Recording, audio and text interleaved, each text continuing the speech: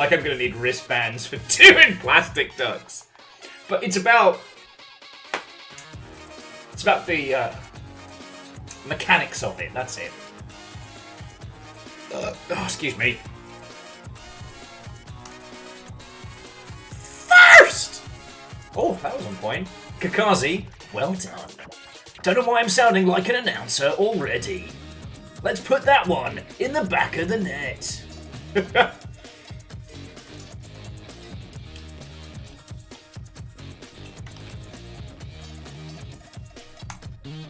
Yeah, it does look like Aeon's going to take this one. King Rowato, and welcome. Nova takes one to no one. Oh, no, I didn't. How you all doing, friends? Wato, and welcome. Obviously, I need these on because of the high-speed, pulse-pumping duck action we have coming down today. How are you doing, you beautiful Mother Hubbards? Well, okay. I said this week was going to be a bit squirrely, and it has. So I'm not going to apologise for running late, but I do realise that we're about an hour past schedule. King Bro, thank you for asking. I'm doing splendid. I did try and get my... I tried to go get my undershave redone today. And I walk up to this place I've been wanting to try for a while. And everything is on. Sign says open. But there is not a soul in sight. And I look around, and I can't see another person. And I don't know, something like baked in my lizard brain was like, don't go in there. Don't go in there. Don't go in there. So you'll notice I didn't get my head in. But I did treat myself to a coffee. So that was my little treat for today. More importantly, how are you, friends? Fearless Wato, and welcome. Hello, hello.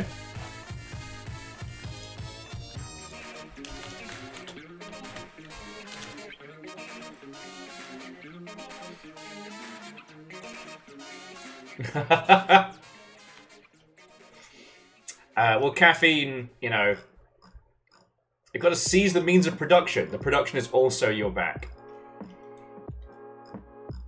Well, we've got ducks to float, and if there's nothing else to be doing, caffeine, then pour yourself a bevy.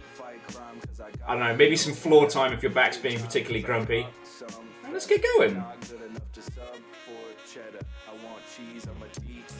Oh no! Kazi says they managed to get a couple of cups out of their machine this morning, throw in the blink. No, that's a bad time. Well, I don't know. Today was just kind of like I needed a walk and a trundle because I was getting real stiff myself, so I had a good one, you know? Walked some of the cute little back streets around here. Like, it's one of the things I love about being in the Seattle region is like, I walked just, you know, rather than walking along the roads, you know, just went through the residential areas to where I was heading, and like, one person outside had a thing where before Thanksgiving they'd had people write down stuff that they were...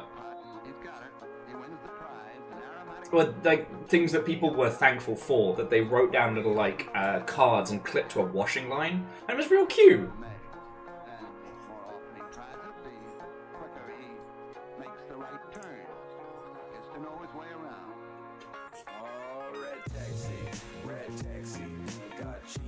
Dustin Watto, and welcome. Mental Monk, Chaunerus, Keol, Legend of Moret, Captain Stephanie, Barnes Watto, and welcome, friends.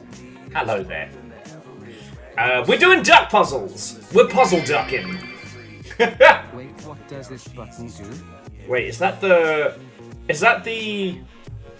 monthly sub button, or is that the launch missile button? You'd be amazed how many times I get those two confused. Numbers. I can thank you, friend. Like, on top of everything you throw in. Also, 73 months. It's over 6 years. Well, thank you. Yeah, they do look similar. I always think of the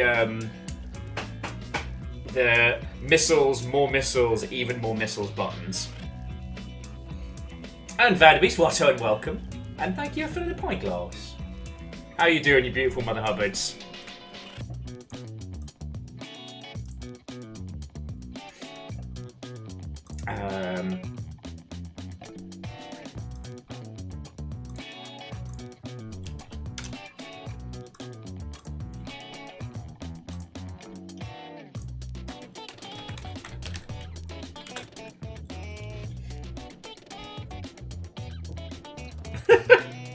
Fucking hell. Caffeine with the missile knows where it is. And immediately King Bride's like, because it knows where it isn't. It's Megas XLR, Dustin, thank you. Bruce Campbell playing a gigantic mecha baby fucking Elvis. Top tier. Anyway, hello friends. Obviously, well actually no, like I said, since last I have seen you, I went for a trundle today, I treated myself to a coffee. I didn't get my hair did because I felt like I was walking into some kind of like Jason Bourne-esque trap and was like, no, I'm good. I'm not a paranoid person. I am occasionally a superstitious person, but I'm not a paranoid person. However, there's a couple of like times where that little bit of my lizard brain's like, hey, if this was a movie, this is the thing before the bad thing happens. And I'll be like, you know what? I'm good. I don't need to do this right now. The other is, and this is fucking weird. If I'm going to the store for something specific, and the shelf is empty, but there's like one of that specific thing left, and it's carefully placed in the middle, I won't touch it. I won't touch it. That's like some fucking Hitman style shit, alright? Those are my two little bits of like paranoia.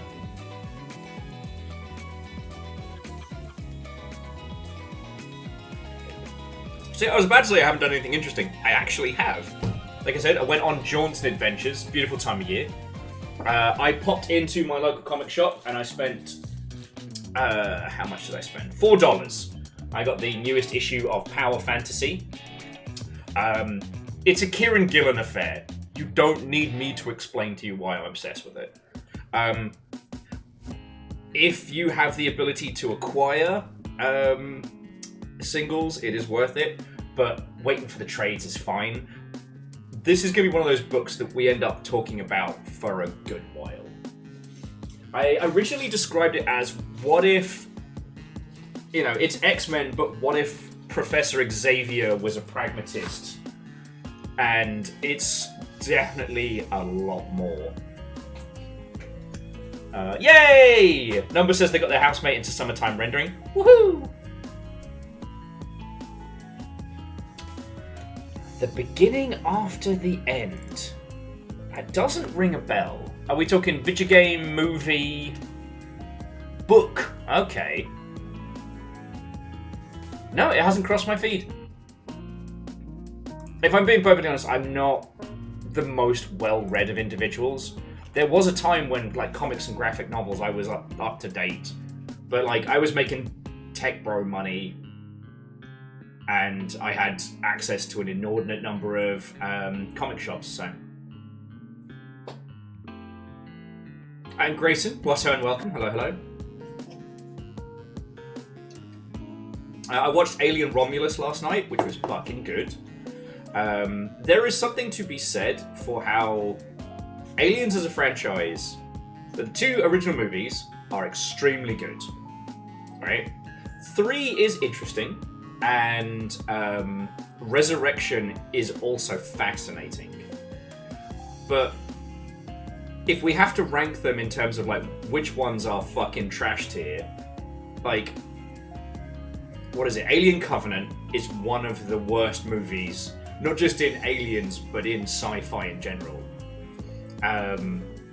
And Prometheus is fine. Like, it's an okay movie to watch. The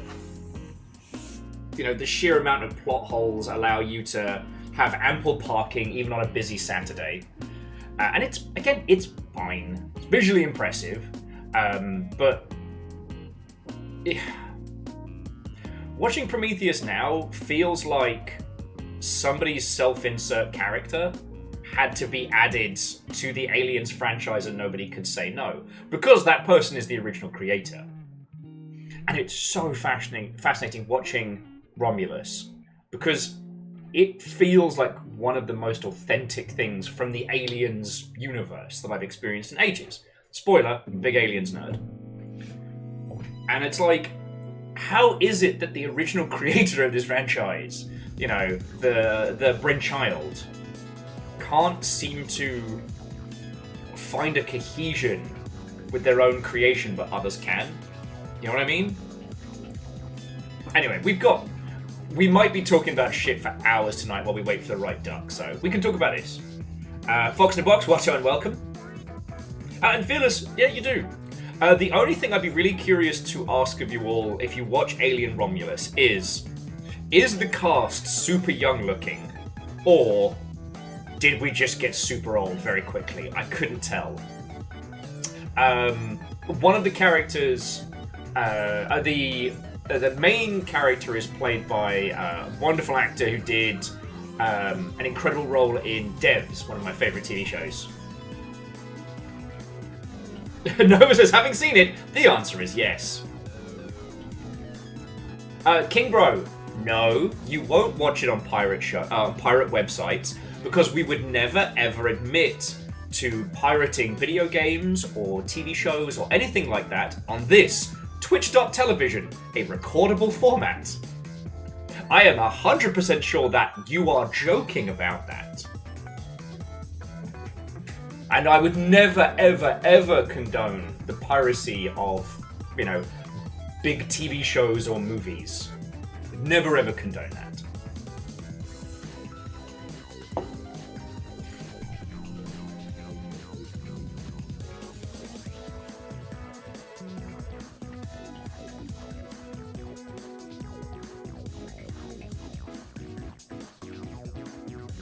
What's the Grayson? I don't want to do the Star Wars conversation because it's like the pineapple on pizza of franchises in that unless everyone is real cool, it brings out the worst in folks. But you wouldn't download a facehugger.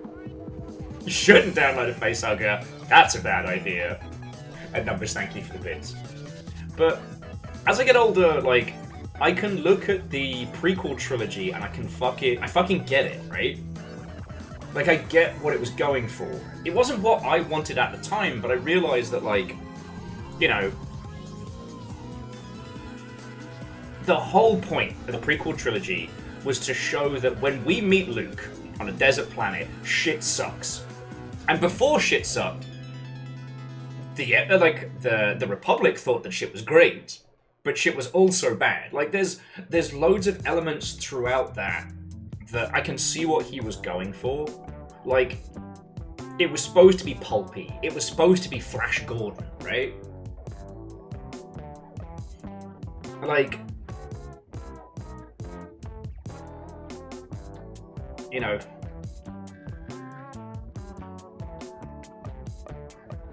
midichlorians could still have gotten in the bin and someone should have told him no, but like... Merry mass consumerism and maybe violently avoiding Randa Calrissian steak. Well, Bacon, thank you for 200. I believe that we're supposed to be avoiding Amazon today as their workers are striking. But what I will say, video game friends and nerds, it is, I forget. Let me go over to itch.io. I need to make sure I'm using the right term. Okay, it is itch.io Creator Day. So today, friends, any itch.io game you pick up, everything goes to the original creators, alright? So if there is anything you've been wanting to pick up on there, might I recommend Damien's Collection? Darn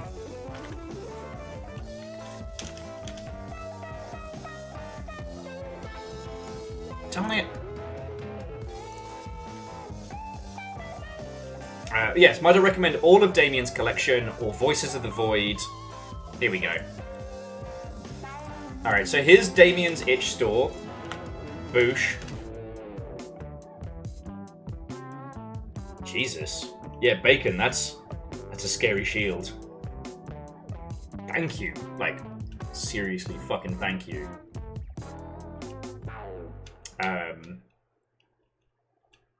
Yeah. Anything from Strange Scaffold, or one of my personal favourites. Well, I guess it's kind of pay what you will at the moment, but Project Silverfish.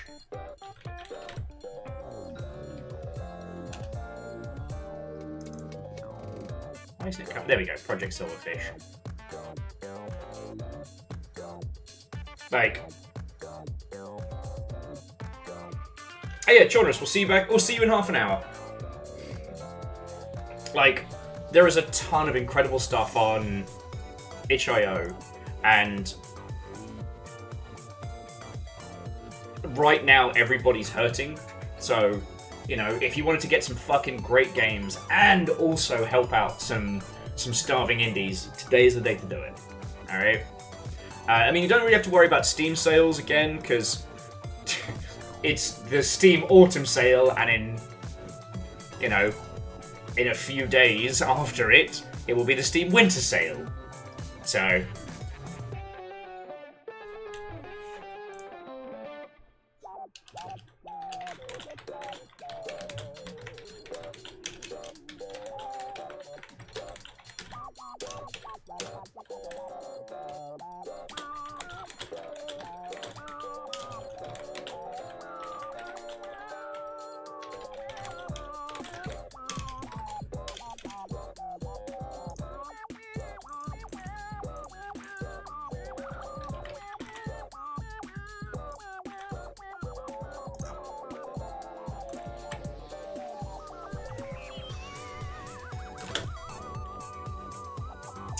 So Number says, gotta say that the 512 LCD Steam Deck is tempting. It's really good.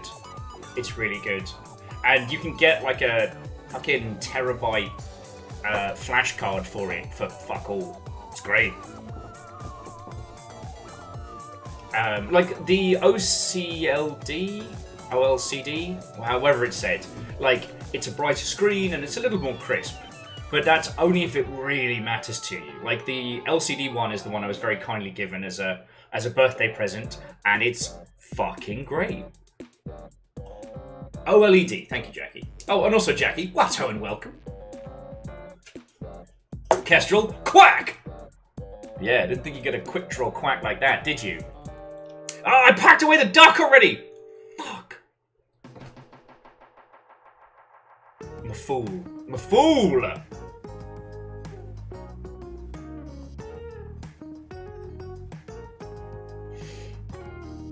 Okay.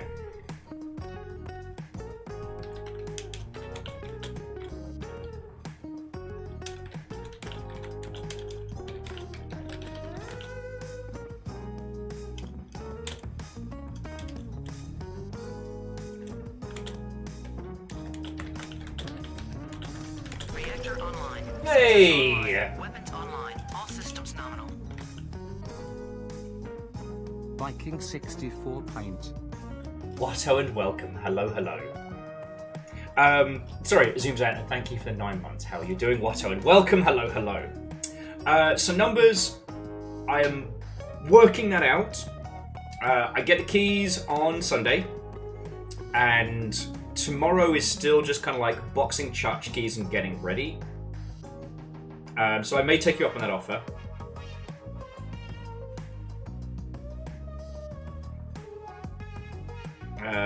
And to those of you that have often volunteered, like, I will be very seriously asking for help in the coming days. I just need to work out what that maneuver looks like, you know what I'm saying? Feelers, I would love your help as well, thank you. But yeah. There was a plan, the plan's kind of gone out the window a little bit, so... Anyway, friends, sorry. That was me staring off into the digital middle distance there. I was just thinking about the Steam Decks and like...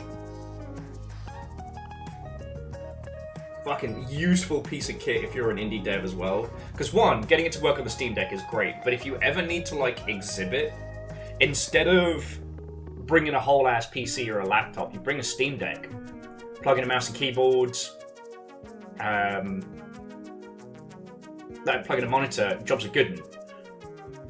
And because it's like standardized hardware and you can physically put it in your bag, like the amount of things that can go wrong are drastically reduced. And I love that.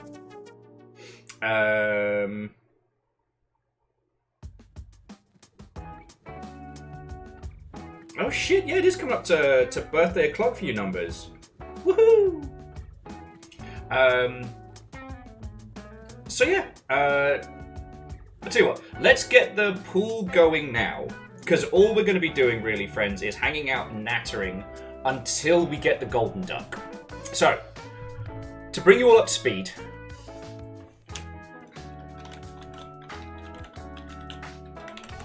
last week we played the DLC for Placid Plastic Duck Simulator, and it was very good. We chipped away at some puzzles and we got into some weirdness, but ultimately we're kind of stuck. Like, there isn't too much we can really do with the puzzle until we get the golden duck. Like, that's the next stage of this. They ask Will, is this a cult? And Will says, it's not a cult also, how did you get in my apartment? They stand over my bed weirdly. Thank you for the 500 Akira Zero, you fucking legend. How are you doing? Wato and welcome. I'm just about to get some ducks on the boil.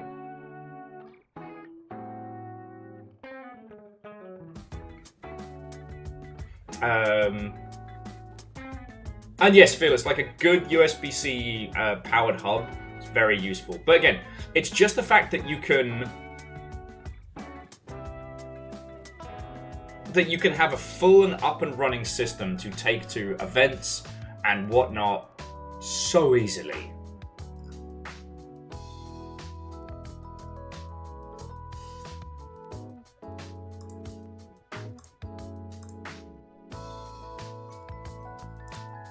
Like,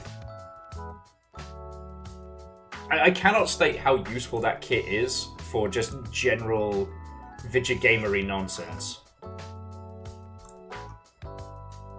Oh, Fearless, fucking big same. And if only just so I can play video games on the plane. Whoa! You know what? I have all these great ideas for things I'm going to do when I go off on, you know, business trips and stuff. One of my few superpowers is I can fall asleep on a plane, and that tends to be the first thing that happens. Yeah. Okay, yeah. So, Duck Sim, we're waiting on a specific duck, right? Now, when that duck shows up is completely random. We might get it first drop, we might not get it for hours. So I figure, like, all the stuff I want to natter about and all the stuff I want to, you know, chat with you all, let's do that whilst we're waiting for our duck. And once again, if a new duck spawns, we will name it. Best name wins. So, let's get this party started. I just wanted to let you know that if you didn't see the last stream, you can still get involved with the puzzle cracking. We just need a golden duck. Oh, fox in a box. I'm glad that's incepted into your vocabulary. Nattering's a good one.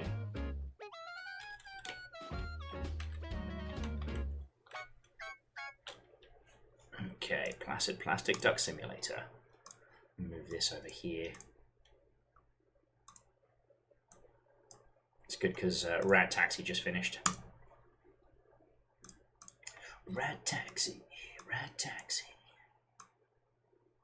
Because the other thing I did want to talk about was something I was chattering with people on Blue Sky about, which is like paid video game courses and stuff.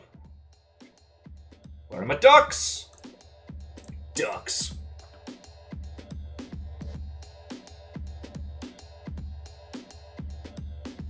Wait, J-Post. Oh, my falling asleep on planes. Yeah, it took many years of white guy insomnia to kind of get it down pat.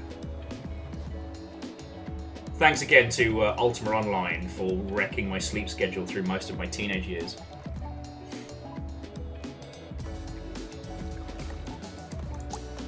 Here we go. Rooftop 1%. We got almost 60 ducks in out of quite a lot, so... Oh. Now comes the duck cascade.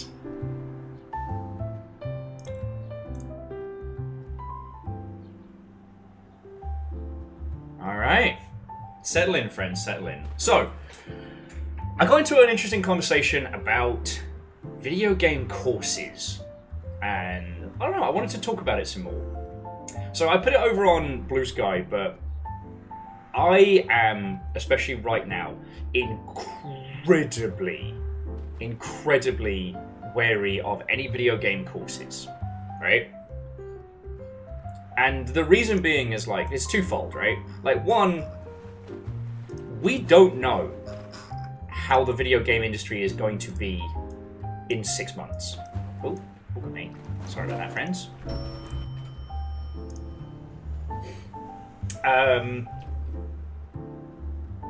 Right now we're going through what The Expanse described as the churn.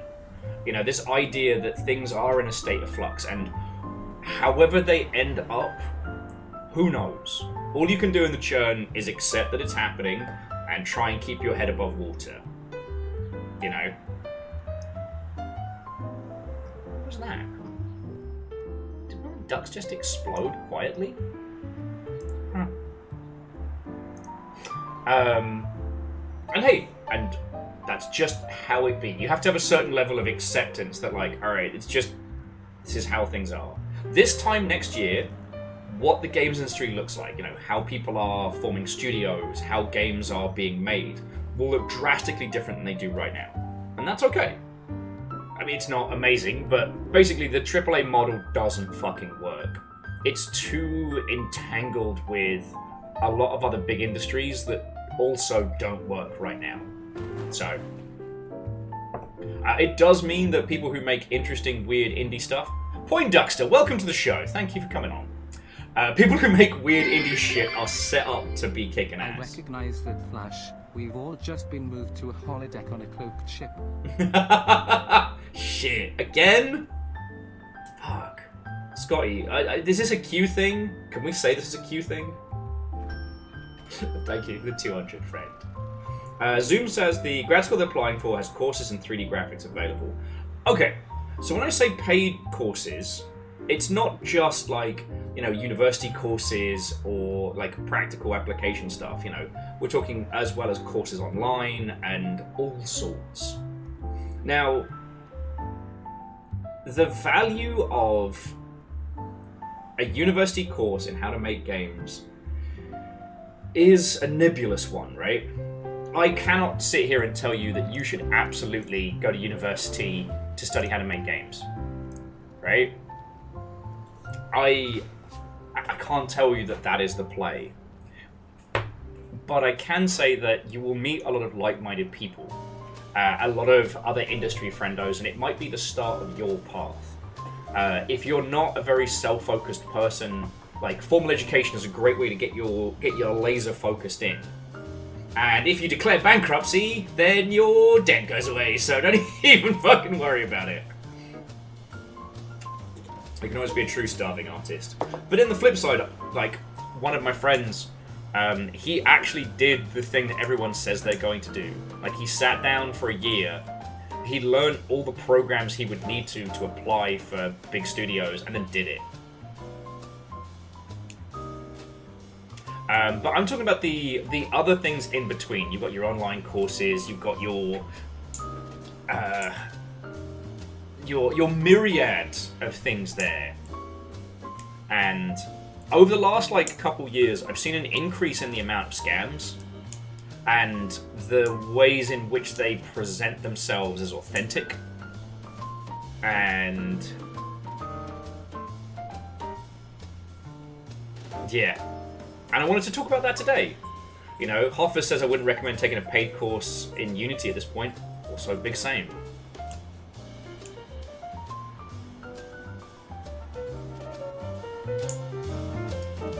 Yeah, you know what? Fearless, that's a good maneuver. Fearless was suggesting going for a community college that would basically function as like a slow motion game jam. That's not a bad shout. And again, you'll be with like-minded people. You know, it gets you into your own kind of like style of collaboration. Like, that could work really well. But I just... Right now, anybody that is doing one of those online how to succeed in video games courses, or, you know, here's the secret to indie devs. Here's the secret that indie devs won't tell you. Here's a course that if you do it, you'll be set for jobs and what have you. Like, there's a lot of that shit doing the rounds, and it is very worrying. One that I looked into, and I kind of debated on whether to be like a bit of a whistleblower on, was something called Pro Indie Dev. And this guy's selling like the secrets to how you... Hey! Restless Roots, Watto, and welcome! You're just in time for coffee. Can I interest you in espresso?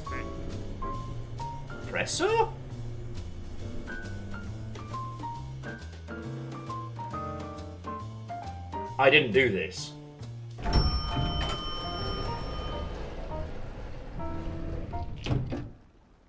Where?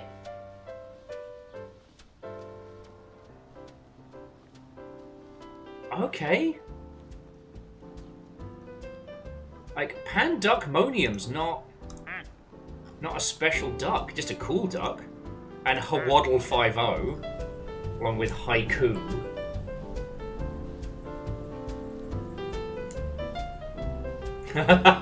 Yes, Kestrel. 4 out of 5 Concerns Apes recommend it. Here's how to succeed at indie games. Be a successful indie. Well, if I could do that, I would be taking your fucking course now, would I? It's alright, we can watch these guys up here. But yeah, so I came across this thing called Pro Indie Dev. And it had lots of, like, named individuals. It had lots of, what's the term? Fancy-looking testimonials and things like that. But actually diving into it, it was a lot of old knowledge, predominantly told through like videos or from interviews that the person running it had made with other people. And like, I don't know if they've changed their marketing. I've stopped looking into it because like I wasn't quite ready to pick a fight with a snake oil salesman, you know what I mean? We have new shit. We have enough shit to deal with in our day-to-days. But, you know, this dude was promising, like, you know, if you take my course, you can make $5,000 a month as an indie game dev. And I'm like, fucking really? Because the only way that you can instantly make $5,000 a month as an indie dev is if someone gives you enough money for just the interest alone. Now, is there a way to be a successful indie with a sustainable business model? Yes. But it's, you make video games. You start making video games, and then you keep making video games.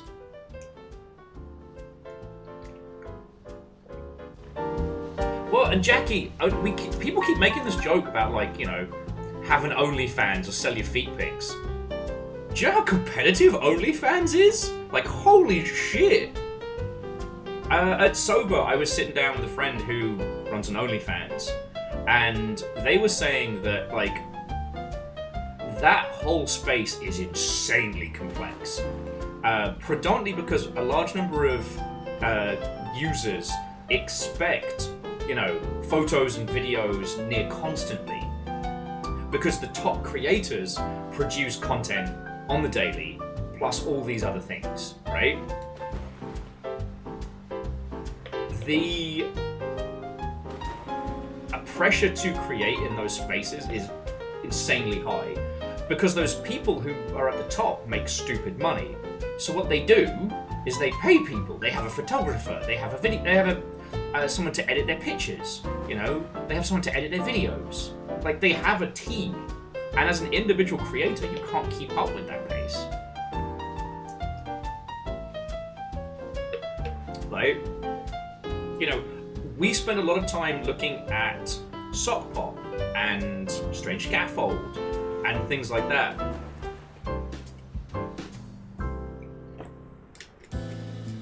Let's have a look at, see if we can spot the new duck. Got Party Foul, Duckin' Donuts, Charles Duckins, Quack-O-Lantern, Quingle, Mathemaquatics.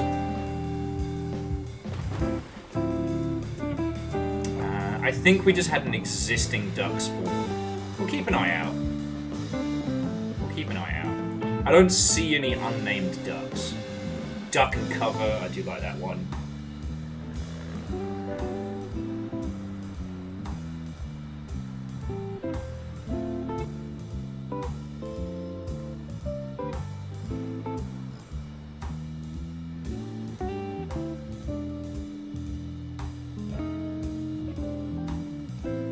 I wonder if these ducks are going to end up, when that platform lifts, I wonder if they'll end up having a new meeting. That'd be cute.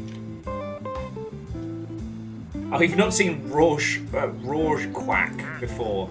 That might have been the one that spawned. The Rouge Quack test. We've got some bangers in here. Anyway, so jumping back. The reason we focus on specific indie teams when we're talking about sustainable business is because it is a repeatable method. However, it's not easy. Because people don't want to hear, oh, if you want to be successful as an indie dev, you just need to be making games all the time. Right? Because if making games all the time was that easy, then we'd all be doing it. You know? I joked about this when I was drunk the other night, but like, if you want to see someone who's worth their absolute weight in gold, find somebody whose coping mechanism is make games about it. Anyway,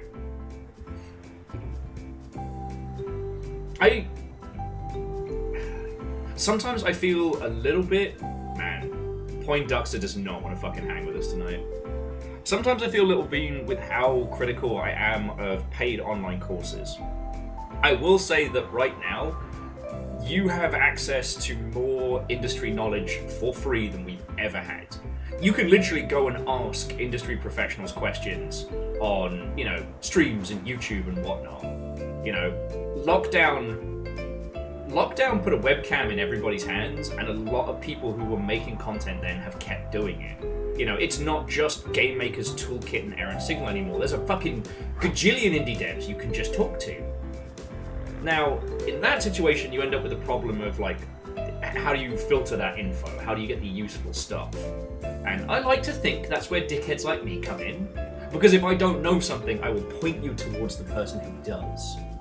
But, again, any of these online courses just worry me. And the thing I said on Blue Sky is the thing that worries me about them specifically is that they're selling hope. They're selling hope at a premium. You know, they're not selling you shovels during a gold rush. They're trying to sell you a map to the next the next mountain of gold, right? If you just take this one course, you know, the job hunt will be sorted. If you can just spend that $400, well, £400 in one case. If you just take this one course, get your portfolio all going, like you'll be able to get a new gig in no time. And Poindexter is dead. That's got to be a speed run for how quickly he's killed himself. And the thing is, right now there isn't any easy answers. It's fucking frightening time to be job hunting in video games because, you know, you're even applying for like junior roles, you're going up against industry legends, you know, because there are no other gigs about.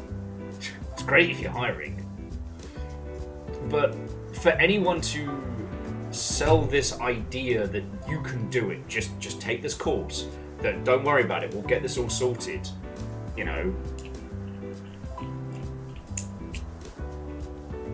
Yeah, well, see, Jackie, the other thing I wanted to add is that not all of them are grifters, and that's where it gets hard, right?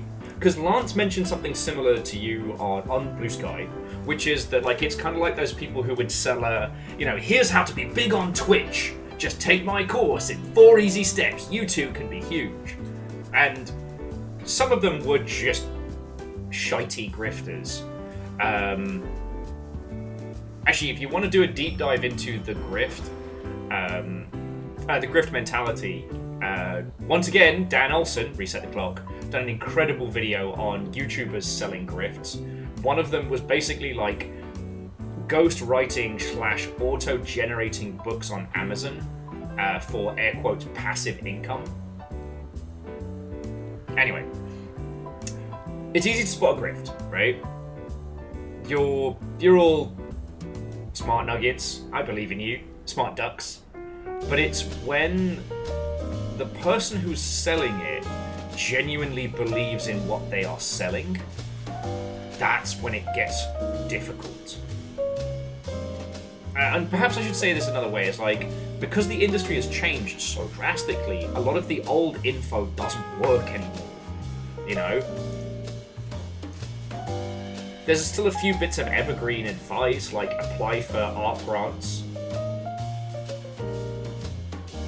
Not quite like Scientology, right? Like, it's not like they're selling... It's not like they're selling like an insanity that only they believe in. But it's closer to like... someone who genuinely cares, someone who genuinely wants to see you succeed.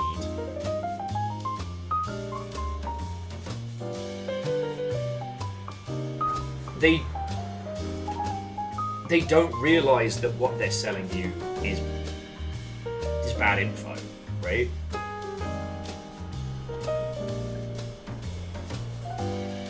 And Minnesota, like, that doesn't surprise me, but like, the fuck do I know about actual, like, formal education stuff? I can help you with video game stuff, but with everything else, yeah. So...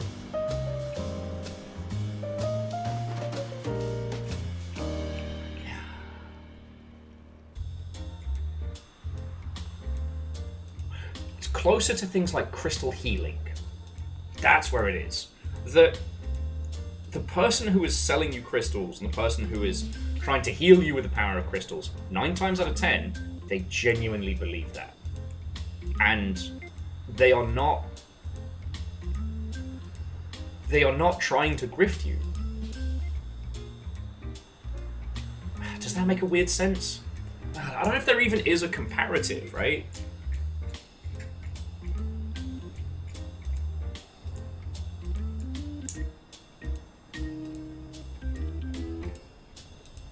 Anyway, this is something that's been rattling around my noggin since yesterday, so it's good to be able to talk about it.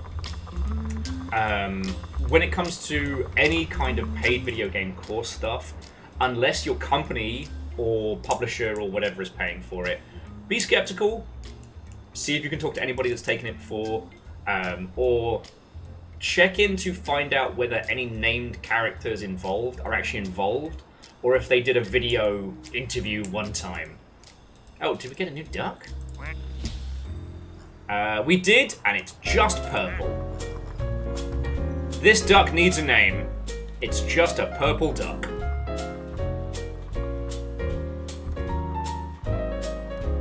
Jackie says they like their courses at Udemy. Says there are reviews and refunds. Okay, that's... Oh, wait, no! Hang on. Oh, no! Oh, no! It's got a little kick me sign on the back. It's got a little kick me sign.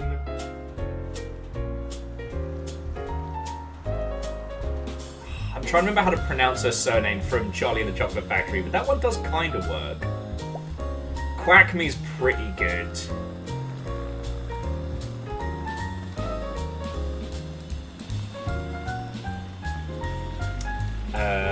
Scotty forgot about percolating coffee duck and thought someone had a bomb going. Look, the wake and bake is a real good way of living one's life.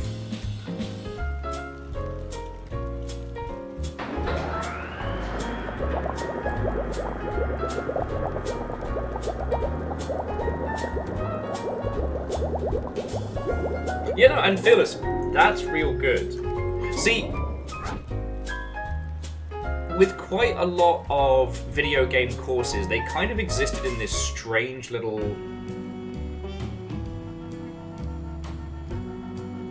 They kind of existed in this this strange little bubble.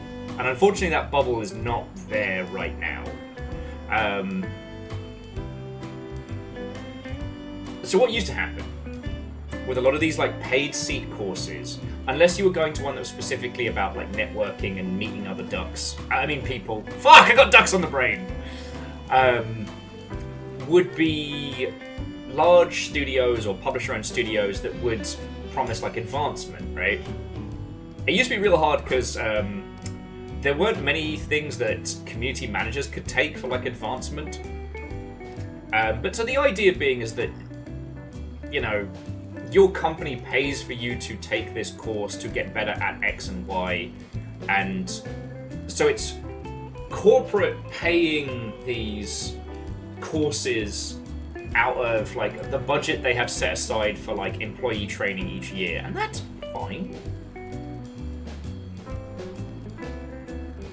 So yeah, no, it's Violet Beauregard, Violet Beauvra, Amethyst Quill, Quackme's fine.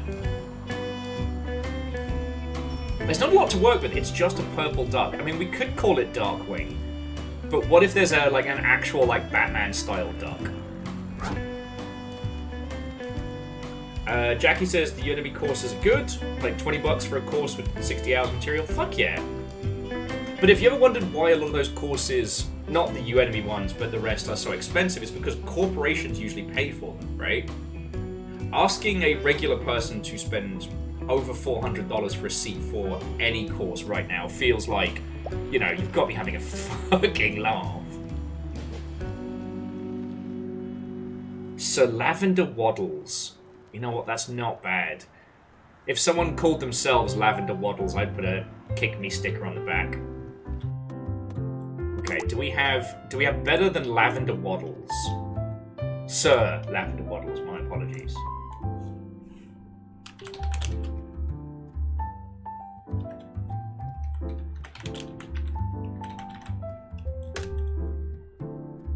And yeah, Phyllis, what you were saying about like Epic giving you credits for things like Skillshare and stuff like that, that's fucking cool. You know what, friends? I don't know if I have a point off the back of this. Like, I don't think I'm working toward... Yes, Sir Lavender Waddles. He's not very popular. Oh, Kakazi, you're thinking of the Grimace. The Grimace is the peaceful yin to Mr. Blobby's yang. They are two sides of the same coin. What is a Grimace? Who fucking knows? What's Mr. Blobby? You know, Grimace will be there at the end of time, and Blobby will be there at the beginning.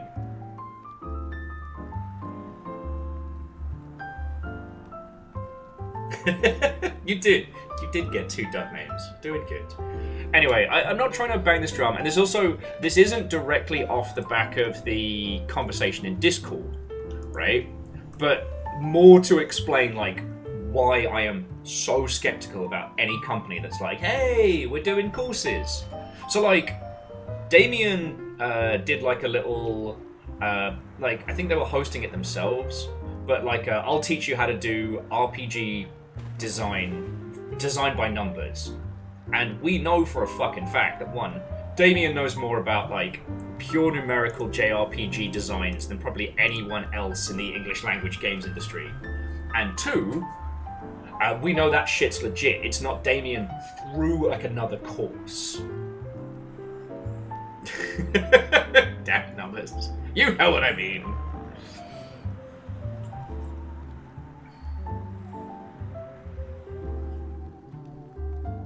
Oh shit!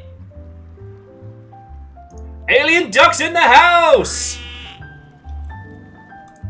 It's a totally normal duck. Man, Dan has broken my brain.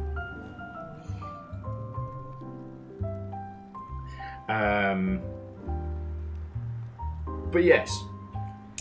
There were two that I encountered recently that... No mate, Grimace is blobby, on the opposite end of time. Blobby ages, and slows, until it is still. And then it becomes one with the moss. Being a being of chaos, it somehow finds purple moss. When the blobby is in a state of chaos, it is the blob. When it is in a state of calm, it is the grimace. All makes sense now. However, gritty, unrelated to either, just as dangerous. But like in a positive way.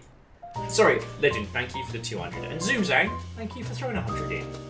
I mean, you all know by now bits of how the fuck I stay alive and why I get to sit here on a Friday night and talk to you about video game courses and ducks.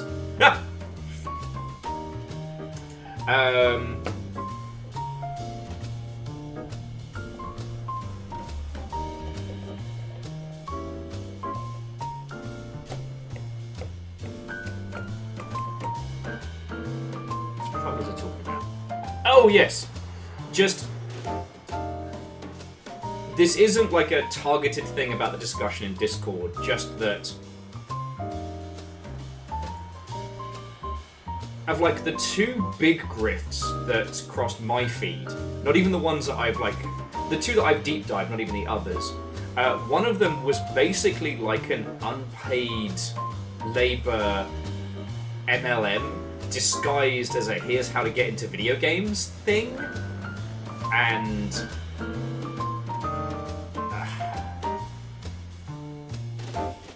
Like, I'll see how I'm feeling about this shit next year, because if I have to make videos about it, then I will make videos about it. Because I ain't gonna have people getting scammed into doing this shit. Oh, look! Gion's got their boogie on, because the disco duck is doing disco lights.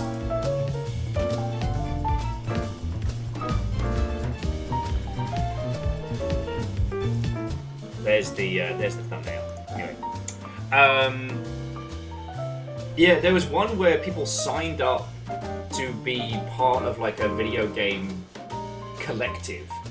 And the idea was that you work on this video game and then like when the time comes other people will work on your game. And what it actually fucking turned out to be was an MLM where you just work for free until you quit. And then someone else picks up your corpse. Mecca Noel, Watto and welcome. Hello, hello.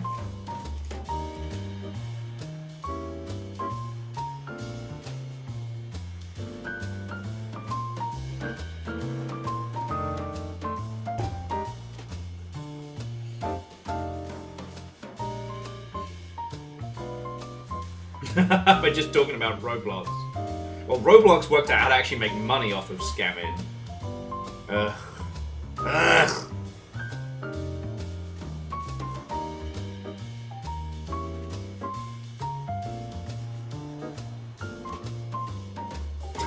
Sorry, just me being like... I felt like the fucking crazy person at video games for so long, because like, I would constantly tell people about Roblox and be like, gotta keep an eye on this shit, because it's everywhere. And they would always have a modest-sized stand at GDC, and people would kind of treat it similar to like IMVU and shit like that. And all along, Roblox has basically been taking the Dickensian child poorhouse sweatshop approach to game development and making insane amounts of money doing it. And now, Zoomzang, separating game testing from QA, yes. But the problem is that in that space there are legitimate things that you can do to help teams that, you know, sit in the whole testing sphere. But that's a whole nother kettle of monkeys. I mean, actually, Zoomzang, you know what I was talking about the churn earlier?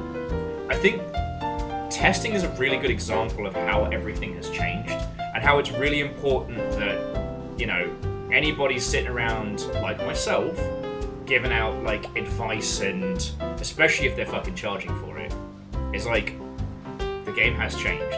I came up through QA at a time when that was a valid way of doing things.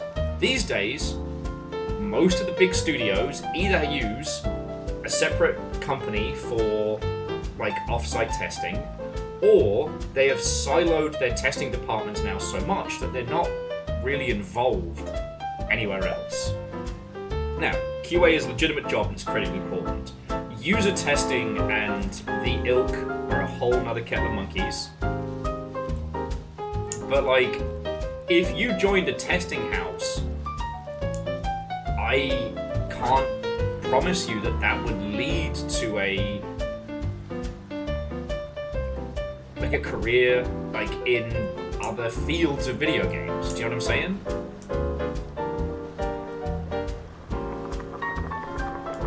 No, Isogrid wasn't a gimp duck.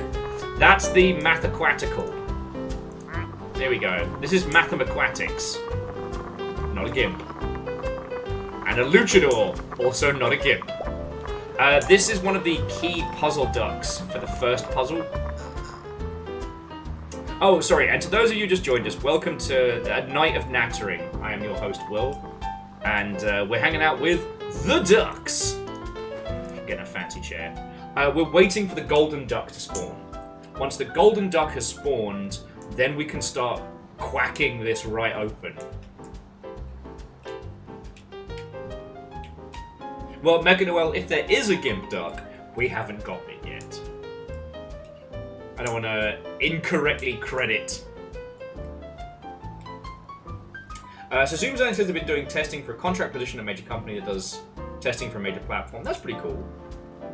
I don't know how much you can say, but the state of those things now is drastically different than what they were when I came up through video games, and when a lot of people who talk with authority in games, like, that whole sphere has changed, right?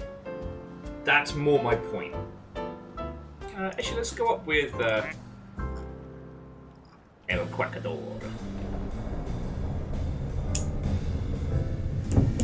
Oh no, Ressa's Roots. There are mad ARG tier puzzles.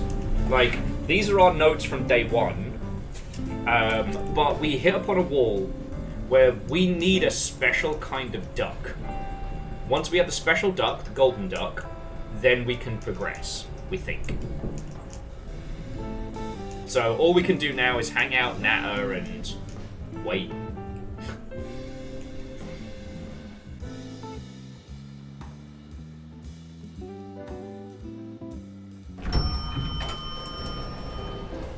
And Zoomzang, look, I mean, worst case, you're still in the sphere. Like, you're still taking part in, you know, the industry. So, it's not like you're doing nothing. But it's just that if idiots like me tell you with authority, like, here's how you get in, you know, join QA, work your way up. It's like, well, again, most of the big houses and publishers use outsourced QA. Those that do, like, Microsoft as an entity has a caste system. You know, those who are full-time employees and those who are contractors. And you have to understand that it is like it's some fucking medieval knight bullshit, right? Like, if you were a full-time badge holder, you know, you get benefits, you get, you know, options and all sorts, like, you have stability, and if you are a contractor, you are an expendable serf who may be dashed upon the rocks. You have probably gotten there through a third-party vendor, so you're not technically a Microsoft employee per se. It's bad. It's real bad. And a lot of the time, especially if you are a vendor and a contractor, you're kind of siloed away from the team. So you can't even move up by meeting the team and working with them. Right? And that's just an example. You know, one thing that... Again, you know what, and this is one that's been a few years, but it still makes me mad, was like... So there was a friend of mine who was a full-time employee over there for years. Did great works, made, you know, incredible shit happen on a tiny budget, that kind of stuff. And then, he got offered a gig, he took it, it didn't work out, so they invited him to come back. But not for his old job, no. As a contractor, as a serf. as a plebeian. And it's like, this dude's already proven himself. But them's the fucking breaks. Oh, it looks like Hawaddle 5-0 is going to go on the trundle, so let's have a little adventure. It also looks like the window washing duck is already in place. That's good.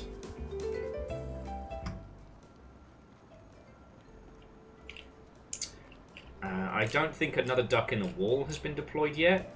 I think he's still... No, he fell down already. Okay, cool.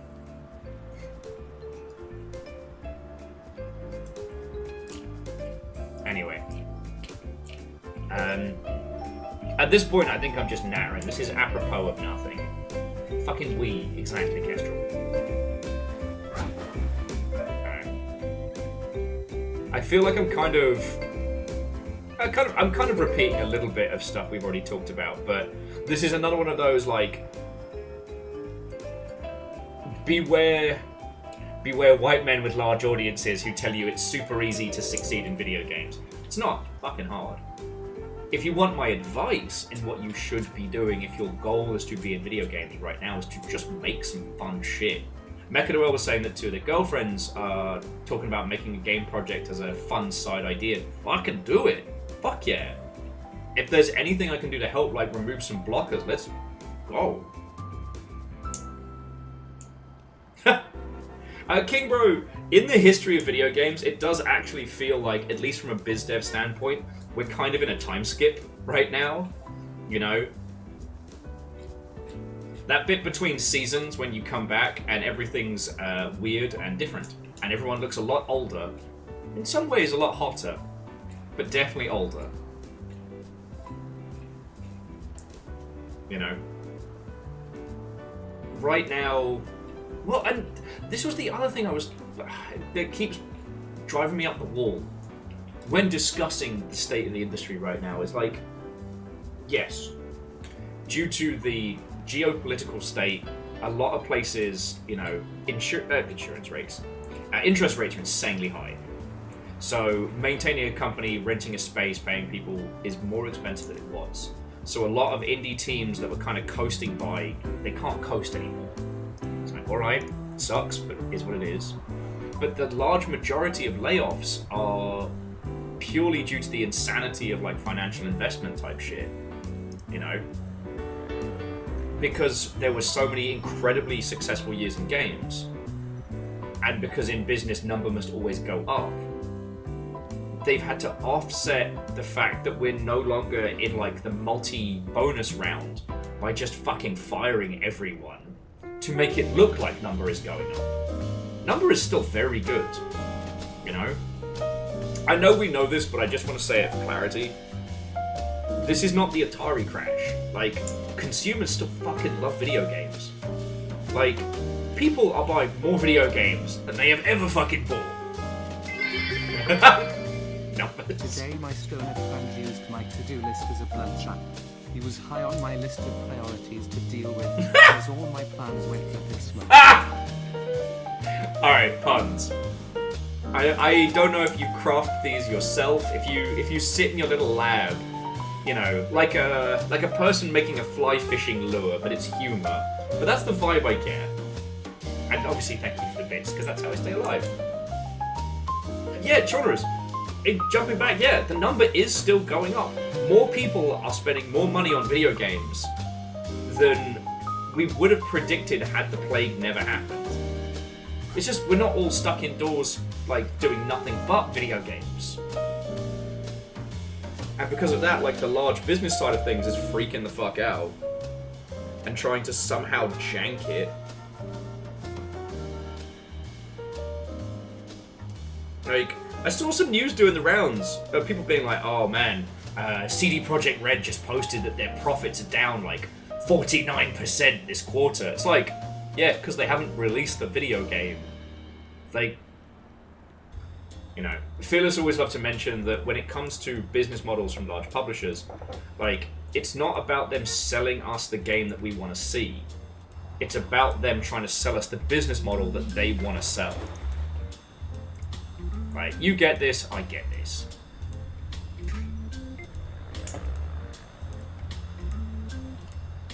Yeah, Mechanoel, that's how it happens. They say that in D&D you have the curse of the forever DM, but let me tell you, if you even have a hint of like project management and oh yeah, Fearless, thank you for gifting Mechanoel a sub. No more adverts next time you come on in. Which again, I keep getting advertised in ad blocker, and I can't get over this. That's another story. Anyway,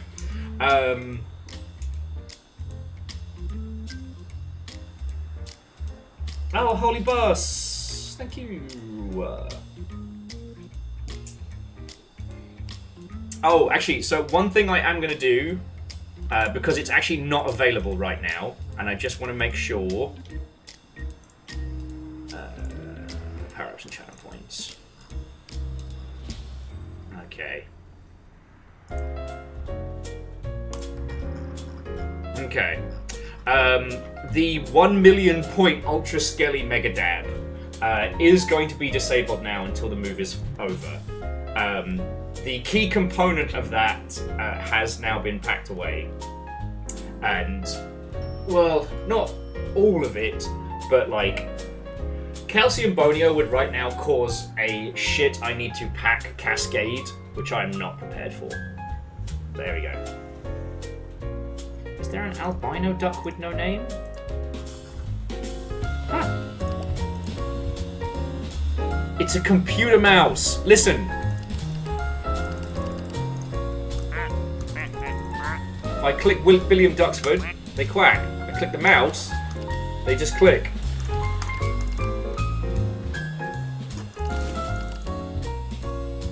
What the fuck?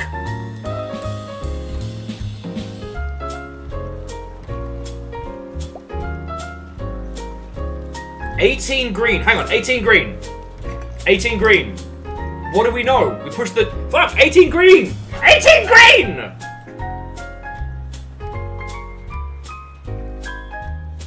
Alright, let's see what happens if we click it anymore.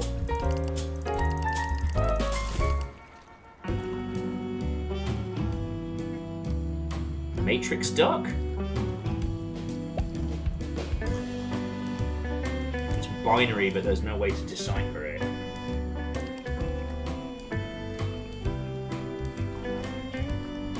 Oh shit, there's a number next to the gauge of how many times I've clicked. Huh.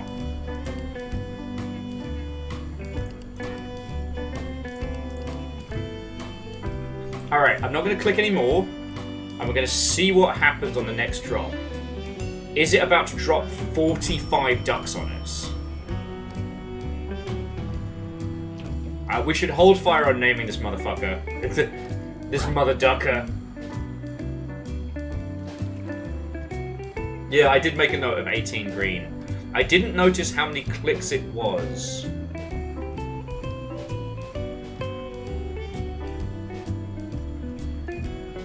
Yeah, Kakazi, I was thinking 18 green is in relation to the phone, but...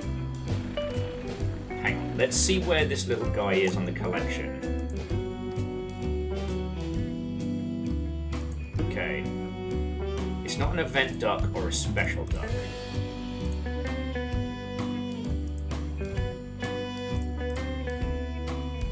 It's here.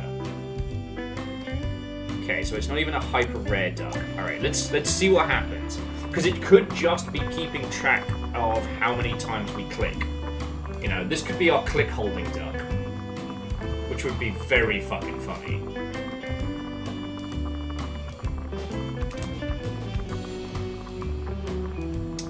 If it does nothing, duck holding.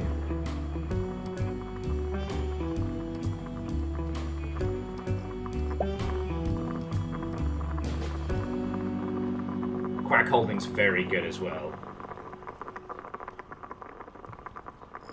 But if it does just spawn 45 ducks in one drop, then we have gained a fucking superpower.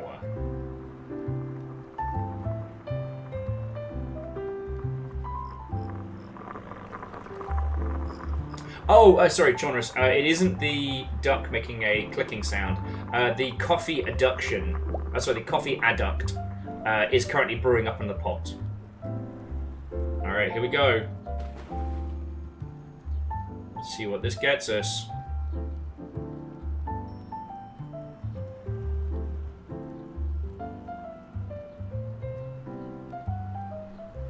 Holding my fucking breath.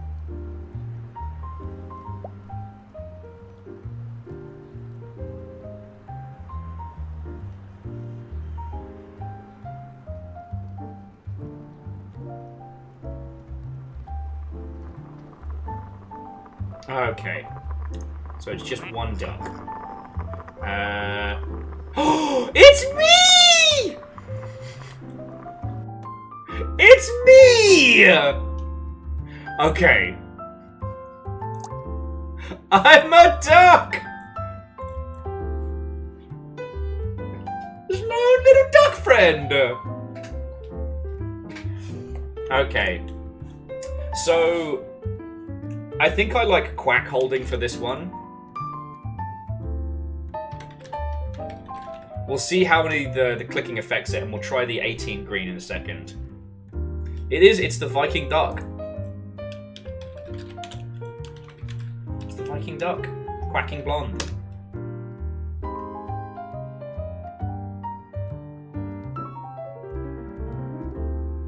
Jonas, you could be right, and it might need to be something we do later for quacking puzzles. But right now, I'm just happy that it's acknowledged my name. Okay. Viking duck. Alright, now where's quack holding? There we go. Ooh, okay, and the number is only relevant when we're holding it, so... Oh shit, went past 69. Alright. Different kind of duck. Does it change duck skins as we go through it? Or is it like some kind of duck matrix?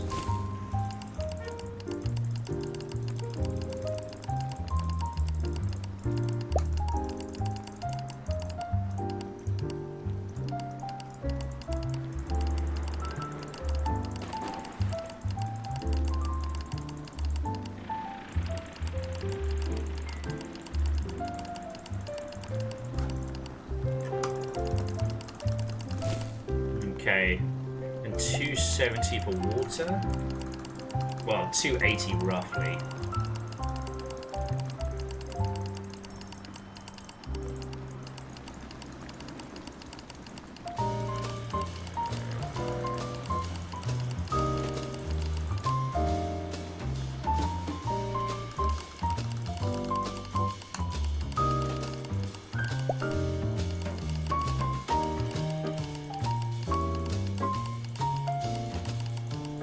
Yeah, Jonas, if you don't mind keeping an eye on those numbers for us. Oh, keeping a...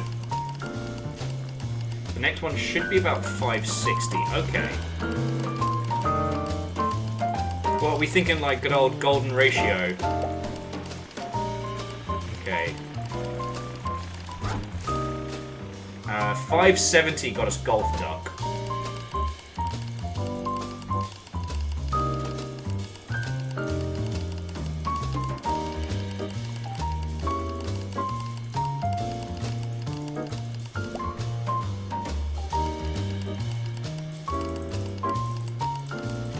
Fuck, went past 666.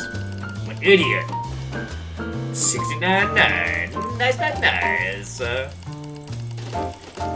Okay. I still think that the 18 green is something we need to try. Yeah, Scott, yeah, I thought we'd see something at 666 as well.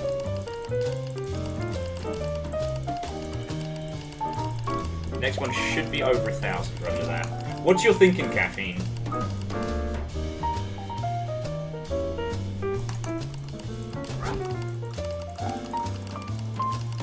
I could probably bring out the auto clicker, but that might be a bit fast for us.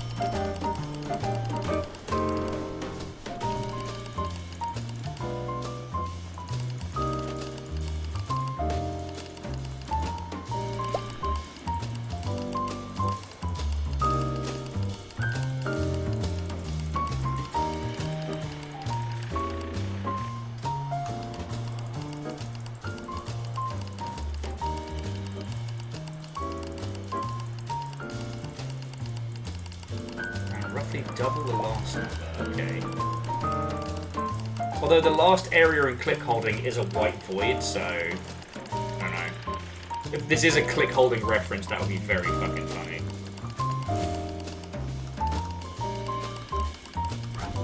Okay. 117. So 1,170. All right. Let's just try 18 green before we continue.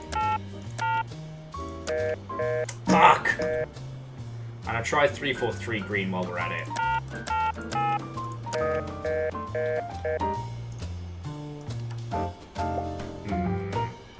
What fucking secrets do you hold? It's alright, it's alright. We're waiting for the golden duck. This is a golden duck. Okay. It's alright, we're making progress. Making progress. And it's cool. Got my little Viking blonde duck. Hanging out with the other ducks. Time to pull out the auto clicker. Next one should be around 2,300. Fucking hell. Alright. Hang on, let me just get a good shot of the Viking.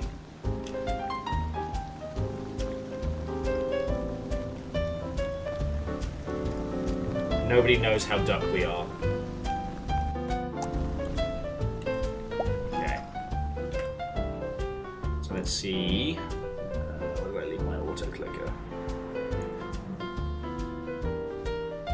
If you want to know why I got an auto clicker, it's because I got really drunk one night and I made more money than anyone has ever made on Vampire Survivors. And then there was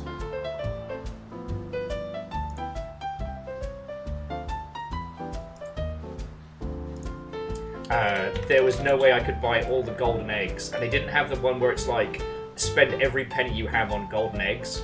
So I got an auto clicker and I had to leave it running for like 15-20 minutes. Good times, good times.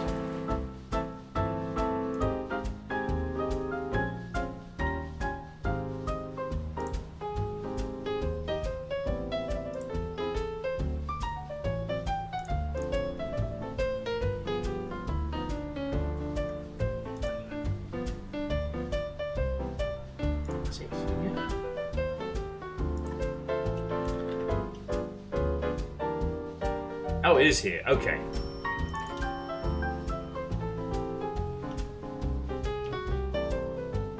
Bear with me a second. Okay. Let's see. Alright, current location. 100 milliseconds. Okay. Alright, now where's our duck? Where's that shiny duck?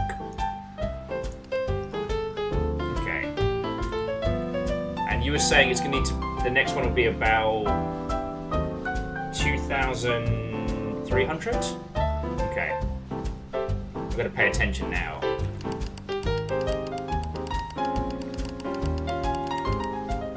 Alright. Let's see if we can shave that down.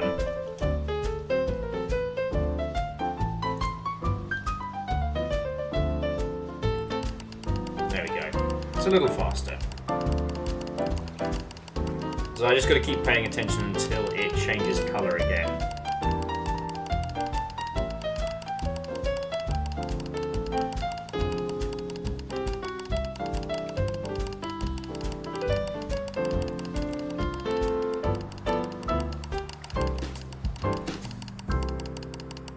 New duck in it.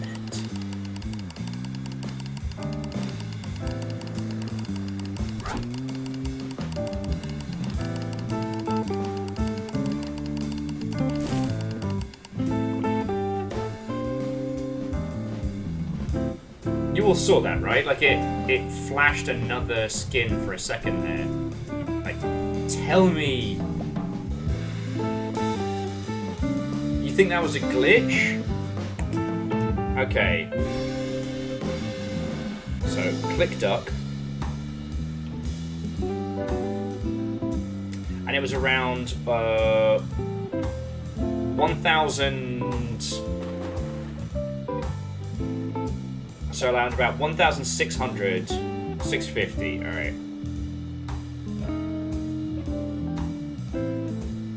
So if we do need to come at this again.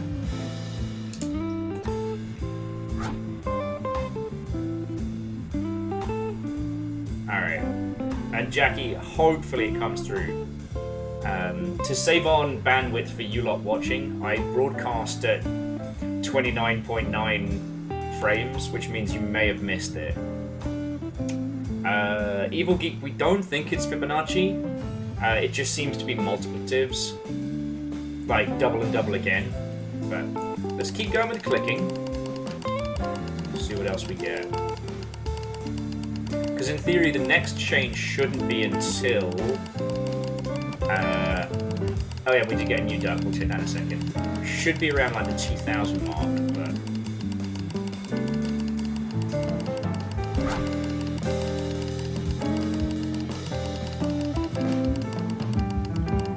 But it's not impossible that we got some kind of graphical glitch. Wouldn't be the weirdest shit if that happened to us.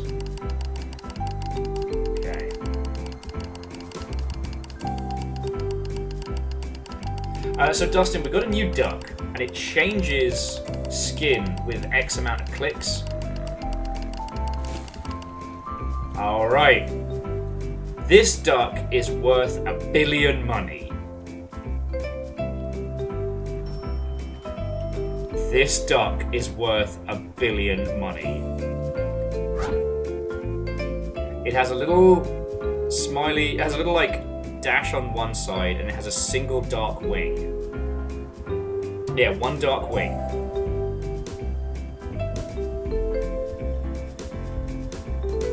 Alright. Let's quickly see if we got something new. I'm just going to check the collection straight up.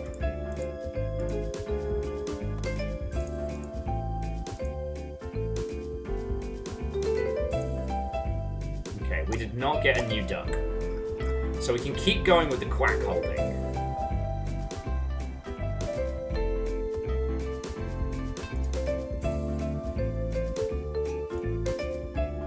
Oh shit! So yeah, Jackie, for a brief second that was a fucking haunting jet black ghost duck. Thank you for going and clipping that, Jackie. I really appreciate that. Alright, actually, Jackie, if you could just copy paste that one into Arcade for us, that would be lovely. So, all I can think is we just keep on going with this.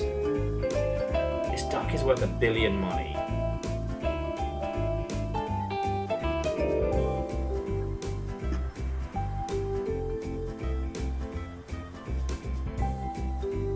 I feel like Quack Holding is seriously holding some secret shit here. But am I going crazy? Possibly. Alright, let's keep going. Yeah, so on one wing, there's like 3 little dashes. On the other, it's like stark black. It's kind of cute that it's hanging out with Duck U, the Quack Out Club.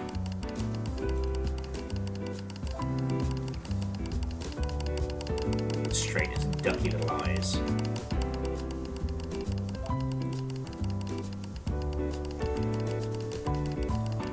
Thank you, Jackie! I don't know where that yawn has come from. So, caffeine said the target is 4,600. Okay.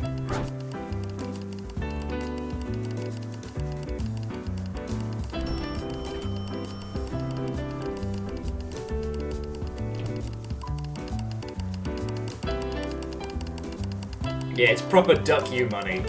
Kakazi Zoomzang. I get where you're going. I like it. I like it.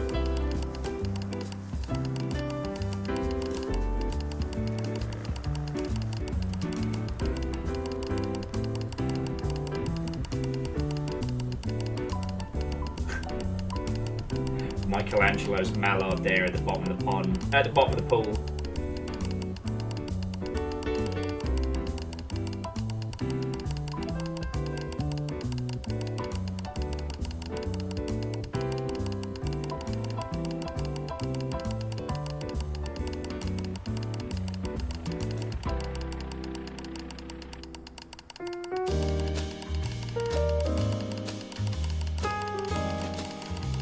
I'm actually having to fucking pay attention now.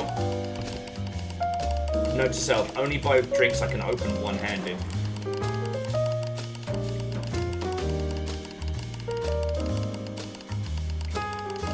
Alright, duck you money is very good. We may have to use that for something else.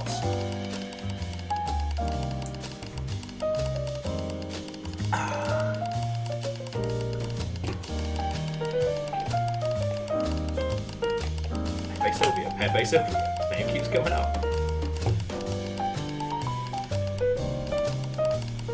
Oh, Faye. I made it past the first 1,000 with just my hand. I was like, nah, we're busting out the auto clicker.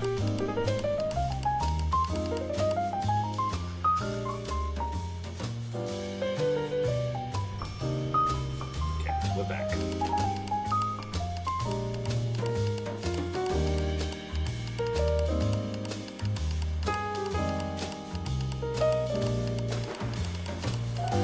Paul McQuackney. Gotta be the fucking center of attention. Alright, we've hit the 4,000 mark. So let's see if there's anything else coming up.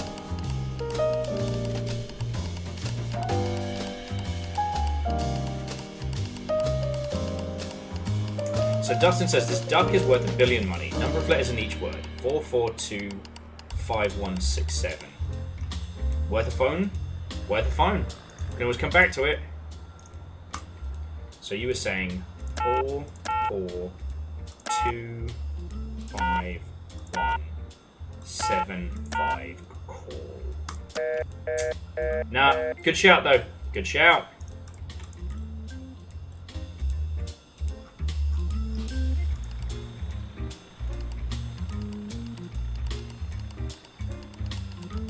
Piss! Even the auto clicker's got carpal tunnel at this stage. And Quasi, what and welcome. So, we're not sure if we found something, but this is quack holding, and quack holding changes skins depending on how many times you've clicked quack holding. And the number next to the ducks is how many clicks. We went through several stages. We're now currently at this duck is worth $1 billion. Sorry, $1 billion money. And we're seeing if there's another skin to be found. There was a weird, like, hidden skin, which Jackie snipped for us because it went by after, like, a frame. Knowing our luck, that's the duck. This could be a fucking linchpin on this whole operation.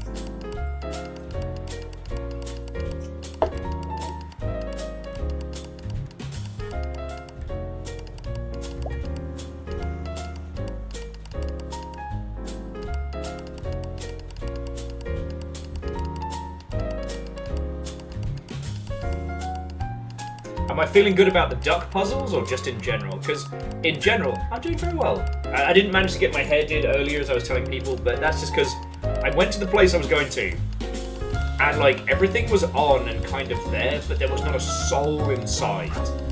So I look around before stepping inside, and I cannot see another person. So that little part of my lizard brain was like, nah, something wrong. And I try and listen.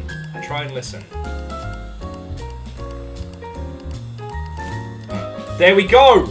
Alright, it just says error, error, error, error. That's kind of fun, not gonna lie.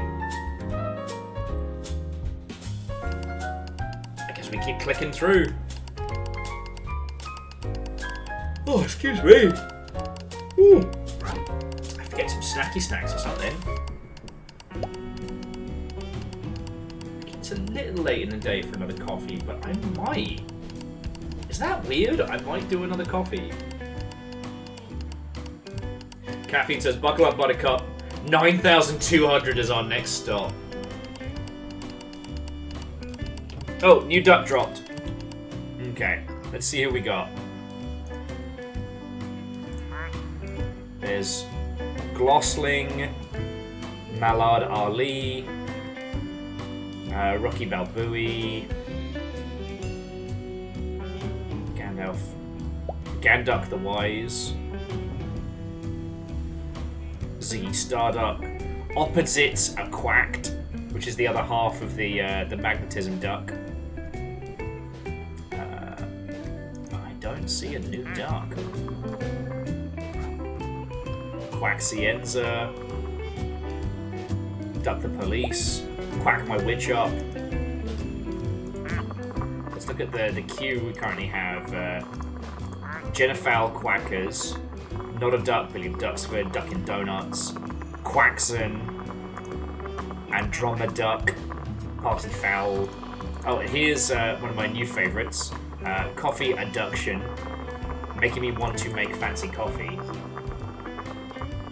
And yeah, Mental Monk, we tried naming the business ducks, and it didn't seem to have anything going. Oh yeah, the tiny ducks aren't actually their own thing.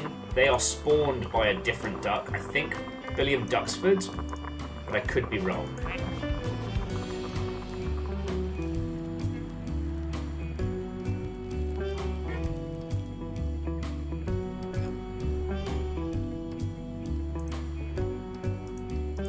Cleoduptra coming at ya!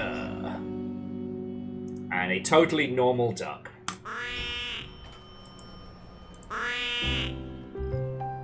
Yeah, Banksy isn't on fire anymore. Give him time.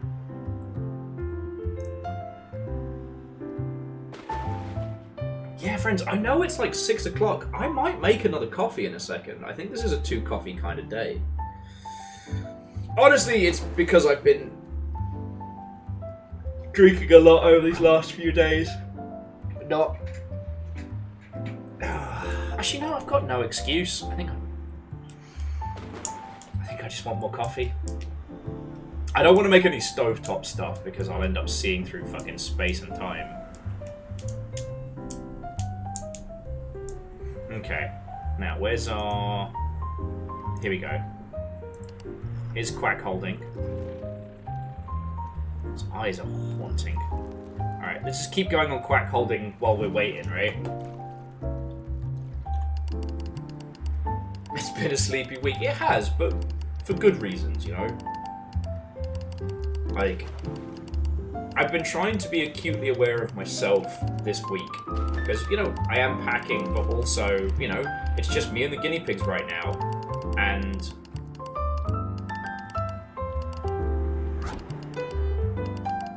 it's not even trying to avoid going full divorced dad. It's more like, I don't know, trying to be honest with myself. Yeah, I know, Fred, me drinking? What? It is wild, though, that, you know, I've had a box of wine that has actually lasted me the week. That's been wild. I'm still getting used to that.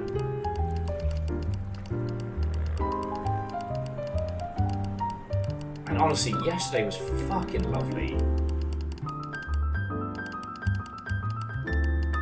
Like, Marbles on Stream was so fun. We had such a good little day.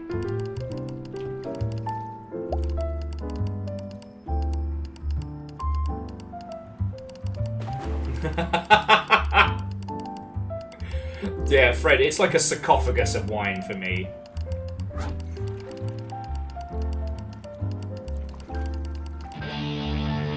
Oh, fucking Gene Swimmings. Oh, hang on. Okay. So even while clicking, I have to keep moving around lest we be moved from one duck to the other. And yeah, Dustin, so those tiny nameless ducks, they aren't actually ducks in their own right. So we can't click on them, we can't interact with them. They're kind of like, you remember the Clockwork Submarine duck that launches missiles and shit? Similar to that. Whereas the Nutquacker will eventually spawn the other tiny, like, Russian nesting ducks. Until they get smaller and smaller, but each of those is their own duck, which is why they have unique names. Whatever those tiny ducks are that we're seeing, they're not real, or they're not their own entity. Not to talk about the philosophical agency of tiny ducks.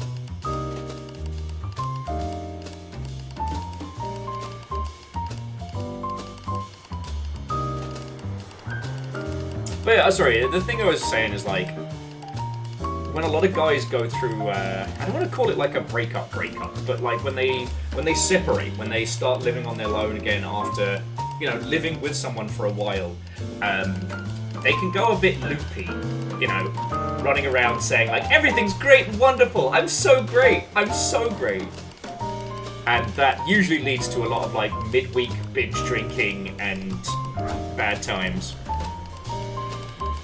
So that's what I mean when I say I'm trying to be aware of myself. There's quite a few guys down my local who have been single in like the last year, and the amount of times where I want to be like, homie, it's Tuesday, you are destroyed. Maybe you don't need tequila tonight. Oh no, Dustin, and that's entirely fine. Like, you know, to be honest with you lot, I must first be honest with myself. Anyway, sorry, I didn't mean to get into deep nonsense. Just, I'm doing my best to be aware of myself, that's right.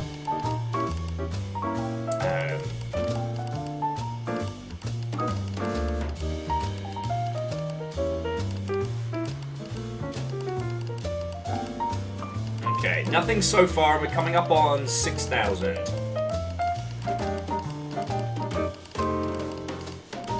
And Sturdy Kiwi, so this duck has a unique property that it changes skins the more you click it.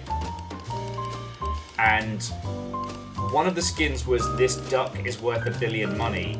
And because the whole theme of the Penthouse is money, we're going through it to see if there's anything else, right?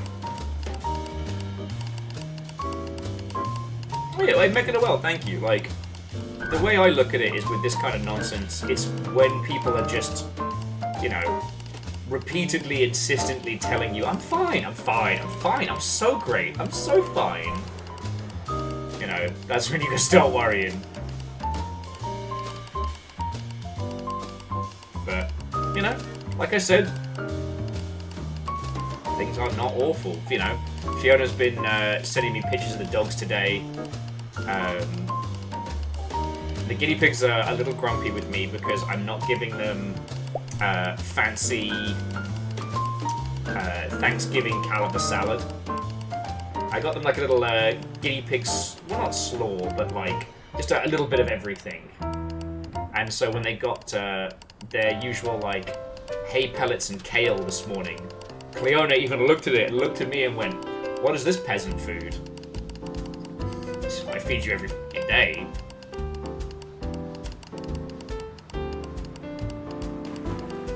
Oh, did we just get a new duck? We did, but I think it's the Insane Quack Posse. So I hadn't seen them in the pool since. Yeah, I think tonight's going to be get a cup of coffee.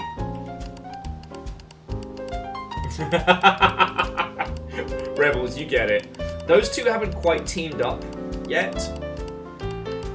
Like, I've heard on You One do some little cheeky squeakings. And she does need a name. She does need a name.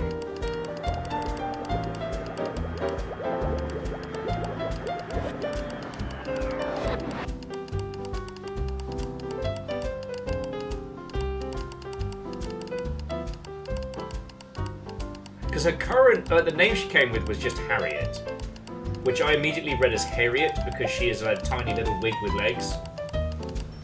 Oh shit, coffee's ready. Woohoo!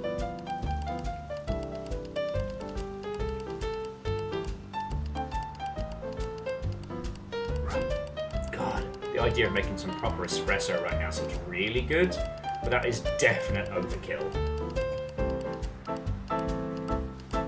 And Sturdy, the special guest has not yet arrived. So, I mean, every duck roll is one step closer to the golden duck.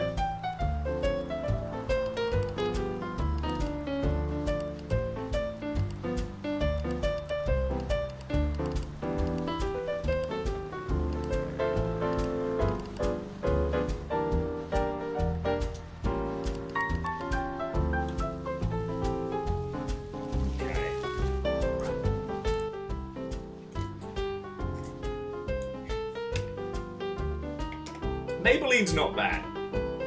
Again, it's hard to get a sense of her little personality. Do you know what I mean? And I'm trying not to go for a comedy name either. Like, you know, Cleona was not a comedy name. It's just hard to know. Like, when we got Cleona, when she was a tiny nugget, she was a loud nug.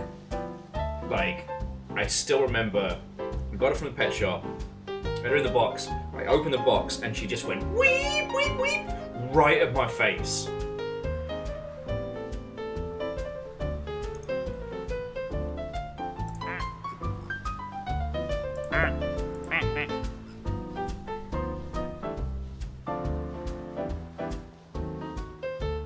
Okay.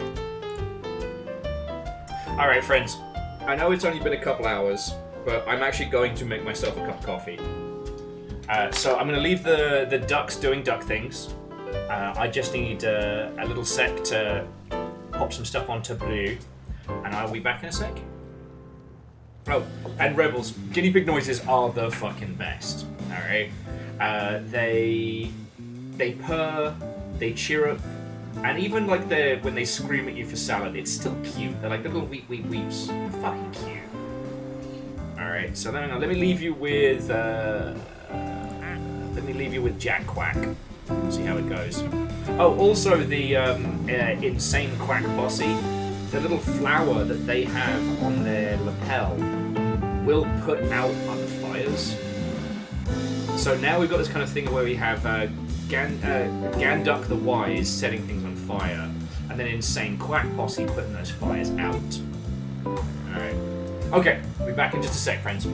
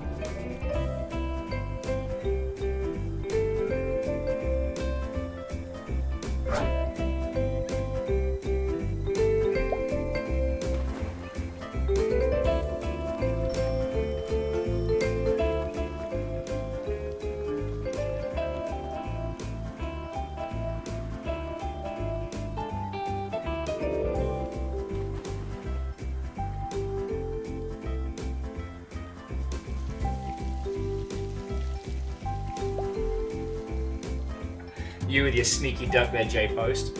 I'm not officially back because we're just waiting for the coffee to pour.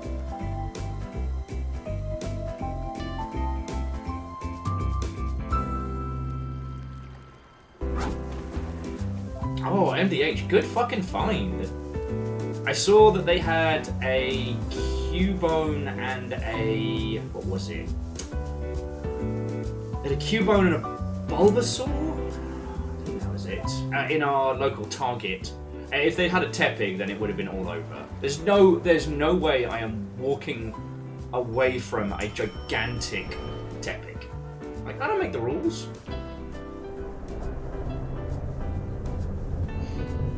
I wanted to bring our cutie patootie little long-haired Nuggie over to show you all. She's still very shy, and I have decided that I'm going to wait until they're moved, and then we're going to start like a daily regimen of like cuddles and spoiling. So she learns that every time she gets picked up, she gets a treaty. I'm slowly learning what kinds of treats she likes, and she's definitely not going hungry, that's for sure.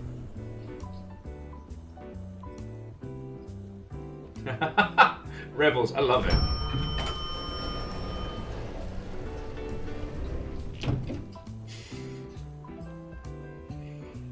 I was just chortling about how someone described their cat's interaction with the D&D campaign they were running as very, very similar to like having a deck of many things. That it's not just about the destruction wrought by said cat, but also their effects thereof. I think a follow party fell down. He knows how to party.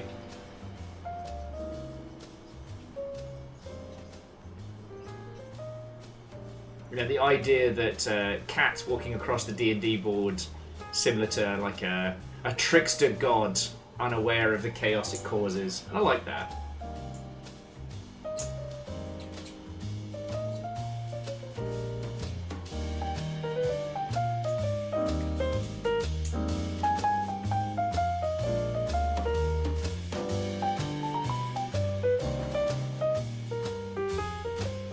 And we're back in the pool.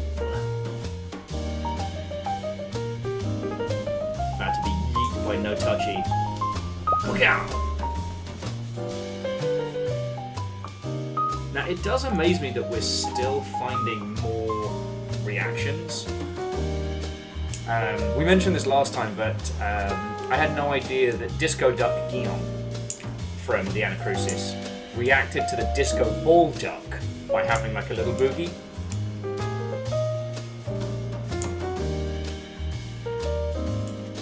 Also, MDH, brave to go to a Walmart on Black Friday. Like, well, okay, it's not the same as it used to be.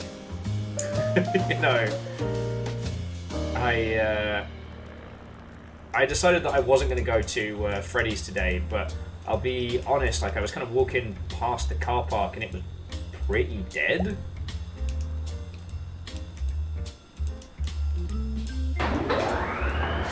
It's one of the days of people brutalising somebody's nan to get a $4 television.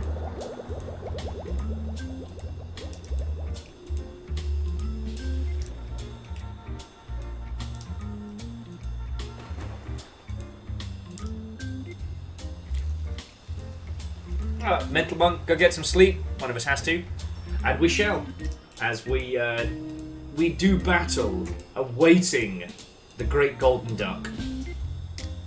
We've basically just got to keep each other sane. Vanby says, "Where's the address for your PO box? It should be down in the doobly-doo.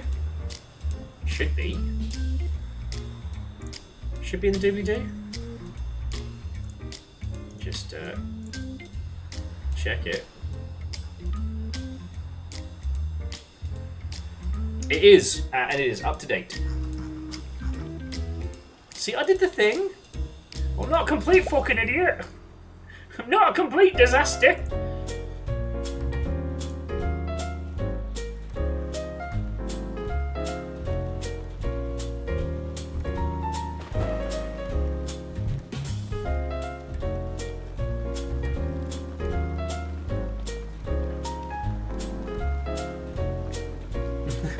You're all good.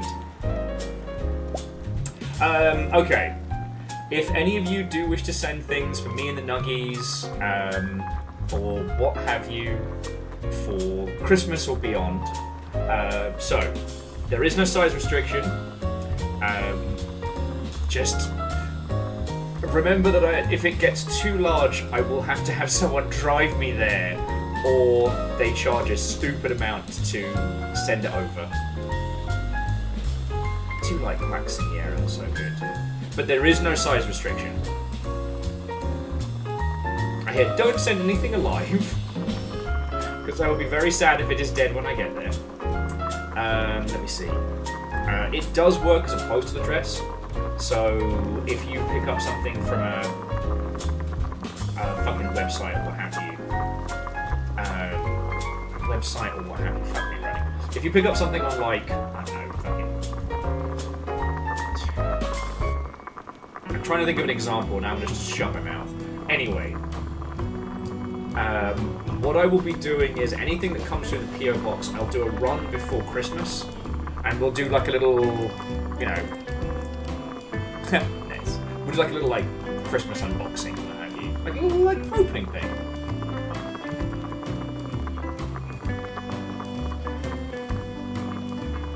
So Chaunerus, both of those kind of things have been sent in the past. If you're sending anything along those lines, I know it might spoil the surprise. Tell me, because there has been times in the past where either I didn't get a message that something arrived at the PO box, or I wasn't able to pick it up for a while. That's why it took me like a gajillion years to get that wonderful gift from Numbers, which I packed away yesterday. I was supposed to be like, it was this book here. Little dotted outline where it was.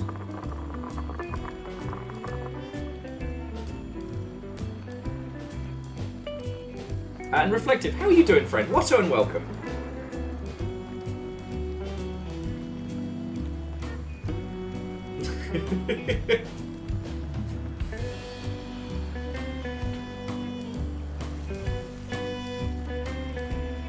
Oh, hang on, let me grab my a coffee.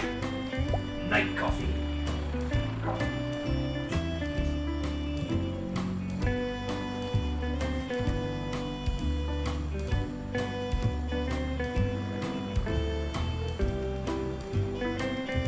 Okay. The upstairs neighbours are still going at it. I tell you, I hope I get to see them. I hope I get to see them and look in their stupid face and just be like, hey, guess who's moving above you? Me. Like, I get it. Today is the day after Thanksgiving, and they've got the kids and the dogs and everything. But, like, gotta give me a break. Oh, no. Okay, well, Reflective, I'm glad you're getting out of a job that was doing you a damage, friend. I really am.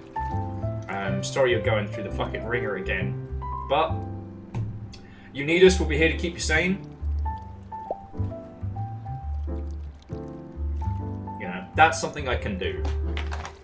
And then when you end up, like, insanely successful, I will not feel guilty about sponging off you in later life. See, friends, if you ever want to know... Okay, anytime it comes to anything involving business, if you want to know what someone's true stance is, you've got to know where the money's coming from. You've got to know what their deal is. What's the real business model? And here's the thing. You know mine. Mine is, I need you all to make crap loads of money as successful game devs or indie devs, so that I can then, check my notes, wantonly sponge off you in the future. Right?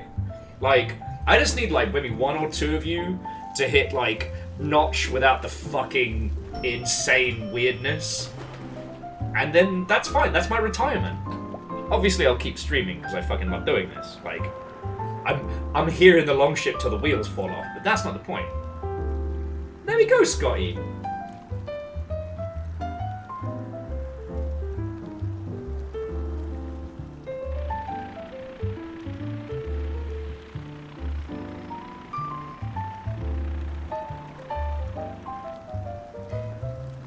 Some lucky sod won 151 million last week. Fucking hell. God. You could give every person watching right now £1 million. and still have enough money that you would never have to worry again.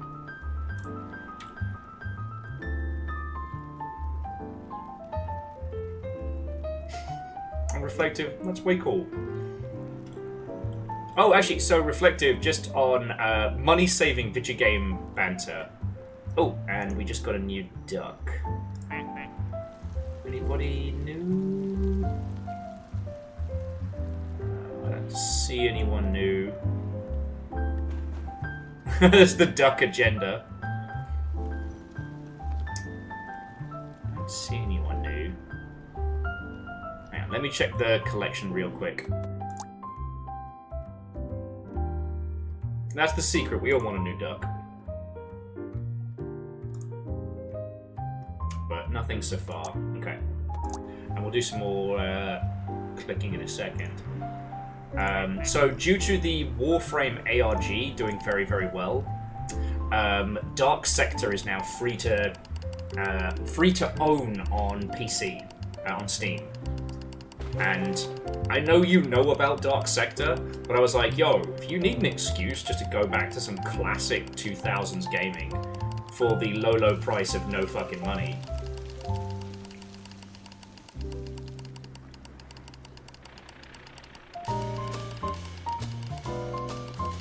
The other thing, so I know I've spoken to a lot of you about this, and I apologise for using any fucking excuse I have to bring it up, but I've been binging single-player Tarkov recently, and I think I'm starting to form an idea for a video I really want to make.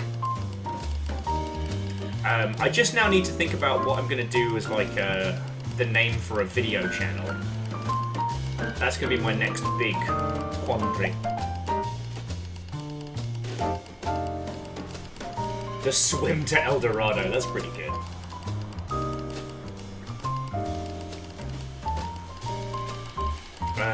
Oh, Reflective, what happened? Just too weird, too stressful? Because obviously, to the Reflective Gamer, I would never ever tell you to look up single-player Tarkov, which is a mod scene that turns Tarkov into a single-player game. I would never tell you to look that up.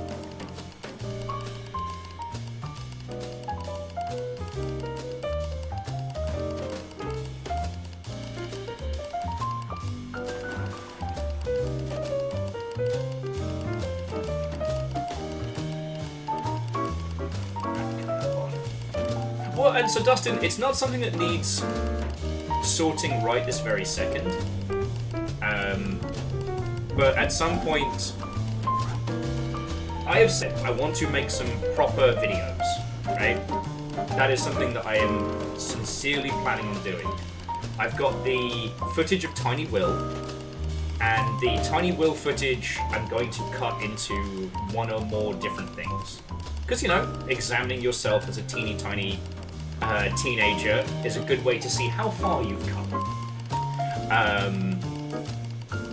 And I've had a few videos that I've wanted to make personally. You know, get back into video editing. Let's start putting some stuff out there.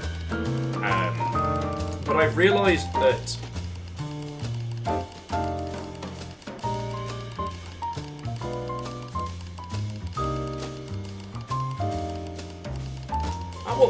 Reflective, I remember you saying you were going through this shit, and I'm really happy to hear, but I completely understand.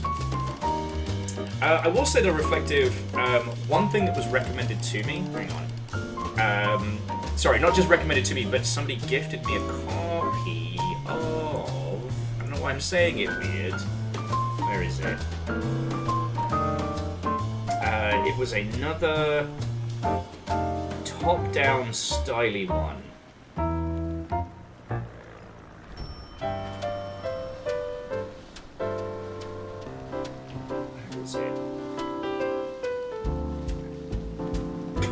Watching ducks getting beamed by their friends at high speed.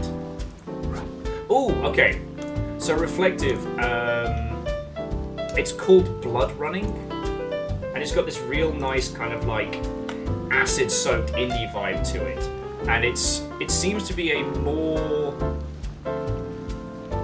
I don't want to say expansive. It seems to be a more fleshed out variant of Zero Sievert, which, as much as I love that game, they changed the menu sound to be the Geiger counter sound, and I can't watch it anymore. Legend, was it you that gifted me the copy? Sorry, my brain's currently jello.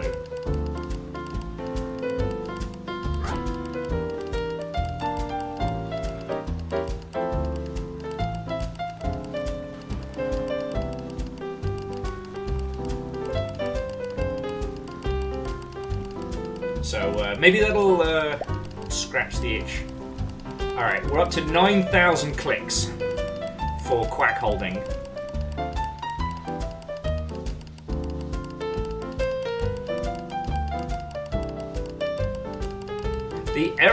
The fail error might be the last one, because I could see that being the end of it, but we'll see how it goes. What the fuck? It's a banana! It's just a banana!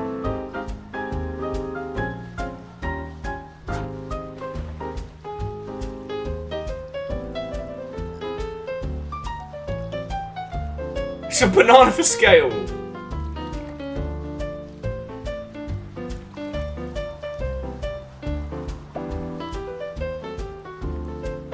It's fucking with us. It's gotta be. It's gotta be.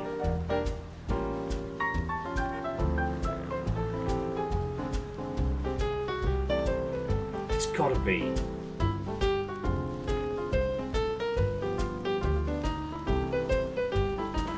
Banana for scale. Kakazi, this shit is bananas. B-A-N-A-N-E-S. Gwen Stefani was very clear about this. Kestrel says, what have I returned to? A fucking banana, Kestrel! It's a fucking banana! So Kestrel, we unlocked this one duck. And you see the counter up here? That is how many times we have clicked. And it kept changing skin. And now it is a banana. And I don't know where it began or where we ended. But here we are!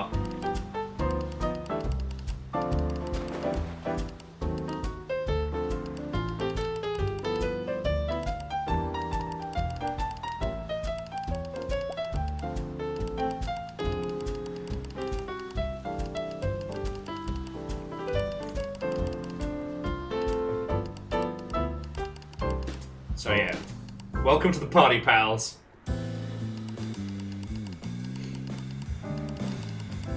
We're just kind of waiting to see if anything else comes of this.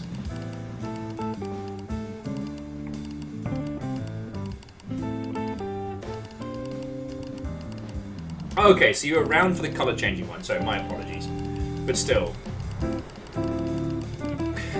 We're in some weird fucking territory now, friends.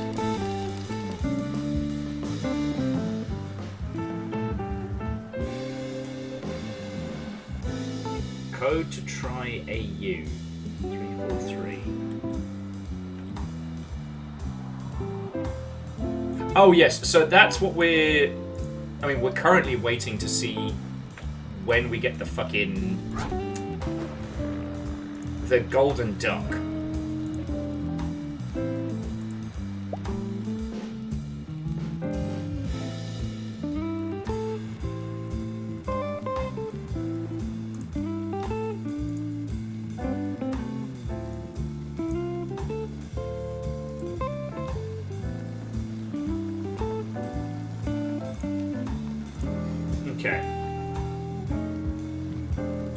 No, so Quasi, we're pretty sure that the next part that we need is the golden duck. Now, what it contributes to it, we don't know. But I have a feeling that the 343 call is going to be something that corresponds to the golden duck. Or we name the golden duck, what is it, Sarah Marshall or what have you. Strong hunch. But we've clicked and quacked on everything else that we can. So let's keep going with our banana duck. Banana bread.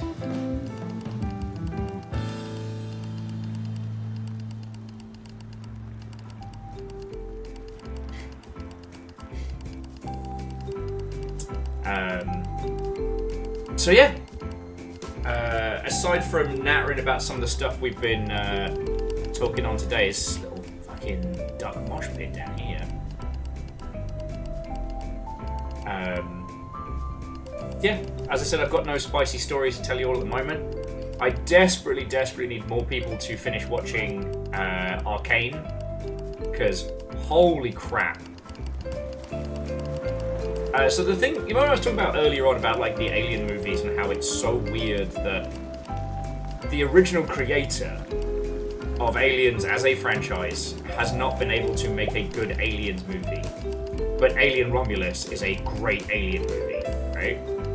Hang on, just want to get this to 9999.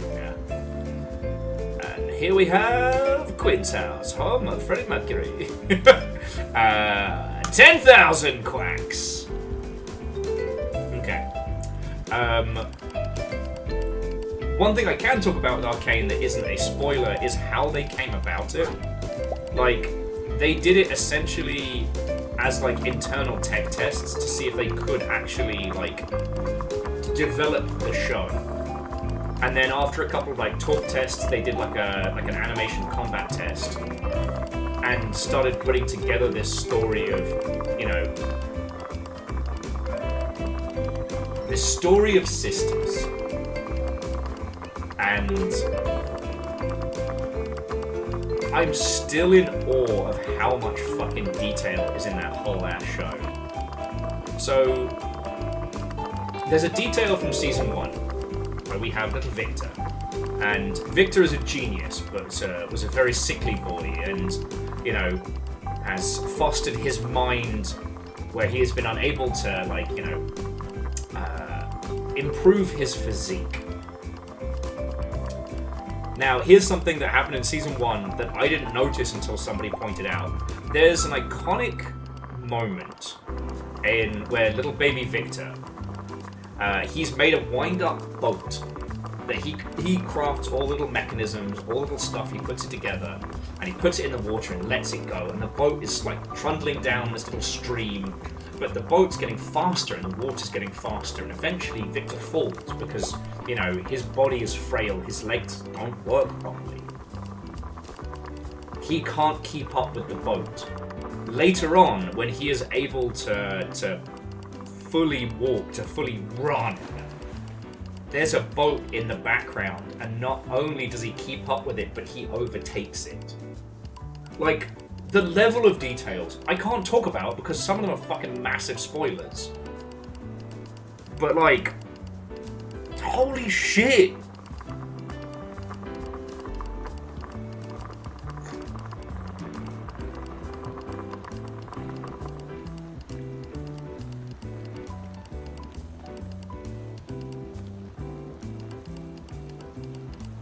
Like,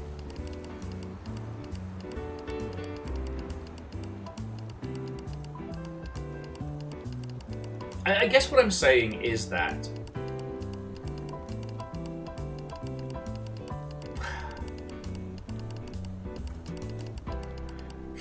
there are a lot of productions and a lot of projects that we've encountered from very large companies that have been lackluster or kind of meh. And the one thing about Arcane that's been a very, very good reminder is that these huge companies that have insane, near infinite money, there isn't really a big excuse for them to suck. Like, it's like the Halo TV show is fucking shit twat garbage. I'm sorry, I know that's very rude of me to say, but it's fucking terrible. And I've heard all of the things of like, oh, it gets a little better. Sure, it gets better. You just have to struggle through a whole season of dog shit to then get to some bits that are kind of sorta okay. Now, why is the Halo TV show dog shit? Oh, well, it's done by another company. Well, wait, don't Microsoft have... Oh yes, they have infinite cash.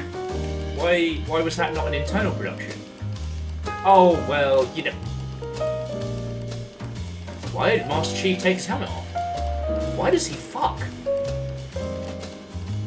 Like, all these questions and more. No, Agonanarchy, I know you're right. I think what I'm doing is validating our critique of subpar, like, adaptions. I think that Arcane has shown in a clear, demonstrable way that the stuff shouldn't really be trash garbage. You know? I don't know how many of you sat down and watched the... I forget what it was called. It wasn't What If, but the Star Wars equivocants. It's like Star Wars stories or legends or what have you, where they let different like animation houses make like tiny one-shots. Incredible, inspired, brilliant, fucking love them. Actually, I wonder if Curb Bill's space program will set off. The Insane Duck Posse keeps putting out the wick of its firework.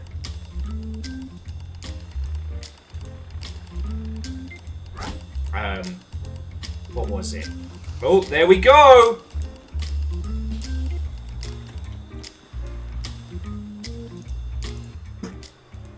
Bye, duck! Bye! Ooh.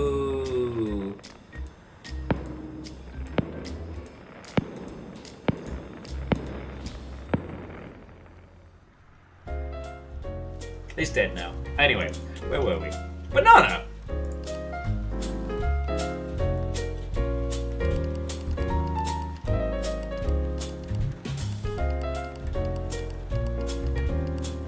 Oh, that's cool.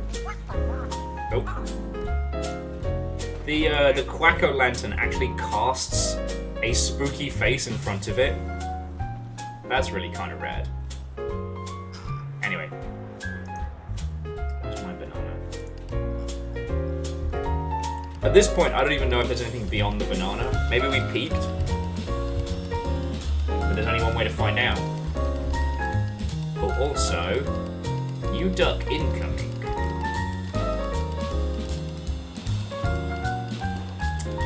It's Kevin McCalladduck. Fair. Fair.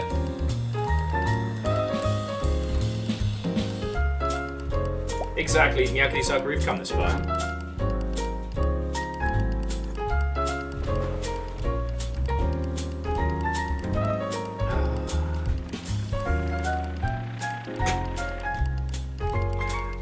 Evil Geek, 1 million years dungeon. And you know you don't even need to ask me why.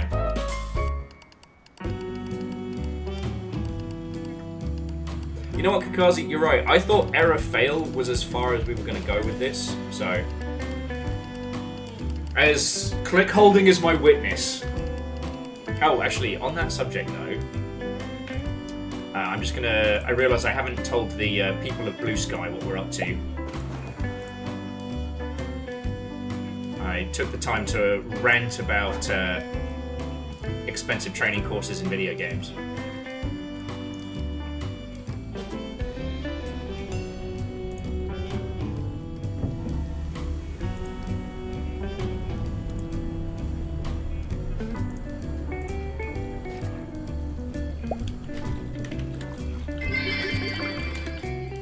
Banana phone do do do, banana phone do do do, banana phone do do do. You could have just left it. You could have left that in the annals of time. Evil Geek tried to summon a dark mimetic creature. And I saw it and I went, no, to the dungeons with Evil Geek. And Favor 6, you took that not as a warning, but as a challenge. And now, half of us can hear the ring, ring, ring, ring, ring, ring, ring. Banana phone. Doop, doop, doop, doop.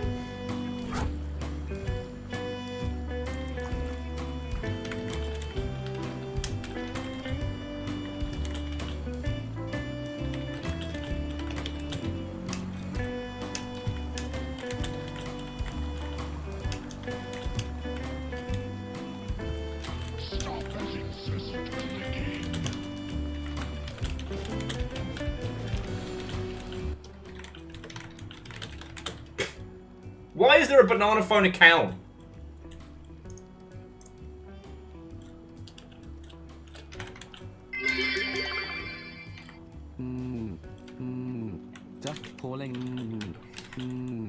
Leave a message after the quack.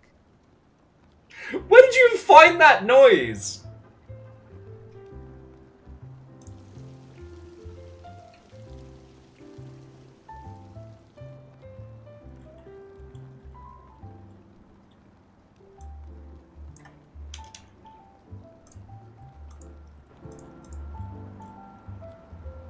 I'm haunted. I'm haunted. What I will say though is Favor 6 Scotty, thank you for the bits and the gifted subs, alright? For as much as it is torturous at times, it's how this place stays alive. Thank you.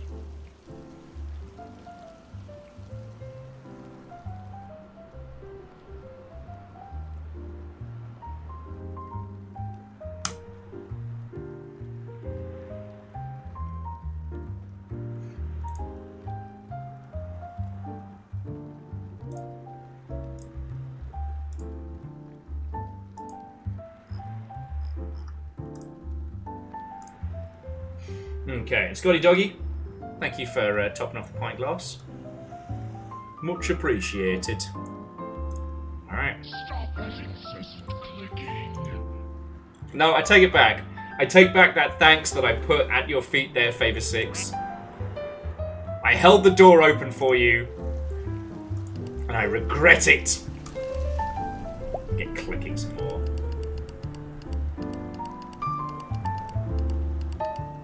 Baby shark. Get out of my house. Then please come back. Okay. Anyway, watch Arcane. It's very good. I haven't watched the Terminator anime yet. I've been told that's excellent. And what's the other banger? Oh, I guess like in the adaptation space, I'm still in awe with how good Cyberpunk Edge Runners was.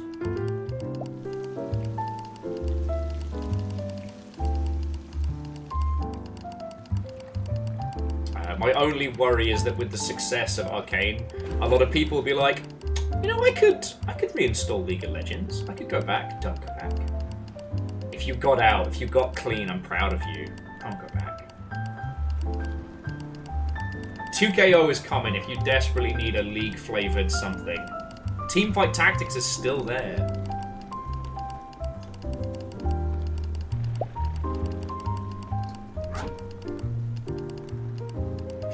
Welcome back, Dustin. Why is the duck a banana? I don't fucking know.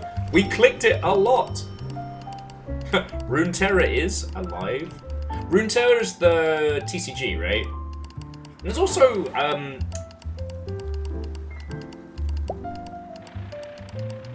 there's the RPG that's in like the Undercity area of one of the varying locations, and there was like a cute kids game.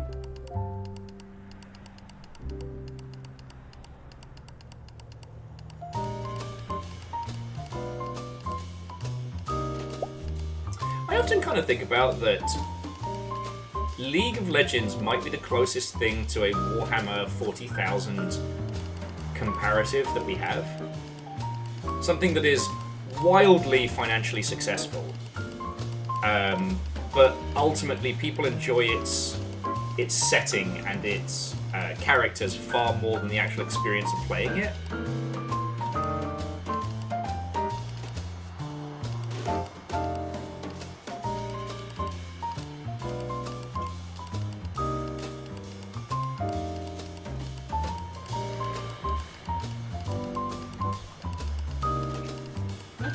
I think, isn't Emmons on Runeterra?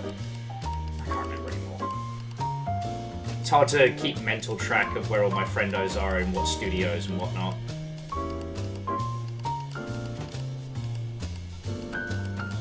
It's alright, MDH, you don't have to go back to Hearthstone. You got out. You got out. Apparently, some of the people behind Storybook Brawl managed to get away from the disaster of Nufters and have got a mobile game. I have not had the chance to play it because I've been hanging out with... Oh! Season's greetings. Fucking thank you! And a season's bleedings to you, friend. Can I offer you a banana in these trying times?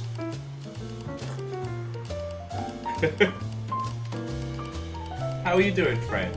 And seriously, like, thank you for the $10. Moving starts proper in a few days, so like, it's super fucking. I'm super fucking grateful for that. All right.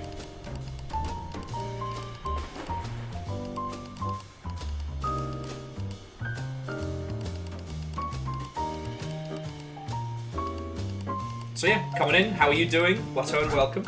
We're playing Placid Plastic Duck Simulator, and we're currently trying to wait for the golden duck. We're also working on this little banana here, which has been... It's a special duck. The more you click it, the more this number here goes up. And it has transformed several times. So yeah. Once we have the golden duck, we can kind of begin our descent into madness proper, with whatever strange puzzles there are. However, we didn't get the golden duck, we got the Scarlet Pimpernel.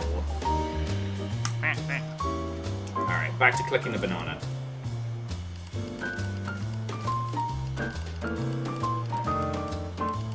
And Scotty, I wonder... Sorry, Scotty was saying, bearing in mind how many people abandoned Overwatch, they'd probably make money turning that into a series instead of a new game. I think that there was a point during Overwatch's success where their internal animations team could have started producing a real series and made real strides. Now, I wonder...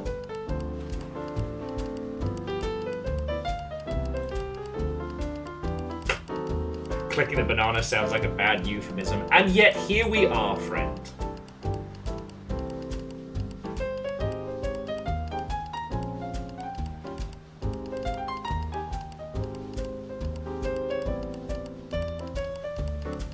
Yeah, and I don't want to rehash a conversation we've all had a million times. Like, there was a time when the Blizzard animation team was one of the best in the world at what they did. And honestly... They felt like one of the few teams that really got what Valve did so well for their like character-based marketing. Now they have the money, they have the quality threshold in terms of like visual, but in terms of like storytelling and creativity, like I don't think they could do it now. I mean, the irony being is that, you know, we just got through Arcane being fucking brilliant, and that the Riot team has been doing incredible stuff. Again, I promised I wouldn't go over old nonsense, but the TLDR is, if you look at Valorant, if you look at the trailers they put out, the assets that they put together, how they combine, like, the character elements to form story along with, like, update beats, like... Valorant is doing most of its storytelling through its marketing, and it's working. And that was what, for at least a brief second, I shouldn't say a brief second, for a good few years, like, Blizzard were the #1 in the world for. What kind of broke me a little bit was, I forget which was the last big Overwatch character who got like an asset and stuff like that, but I think it was the Shrine Maiden Fox Ninja lass. It drove me up the wall because the animation quality was very, very high, but ultimately what it was doing and saying just had me banging my head against the wall. Kiriko. Do they have a crystal butt? I don't know. I don't know. But like, if you look at the storytelling in, you know, either like the Yamada Brothers video or the Sombra video, like that was fucking incredible.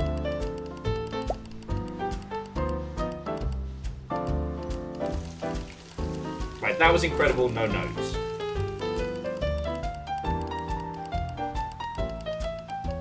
Anyway, there's still things to learn from them. I just... Okay, could Overwatch be revitalized to its previous strength through really good, you know, storytelling and video assets and stuff like that? Absolutely. but I don't think Blizzard could. See, I think that's the thing I'm scratching at, is knowing what I know now about Arcane, it was a creative endeavor by their animation team, and they were they did a test, the test went well, so then they did another animation test, that went well, and they let them grow it out. At this point, I think that if there was an Overwatch 2 animated series, it would be a decree from on high. Corporate would be drastically meddling with it, and what we would get is something very soulless. You know what I mean? Like the creative spark that made those incredible videos that, you know, were the envy of the entire industry, that team's not there anymore. So, and honestly, in that environment, I can see that no one would really want to rock the boat by trying to pitch stuff like that.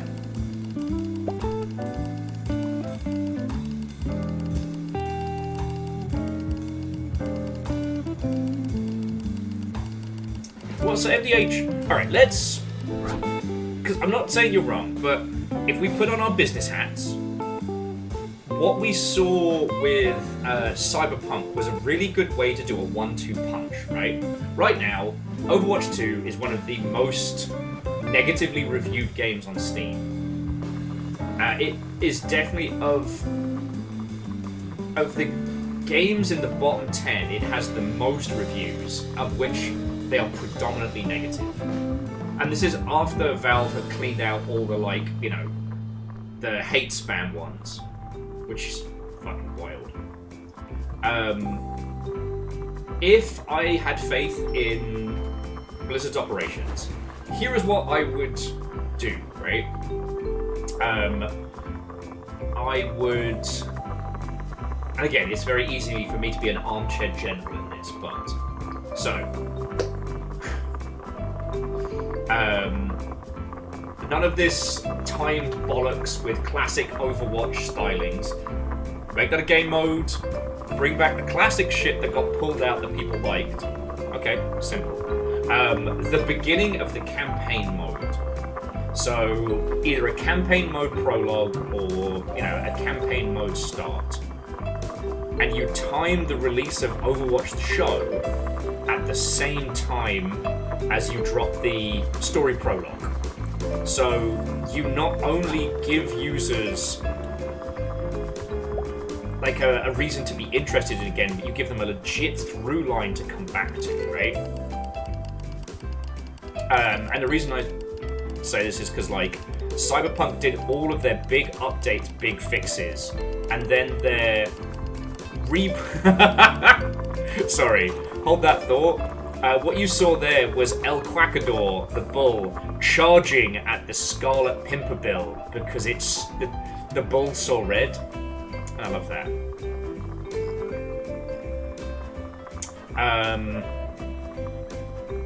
But yeah, so with Cyberpunk, they timed their big fixes and big updates alongside the release of Edge Runners, and it worked. They revitalized the title. They recontextualized how people saw it, and people came in very positive. You know, they turned that shit the fuck around.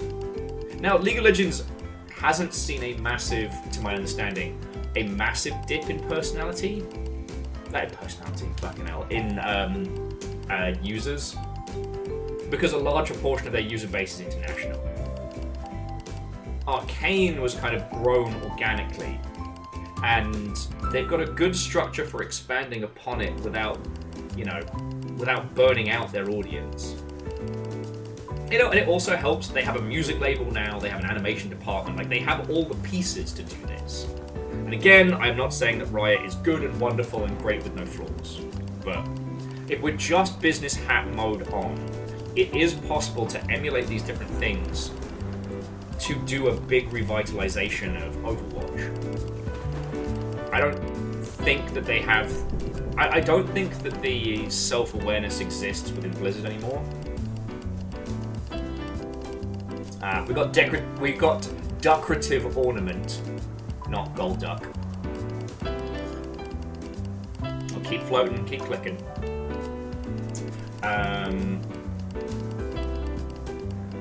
Yeah,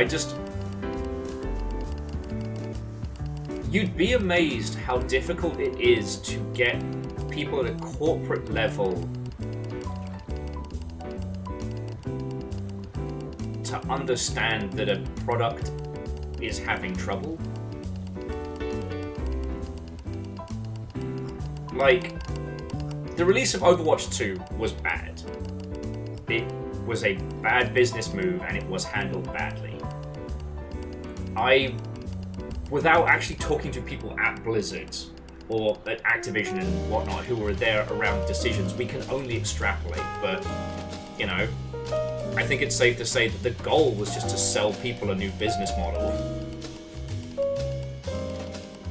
You know, to switch Overwatch from being a boxed product with skins to being a full, like, live service, free-to-play, downloady disaster.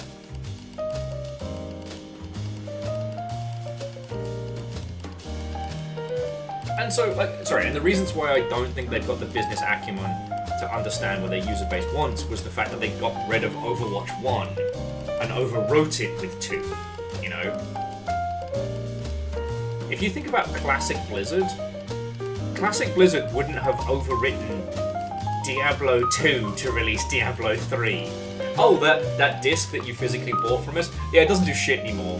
The game that you love is dead and gone. Bye! Hell, had they actually managed to maintain them as 2 separate titles, the failure of Overwatch 2 could have been salvaged by Overwatch 1. Anyway, maybe we should throw in another conversation topic, because I'm just wailing on Overwatch right now. You know?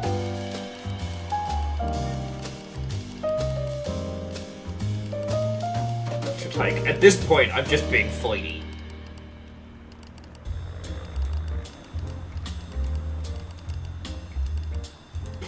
That poor Scarlet Duck. It's getting fucking wrecked by the ball.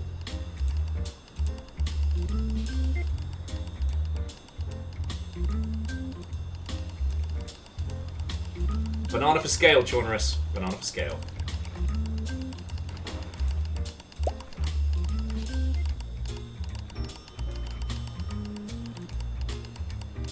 Chornerus, so which one? Because there was the gamble one where every time you clicked, the chance for your number to reset increased. Because that was fascinating.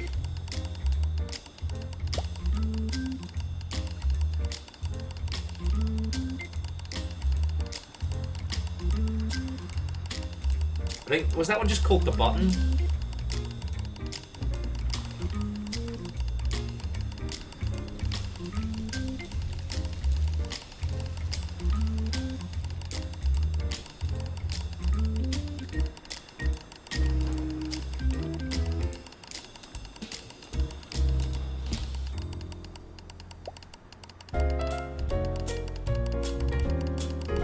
But it's definitely not the first of those kinds of titles we've experienced.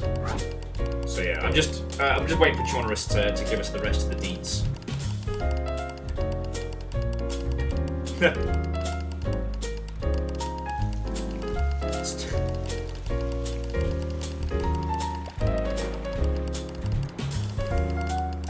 Oh yeah, Chornerus. It was a game where you clicked to get, like, bananas and then sold them on Steam. I haven't checked in with them. So this could be a reference to that, which would be very funny.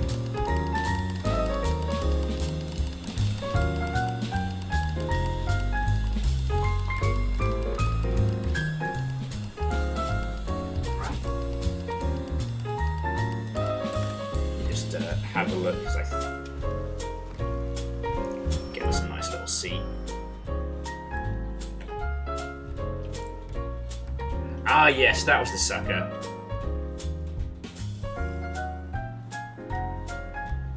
It's a very strange one.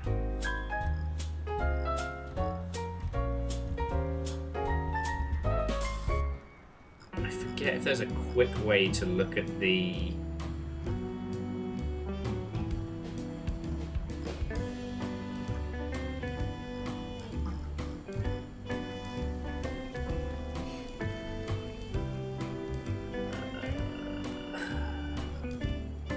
I'm so sorry. Yeah. The game that Chaunerus linked was one where you click a banana and then you intermittently and randomly get banana skins. But those banana skins are tied into Steam's like trading system, and some people were like selling them for silly money.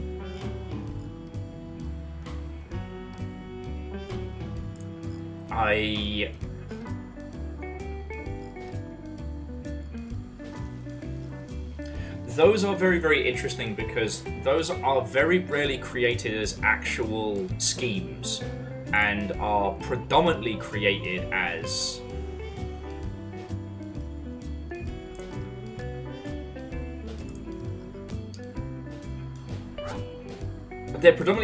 mimetic nonsense, and then they hit upon something.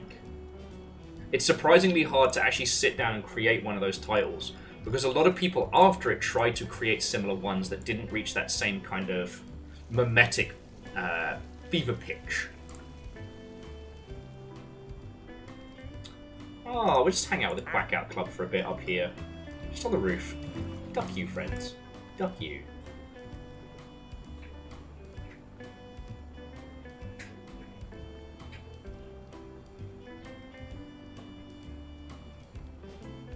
Well, okay, you know what, Chaunerus, I shouldn't say silly money, but when you consider how much time and effort was put into create it and how much money has come out of it, in terms of return on investment, like, it's ridiculous. But it had more in common with that, with some of the other meme games, like the Button, like... Oh, there was one where you have to pull a sword out of the stone, but every time someone pulls the sword out of the stone, the sword gets longer and heavier.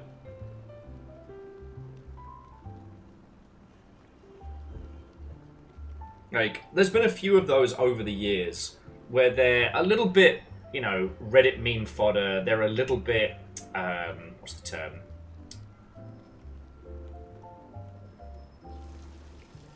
They're a little bit tongue-in-cheek.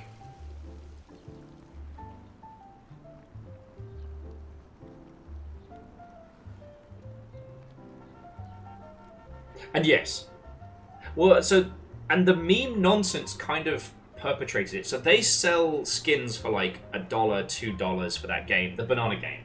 But let me grab it, because I want to make sure I'm not talking out my fucking ass right now. So where is the community marketplace? Here we go. Now, search for banana. Here we go. So, at this point, the most expensive banana for banana is the Kryptonana, which was given out during the Kryptonana event and appears to have like ASCII text and things going on. Only 25 in existence. So how much is a titanium fake banana kappa?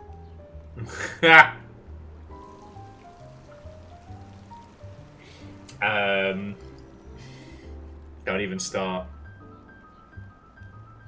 Don't even start.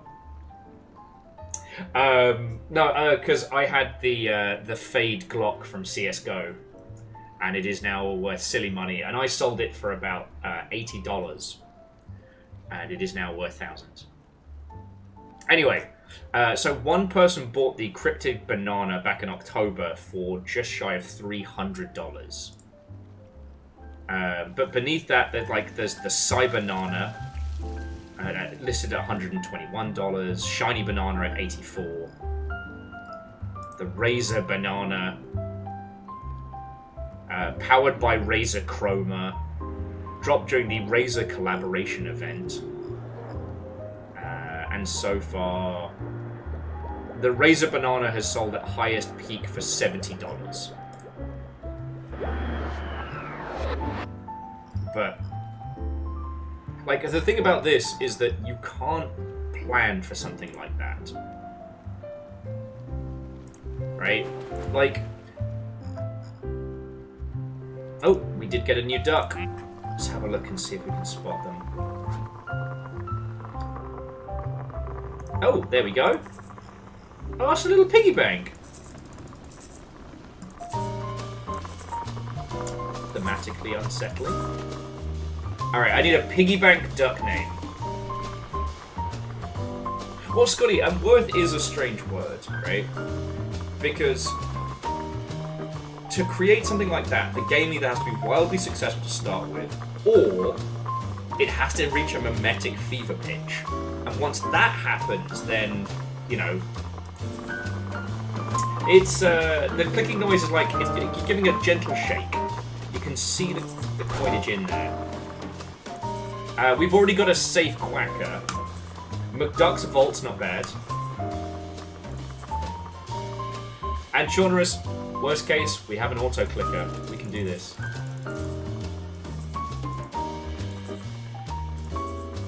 Quiggy Bank. I don't know why I like Quiggy Bank. I like Quiggy Bank a lot. Caffeine, the last transformation of Quack Holding was turned into a duck. And Scotty, you can never know. You can never know. But yeah, so with the banana thing, it's so weird because it became a strange mimetic thing, but because there's no game to it, it's almost like everybody has to be in on the bit. And some people are so in on the bit that they're prepared to spend actual money. Like,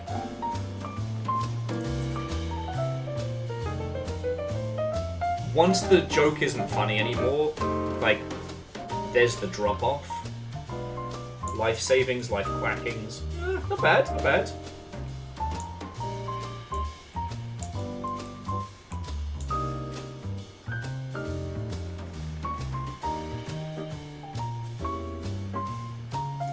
No. But then again, Quasi, like, I'm not well versed in a lot of TTRPG stuff.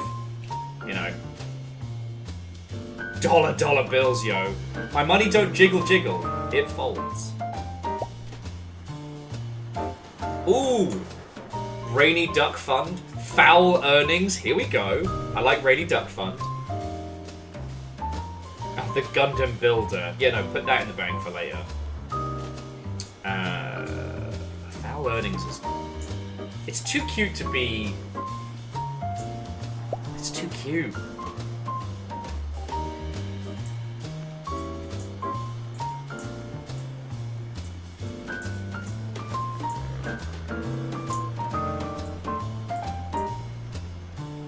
I'm kind of liking Rainy Duck Fund. Yeah, alright. Kakazi's with me on this one. Rainy Duck Fund it is. Good shout.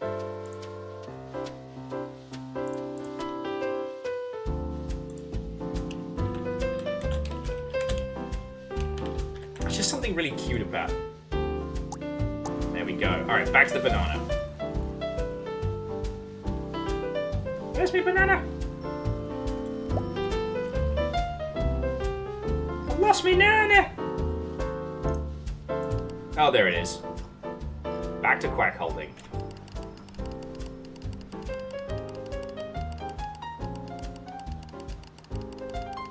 Ah, and Quasi, that sounds fascinating.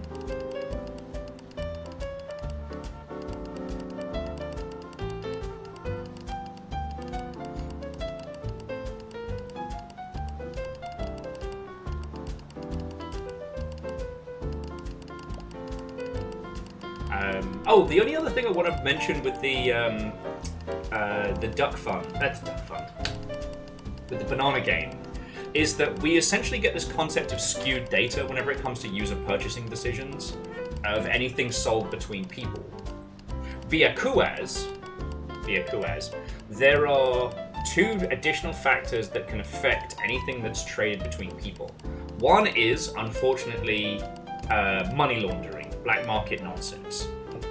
What happens is, and Valve have had to actively fight against this, but you steal a credit card and you use that credit card to buy things like CSGO skins from an account that you already have up in operation. With the idea being that once that money is then through and has then been laundered through several other, sometimes third-party sites, it's incredibly hard to get back. And the other is affluent areas, kind of skewing it for everybody. You know I'm not a fan of the Saudi investment fund. It's a well-documented evil. But one of the interesting things is that there are a lot of individuals in Saudi Arabia that are, like, to call them obscenely wealthy is almost a laughable joke when it comes to numbers.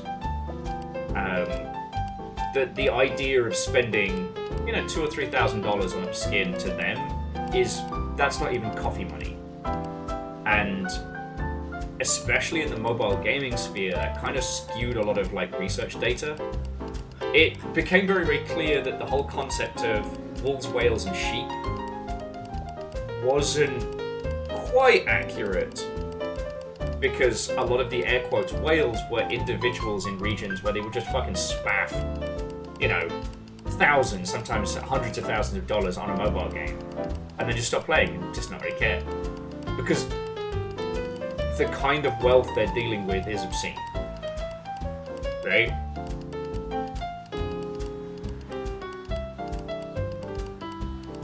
And yeah, I think Kakazi might be onto something, that the banana is its final form. Mainly because it would be very funny that this banana is a reference to that other clicking game. So I'm going to agree with Kakazi. We'll give it till 20k and then see what it does.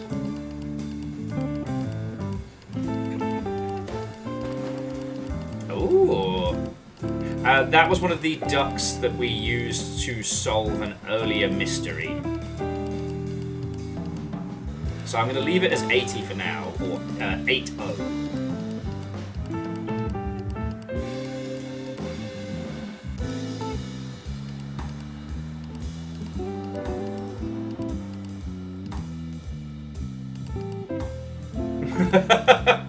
Air Dragon, I know what you mean, but unfortunately, our little rainbow cabal of badasses don't really fit in with Saudi culture.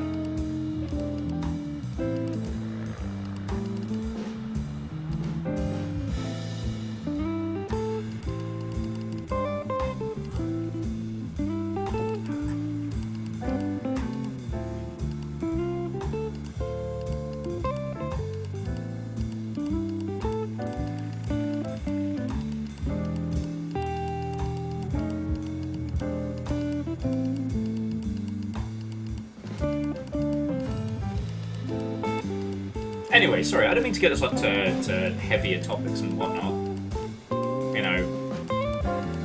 Ultimately, I will always prefer something like the Steam Market method over a lot of other methods of monetization, because ultimately it's the users who decide what is and isn't worth cash. You can create an item that's super rare, and if users don't want it, then it's not worth shit. And I think that's kind of important. And actually, Kakazi, I don't think we tried that. Let's take a break from and see if it gets anything. So 3, 4, 3, 1, 8, great. Okay, or 1, 8, 3, 4, 3, great. Nothing, but hey, it's always worth a shot.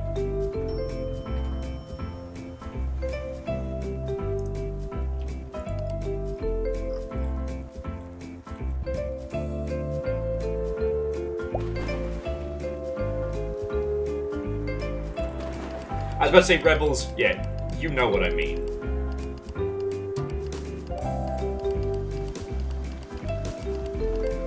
Anyway,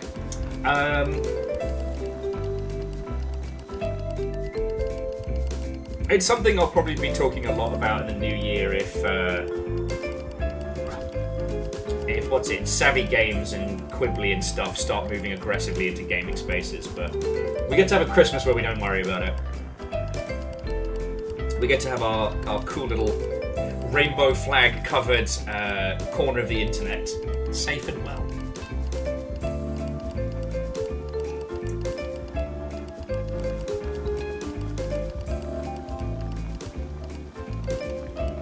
God, I've come up with so many ideas for interesting shit to do with whatchamacallit, Steam's marketplace. There is so much fun stuff you can do.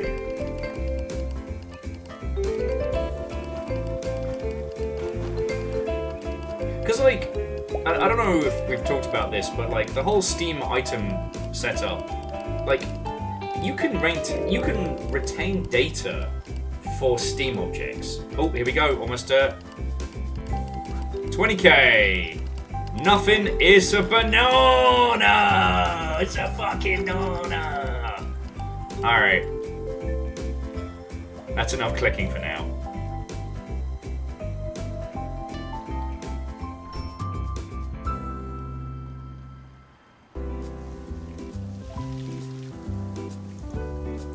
Have a banana. Right. No, it's just there's so much creative stuff you could do with the Steam Marketplace, and I've always liked the idea of like the Sword of Legends. The idea that I do a playthrough of a game with my sword, and then when I'm done, I hand my sword to you, and the legacy continues. I've always liked that idea. Actually, you know what, Kakazi? I would like that. I would like if you could confirm if the banana is the final form.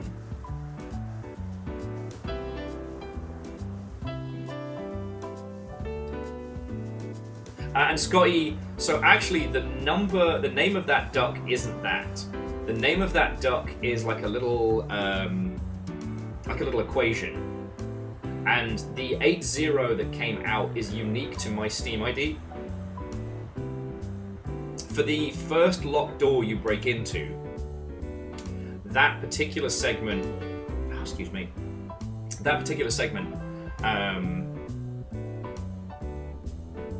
you need to go through all the stages of the puzzle to get the solution, but the actual solution itself is unique to you, so you can't just like Google it and be like, what is the number for this door? Oh, it's 8008! Oh, boob me! I love boobies! Maybe that second coffee was a poor idea.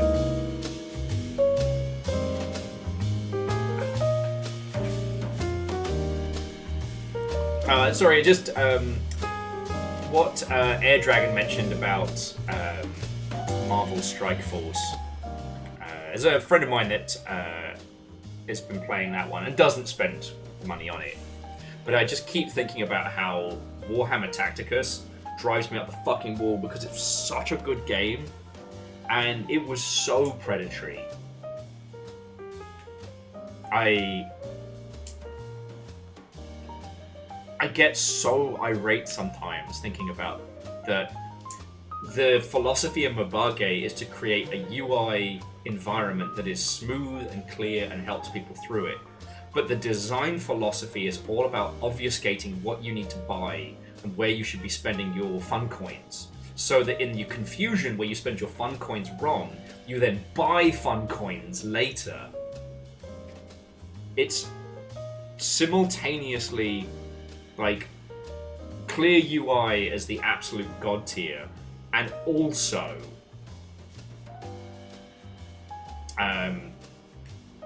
like obfuscation of UI as a way to like take money from people.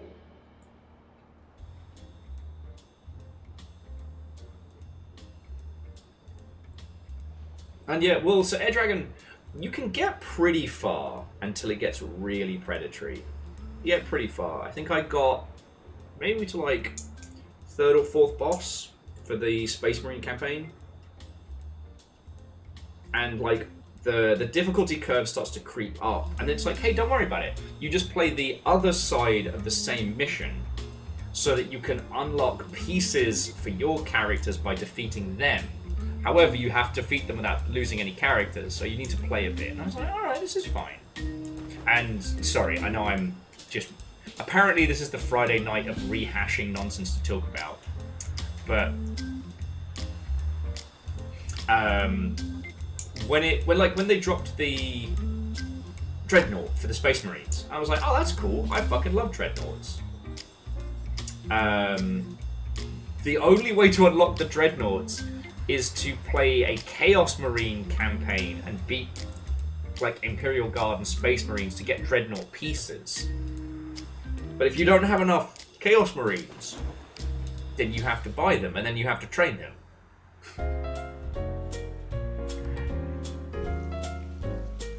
But don't worry, if you buy the Dreadnought Season Pass, the amount of points you earn towards unlocking your Dreadnought increases. Spending that money doesn't get you the Dreadnought. It just... Oh, who the fuck is that? Oh, look at this. Milk duck. So there's a girl on it who talks about Appalachian anime titles and my current favorite samurai. Shut up! Shut up! Everybody, shut up! We know this duck!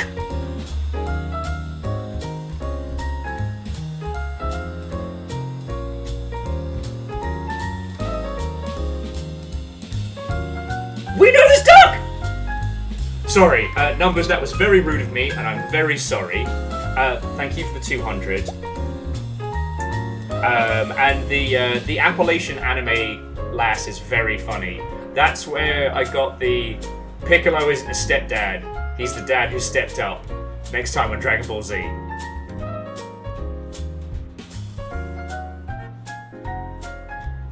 From Ducksbill. Eyes blue. Height unknown. Weight unknown. If you can identify this duck, report information. You may have to... Alright, you've got the number, Quasi? Alright, cool. And I've taken multiple pictures of this. We could email the duck that is missing, because we have a picture of it. Alright, so that was 0, 5, 1, 2, 3, 1, 3, 1, 2. Fuck off! Sorry. Alright, let's try it without the 0. So 5, 1, 2. 3, 1, 1. 3, 1, 2.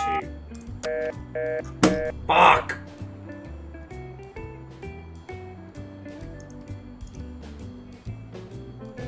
I'm so sure. Alright, where are you, fucking milk carton? So yeah, and again, Numbers, like, thank you for the bits. I didn't mean to be extremely rude there. It was just like, I saw the puzzle.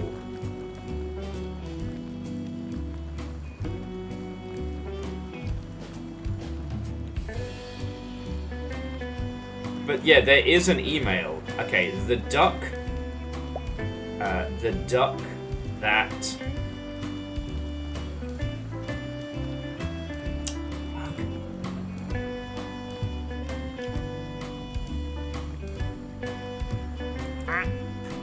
Duck that's missing at gmail.com.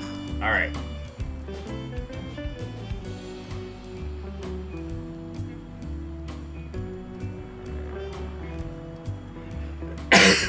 We did try 0 green. Okay.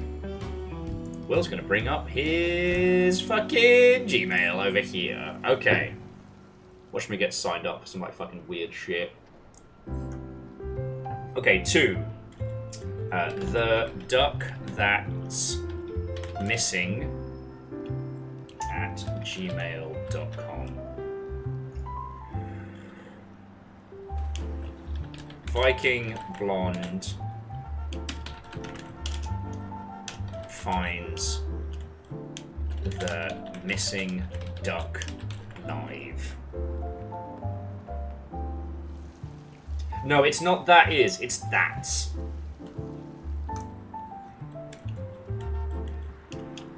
Dear Duck Detective. on this, the 29th of November 2024.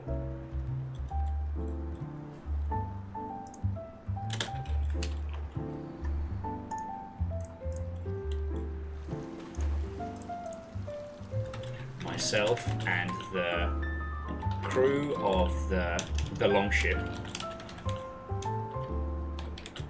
appear to have found your missing duck. Now, Jackie, how many clicks in was that duck? And if anyone has a clip of that, okay. Hiding in plain sight.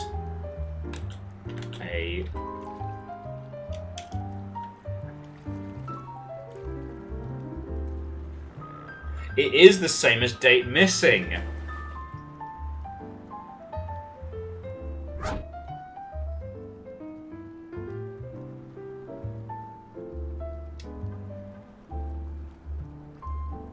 Fuck, it was, wasn't it? Hiding in plain sight. The duck we've come to know as... What do we call it? Duck holding? Quack holding.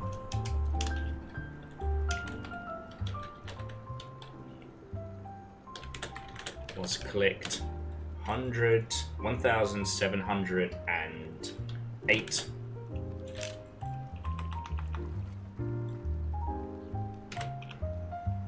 times, revealing this missing waterfowl.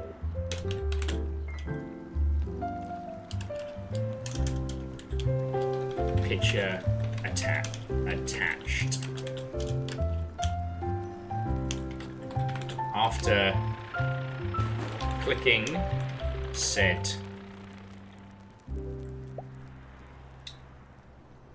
I'm trying to think of another word for duck. Float bird.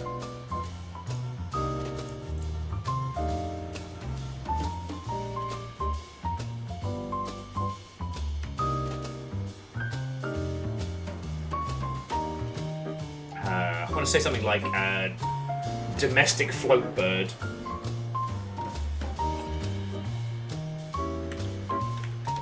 Majestic mallard. Thank you. After clicking said majestic mallard, it transformed again into... What did it transform into that? Was it the golden duck? Into a gold and silver lattice.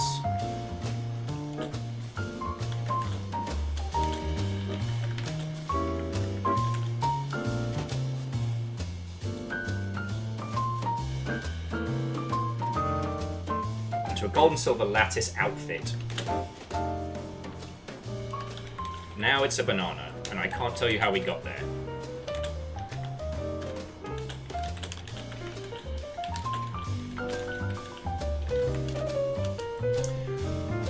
I mean, it's not that I don't know how we got there. I just don't want to say we used an autotrigger.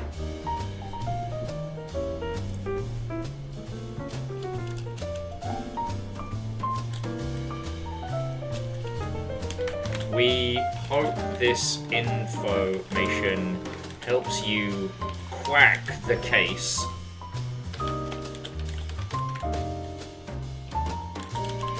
Please let us know any further developments.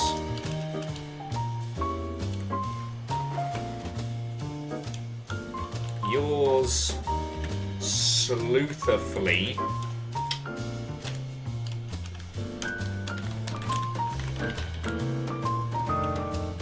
Viking Blonde.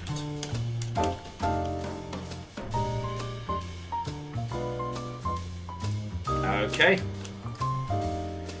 Just gonna quickly copy that text so I don't have to fucking write it again if I biffed it. Okay. The duck that's missing at gmail.com. There's our video evidence. Alright, hit and send. Now we play the waiting game. Oh, King Bro, you just missed a whole fucking saga. We found a hidden duck, and then we found some kind of, like, call to petition. It's a whole bunch of ducks! I got a response! It's so many ducks!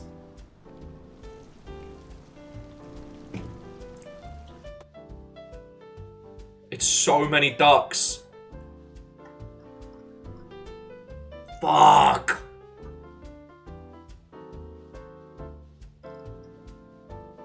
And there's a YouTube link.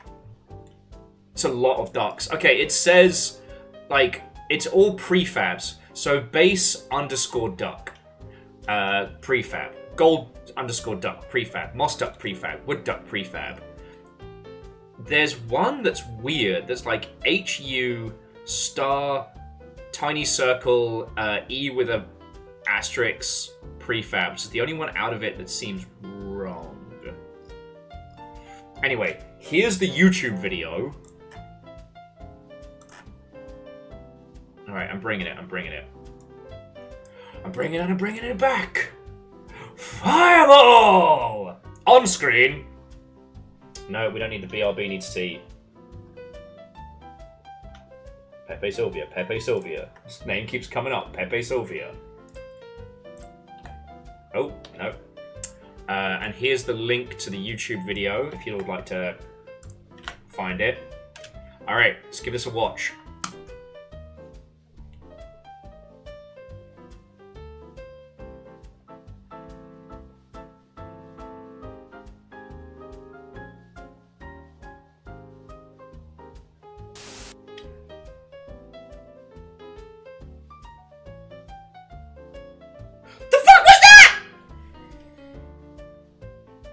Okay, so let's go again. There's no audio apart from that static. There appears to be like a meeting going on in the bottom middle. And the top three is basic duck in the pool, alien duck in the sci-fi. Alright. How do we go? Can I go frame by frame? No, that's seconds.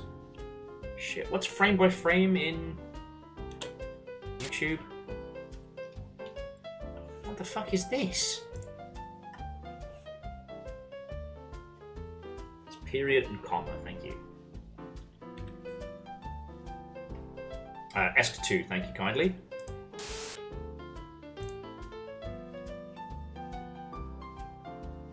I'm not up there, dingus.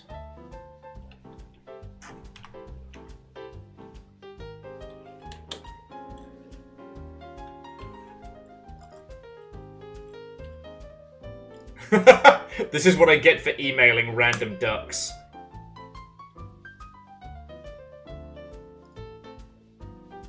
Hello, have any of you seen a duck, perchance? As a duck, I am very concerned. Did we find him or did he find us? Hell yeah, brother! The long ship was here.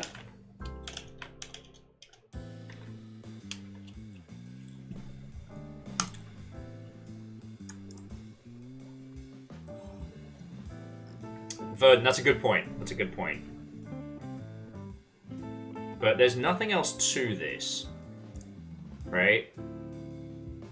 Not that I can see. Like, this is like a weird, almost jump scare, but I don't recognize it, and there's no information. There is the title here, though.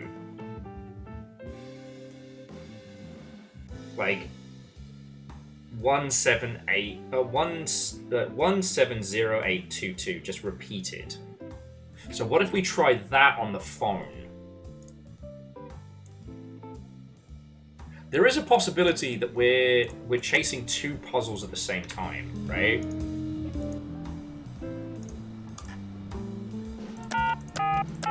170 is an 8 call.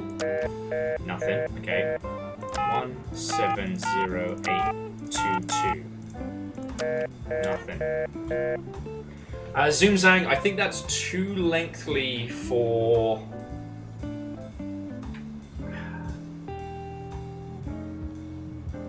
It's too lengthy for a number here. And Kakazi, it does remind me a little bit of Sudoku. Alright, so where are the duck prefabs? Shit, alright, we've got to get into the fucking files now. Hang on. It's just a game about ducks. It's just a game about ducks. Because it... Okay, the email is just a fuckload list of prefabs. Like, I'll put the prefab list in Arcade, but it's going to be a wall. Alright? It's going to be a wall.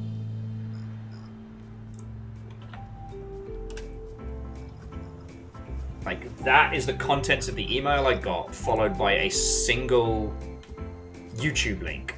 Now, you'll notice out of all of these, there is one that's not the something/something prefabs.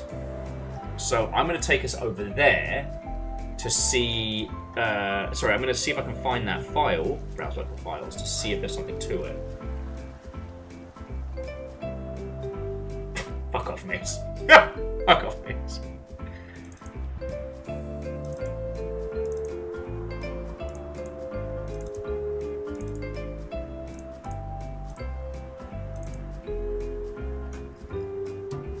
Assets.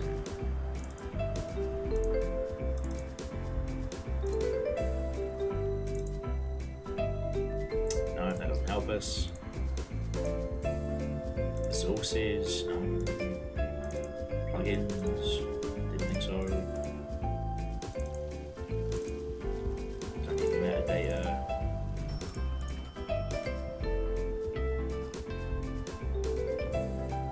I would search for it, but these days, fucking any search that I do with fucking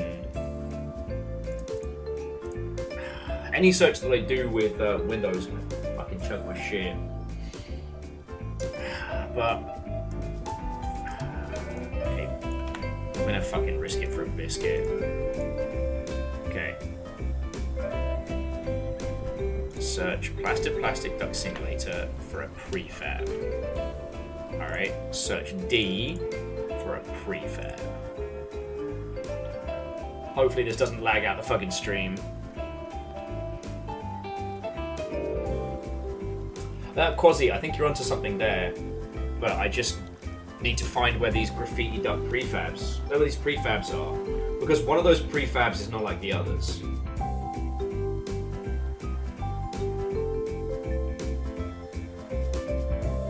Prefabs. It's not on C, is it?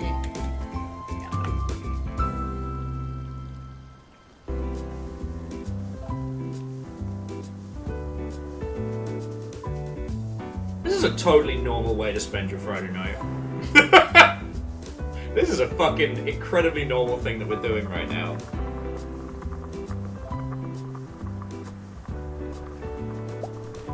I might have to ask your forgiveness, friends. I may need to get some battle snacks.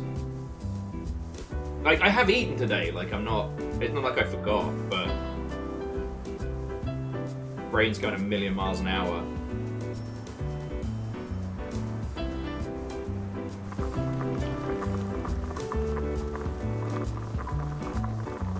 Yeah, exactly, Kakazi. That is the only one that doesn't follow the rest of it. So what is its fucking deal? Although I have this, unfortunately, sinking feeling in my heart that these prefabs are in one of the bundles.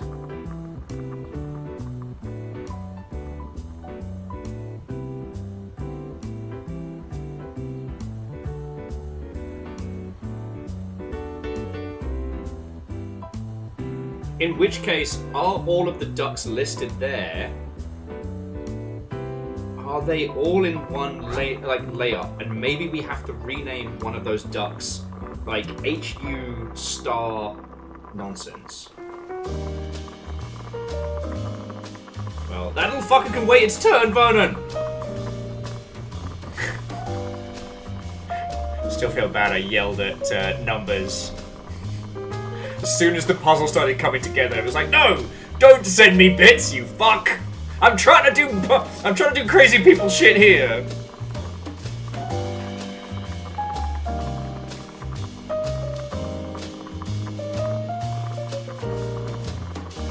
Oh, and Verdant, the tiny ducks aren't actually ducks.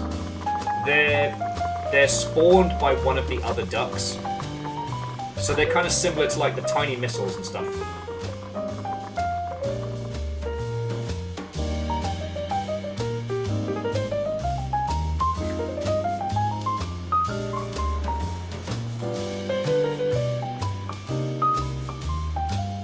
But yeah, actually, so while we're waiting for the search to finish, but yeah, I do actually watch that lass on TikTok, and she's very funny.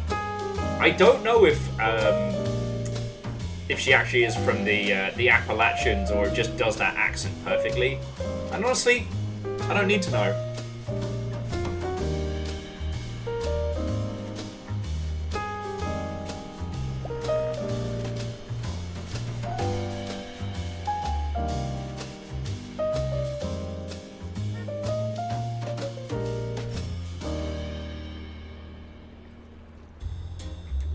Alright, the search is still going, so this may take a second.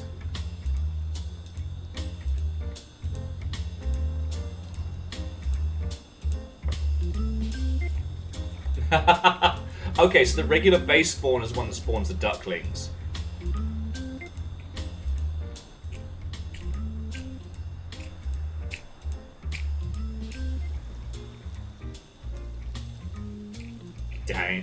Dang it, cleaners, get off my lawn. Also, if you're not up to date with Dandadan, you deserve it.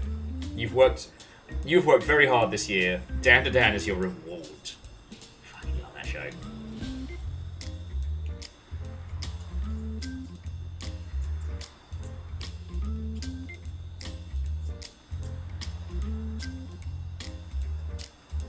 Uh, 101 Duckmations was what just spawned in. Sorry, it's still searching all of my files.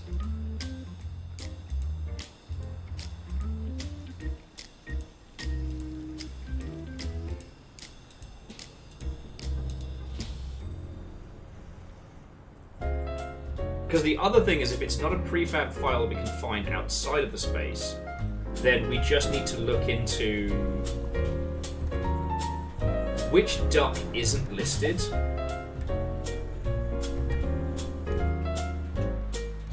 And Evil Geek, that's what we're searching right now. We're searching the everything. So we've just got to kind of ambiently float about a bit. The Grim Squeaker is not new, but it's very good.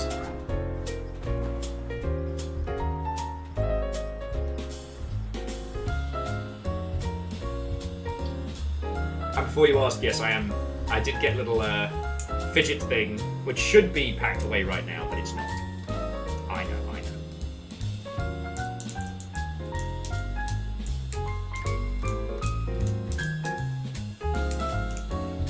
Just wait for this fucking search to finish.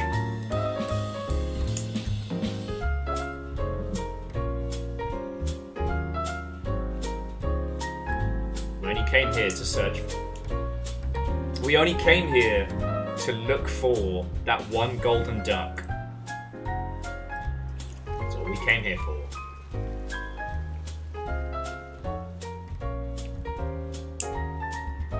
Because there is one other thing that we haven't checked as a possibility, and that is this folder right here.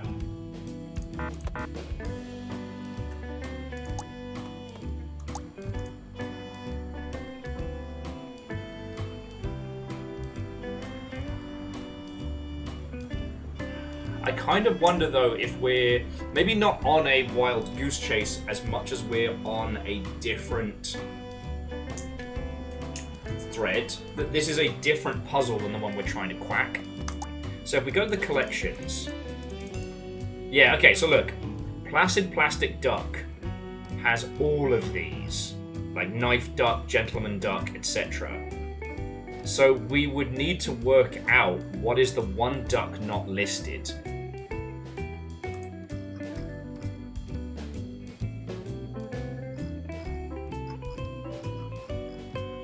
Because we're waiting for the Midas duck. Yeah, Evil Geek, we might have stumbled across an extra secret. Alright. So what I might do is create basically like a tick sheet of all these ducks. And then we can cross them off and work out which is HU that's missing.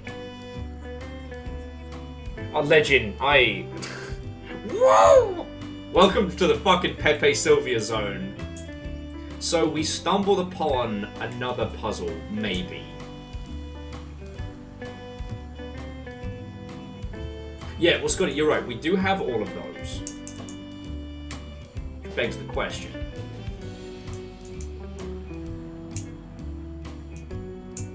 Now, the duck listing isn't in order, right? But it seems to be all of those prefabs. Okay, so we don't have access to the prefabs. That's fine.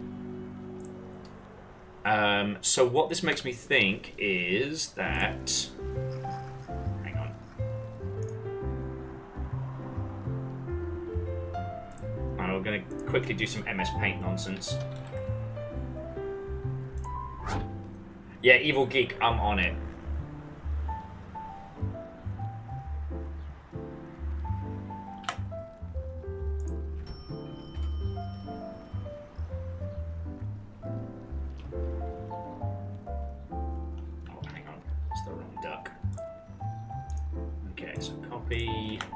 Paste.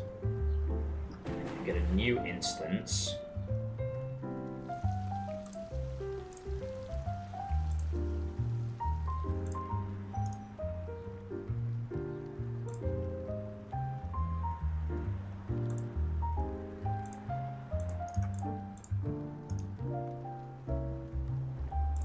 Okay, and then we just splice together. Splices!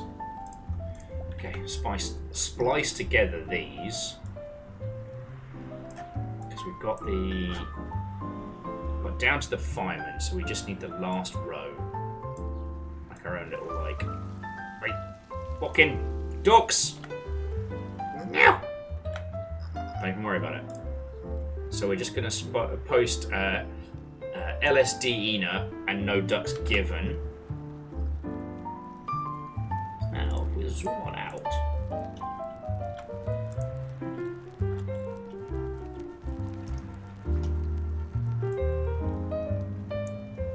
Okie dokie. What do you mean? This is a totally scientific method. Shut up. Alright, so does anyone want a copy of the list of every duck on the Placid Plastic Duck first list?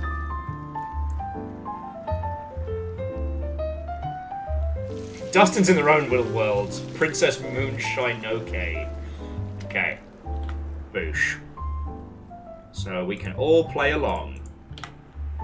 Alright, so we're going to work out who HU double thing should be.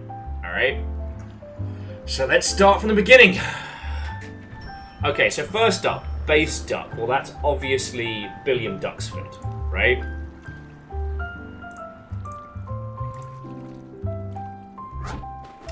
Let me get my brush out. Cow. Okay, so that's Billiam Duxford. Alright, gold duck. Well, that's obviously the Midas duck. Moss duck. Rocky Balboa. Wood duck is Quack My Witch Up. Ha! These are some great names. Plaid duck, that's Jack Quack. Stone duck. Oh, that's Duck the Rock Johnson. Or Michelangelo's duck. Red duck, that's got to be the Scarlet Pimpernel. Mallard duck. Oh, that's not a duck.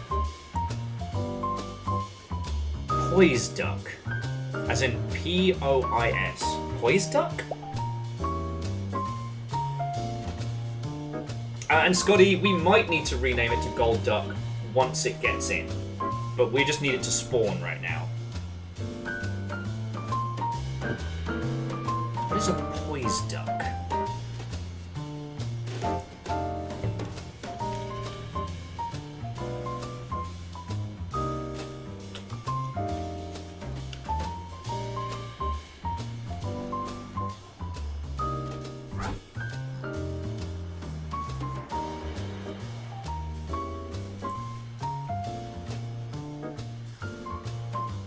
Oh, here we go. Oh, the poise duck is the polka dot duck. No, we're good. I found a duck translator. So that was poise. Skeleton. Well, that's the Grim Squeaker. Pink metal duck. Now, is that the Quack Out Club or is that Ziggy Starduck?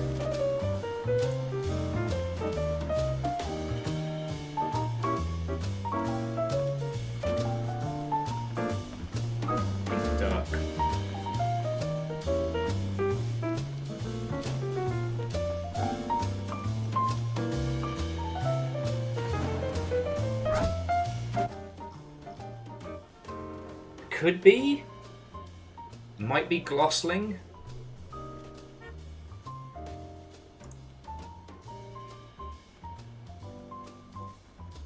Alright, well, we'll come back to Pink Metal Duck.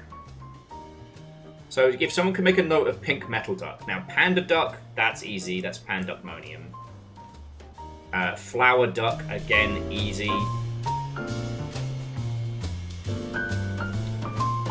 That's obviously Quackington. Knife Duck, that's Quack the Ripper. I told you lot how fucking funny you all are. Okay, they're Cactus Duck. Cactus Duck.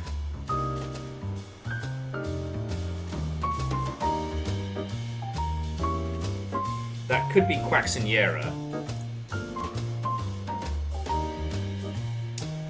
No, sorry, where are they? There.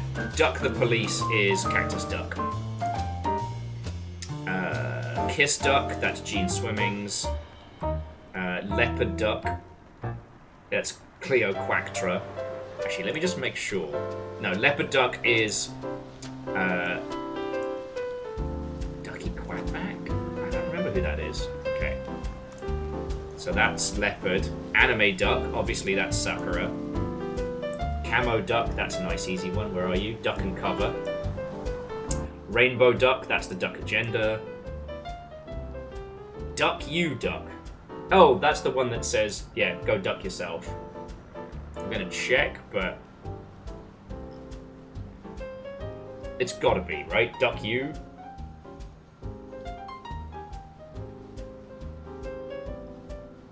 It's gotta be. It's gotta be. Okay, so that was Duck You Duck, Rainbow Duck. Alien Duck, that's Abduction. Okay, so then we have Huang. Alright, so let's keep going. Tiger Duck, check. Black Duck. The Quack Spot is probably it, I want to say. That seems right. Yeah, the Quack Spot is Black Duck. Sci-Fi Duck. Oh, Jesus, narrow it the fuck down.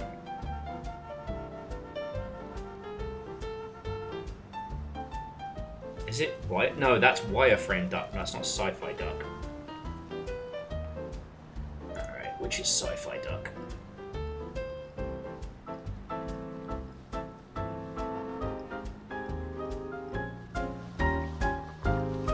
You're not making this easy for me. Oh, Sci-Fi Solar Panel Duck.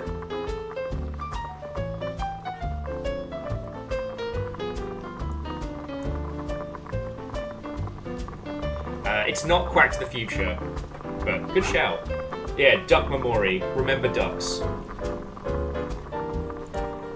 No one knows how cool we are. Okay, so Pink Flash Duck. Well, that's got to be Ziggy Starduck. Black and white cartoon duck. That is Heady. 8-ball duck, easy. Green duck. I think green duck is just Quacksiniera. Let me check. Yeah, green duck. Okay. Continuing on, submarine duck. That's Paul McQuackney. Fucking love that one. Glow duck.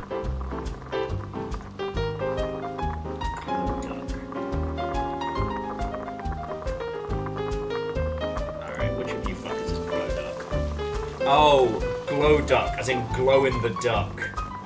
Yeah, Caffeine, you were ahead of me on that one, thank you. Sunglasses duck, easy. Oh, hang on. Yeah, it is no ducks given. Okay, getting there. Firefighter duck, that's the firequacker. Magma duck, pyroquastic flow. Pyroquastic flow still might be some of our best work. Let's see, Magma Duck. Cow Duck, that's the Rorsch Quack test. Cadaver Duck. Is that Grimfaldango? Is that Cadaver Duck? It is! Grimfaldango is still top tier. Psychedelic Duck, that's easy. Oh, sorry, I got lost there. We just did Cadaver Duck. Dragon Duck, that's Shrug Duck. Cracked Duck. I think Cracked Duck is Duckade Fire.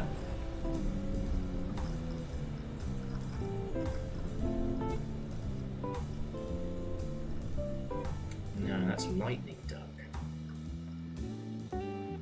Marble. It could be Cracked Marble?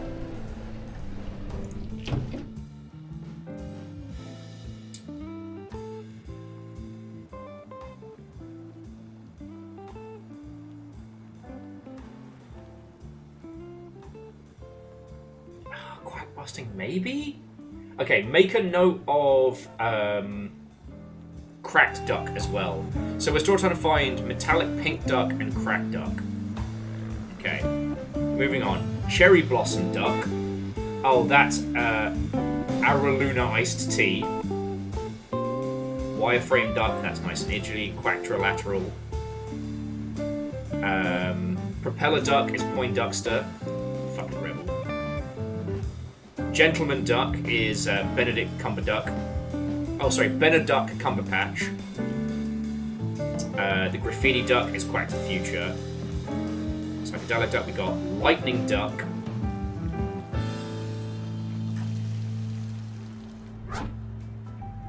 Maybe Ziggy Starduck was Lightning Duck?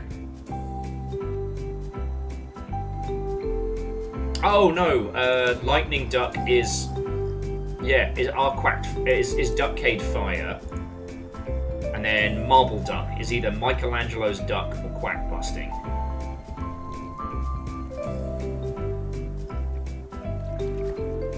I'm just checking over here.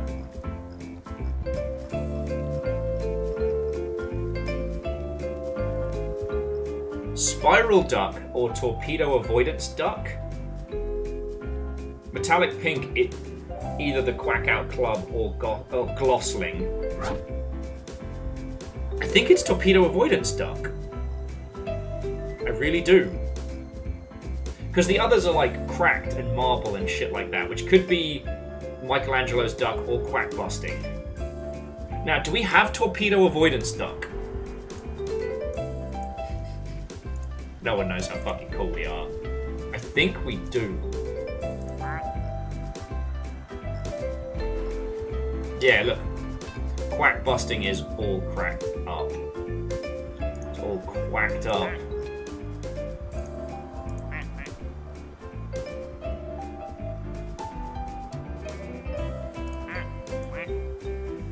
Okay, so we're going to rename Torpedo Avoidance Duck as that new style and see what it gets us.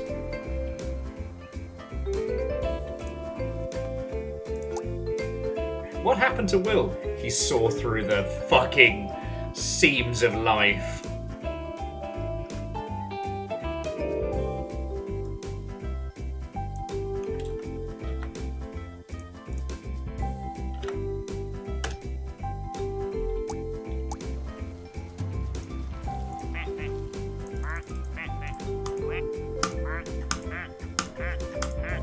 Nothing. Nothing.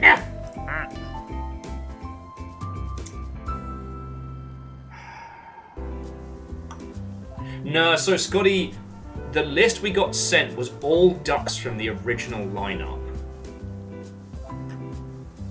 So what is your fucking deal, duck? Look me in the fucking eyes, duck!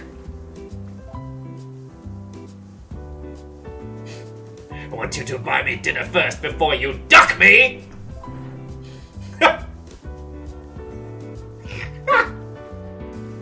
Okay. Okay, I think this has taken us off the Ducklian trail, so... Whoa! Look at this motherfucker! It's a bubbly jello duck! Alright, I need a jello duck name while we take a breath and a beat. Ducks ain't that polite. Ducks are villains. They're also really fucking cute, so... Jello or Red Nebula? Jello or Nebula? Jello, nice to meet you. Jello Mallard. Not bad, not bad.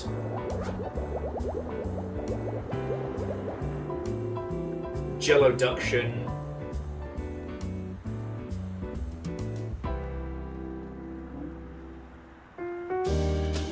A special duck zert. Red Duck Nebula. It's definitely wobbly. It is definitely that is jello. It just has like a little nobule on it.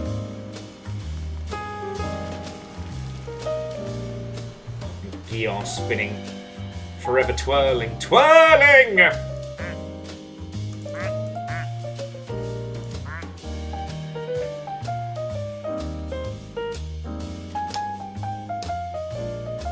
Red wine reduction. That's pretty good.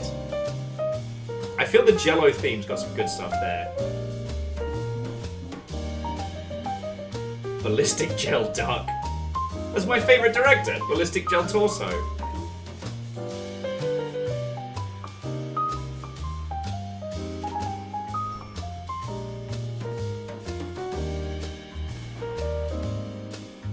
Notice how Paul McQuackney can't let anyone else have the spotlight. Have you all noticed that?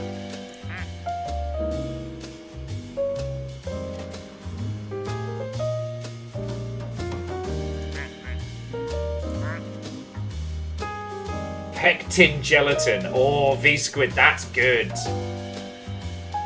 That's very good. Ruby Wobble. Not bad, not bad. Pectin gelatin. Pectin gelatin might be the winner.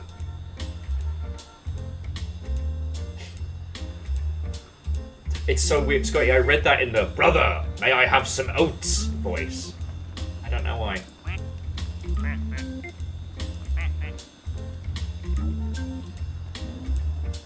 Quack and Jello.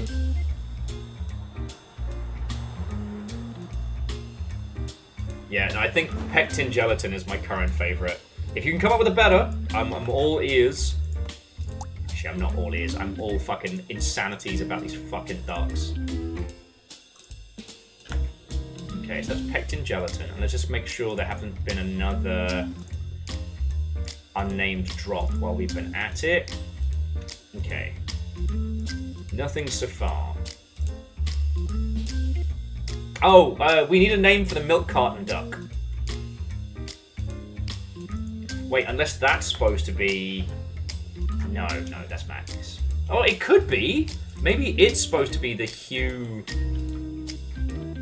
Okay, Quacktose Intolerance is very good. That may have to be our winner, but I'm going to check to see if that weird name did anything to it.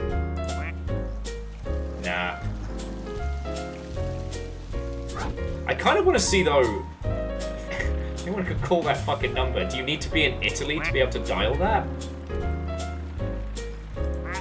Missing child is good, but lactose intolerance is very good. You gotta not put it all in caps, though, because then I have to rewrite it normal.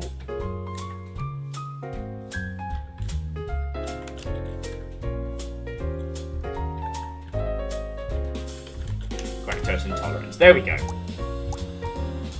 Lactose intolerance is very good.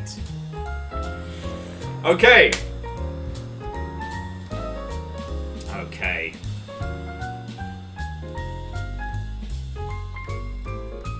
Dustin was saying the name of the YouTube channel is an actual place in Italy. Yes.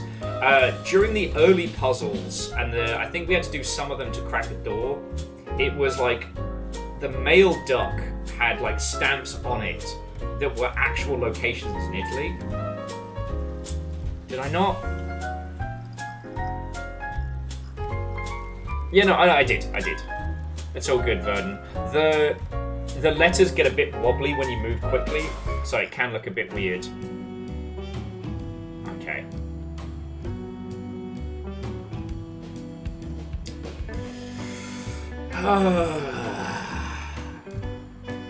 I tell you what, so caffeine, just stop me from going fucking mental.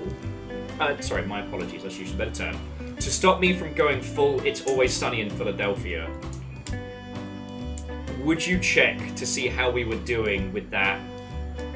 Too late! Would you check to see how we were doing with the milk carton duck?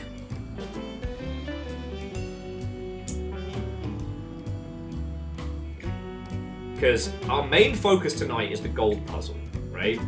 That's why we're here. We need that golden duck. Okay? And if this is a part of one of the previous puzzles that leads us into a realm to nowhere, or perhaps there's more behind this, you know what I mean? Back to waiting. Hang on.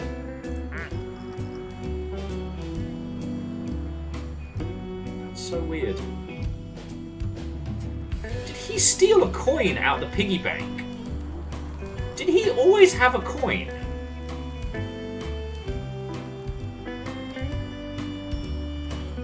Did he always have a coin?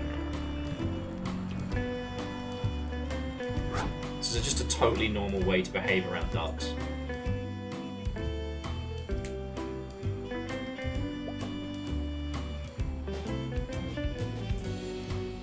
Did he quack the safe?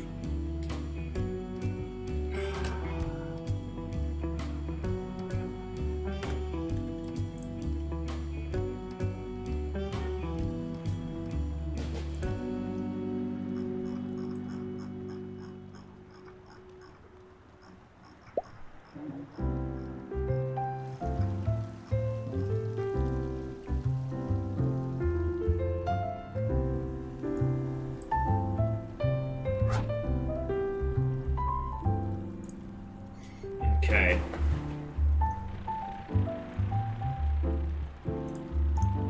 I just wanted to check on the Rainy Ducks Fund. There's still coins in there.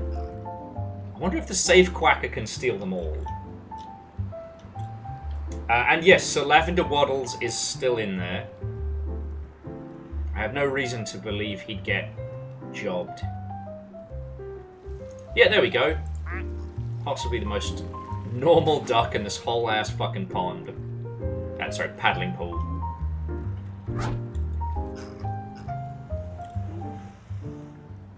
Let's go.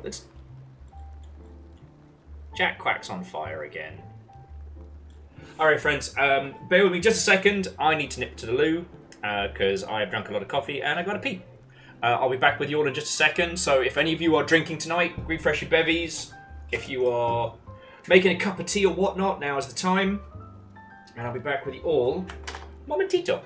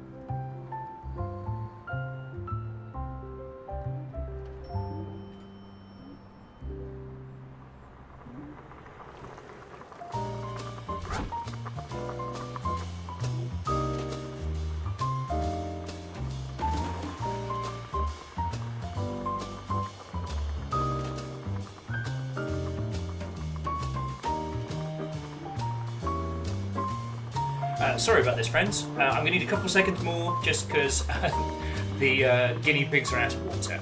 I guess they were just chugging. So my apologies, I'll just be a couple minutes more, right? It gives the ducks a chance to spawn in.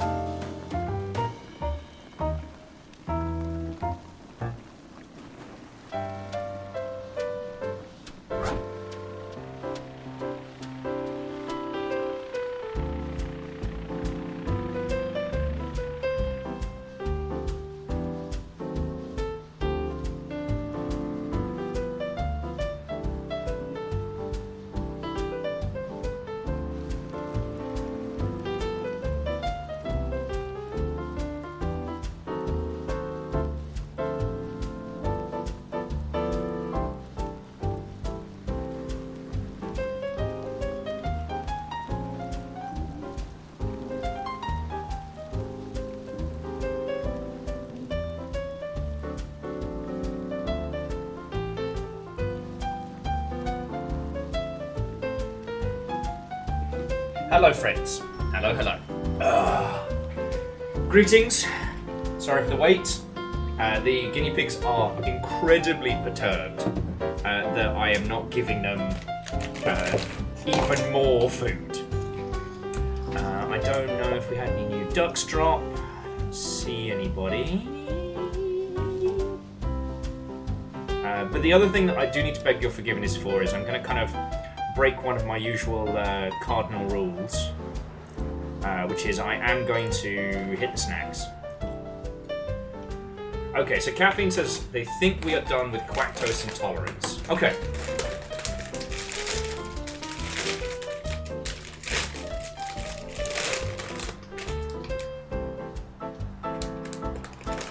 And yes, Evil Geek, there were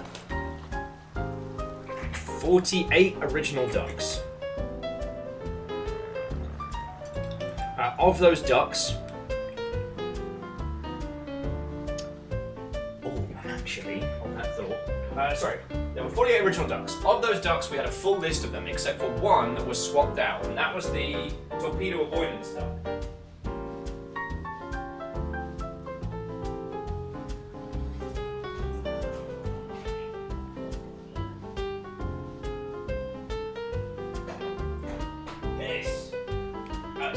unrelated. I had the sudden realization that I might be able to make budget nachos, and because I'm going to be moving in a few days, I haven't been buying a lot of food. I don't have any. Oh, and Orzine, Watto and welcome. Hello, hello.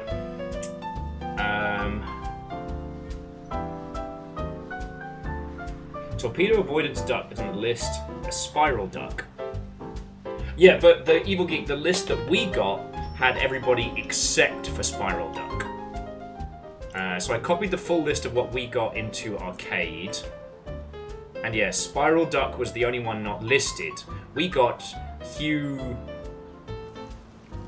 Dingle Dangle. So, but yes, the reason I need to beg your forgiveness is I am gonna beast some chips and salsa, and I usually have a zero crunch policy, but I'm craving.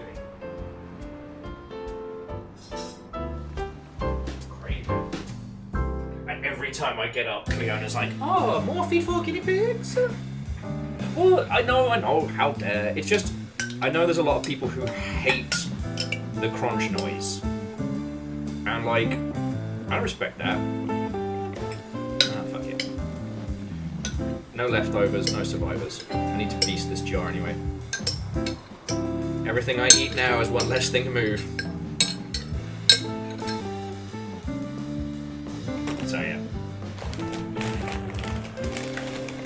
Wait, Spiral Duck is on the list.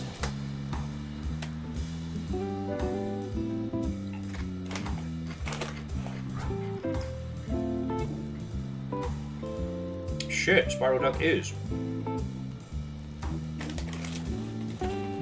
Good for both game dev and streaming. Zero crunch. So that means I got the wrong duck.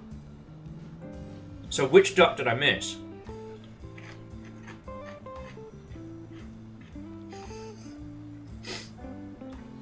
Oh god, the crunch! So the list in arcade has all normal ducks plus one. Okay.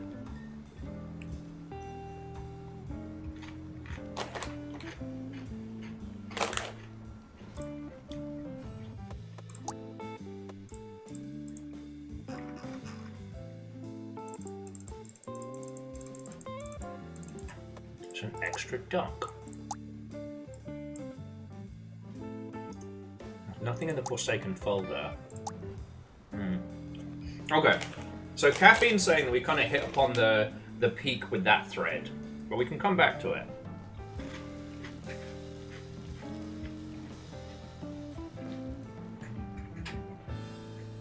Baron, I'd be a little fox guy, and I'll trust you with colorage.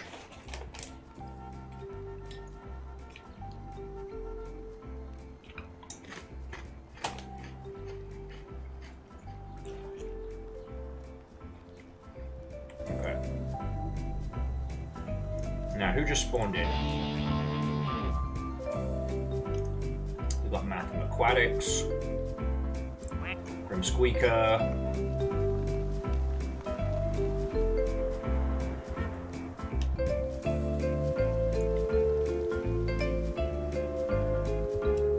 Window Brina.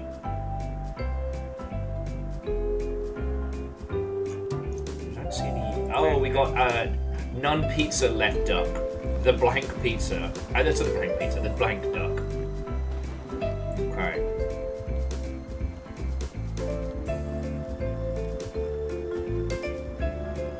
Alright, I think we just continue to play the waiting game. So, how are we feeling out there tonight? Do you have anyone from out of town? Do we have any out of towners? I just flew into this duck place and boy, my arm's tired.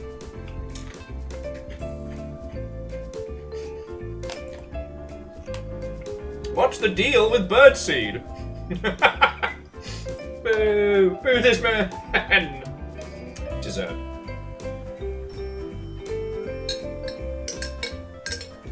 We're playing Fished in Roblox. Oh gods. Okay, you know what? There's a lot of interesting stuff that's come out of that space. Even if it is, from a business standpoint, a Dickensian child workshop. designed to turn the dreams and playtime of children into cold, hard cash.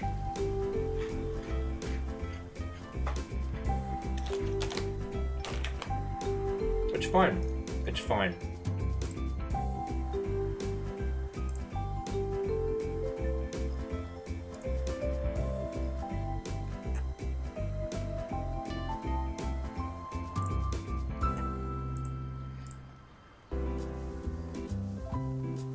Oh, sorry. You're right, Verdenflow. Cold hard Robux you have to convert into cash. Maybe. Sort of. Oh, shit! My finger slipped. Sure. Let's go with that. Dear all of the hard work that House Order put in, get fucked. Sincerely, Baron von Schiebington the Third. Dude! That is a lot of bits! That is not a small number! That is a large number! Dude, thank you! It can't be encouraging this, like, unhinged duckness. Thank you, dude. Fuck!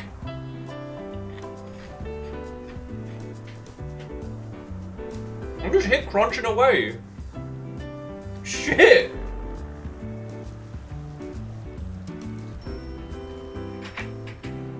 Thank you. Sorry, that's what I should say. What I should say is thank you. Hey, Nora.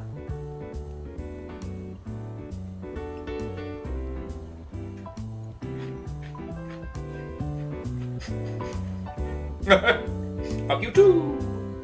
No, seriously, thank you. It's gonna be a crazy month and so. But wild to think we're going to be setting up a whole new Longship HQ next week.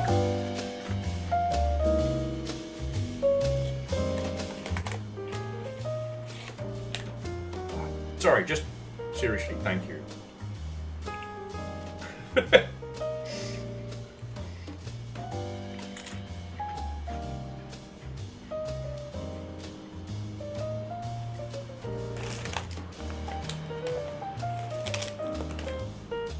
Oh, Jesus. Baron says he's going to be pulling like a 100-hour work week next week. Yeah, I remember you saying that those weekends are going to be chaos.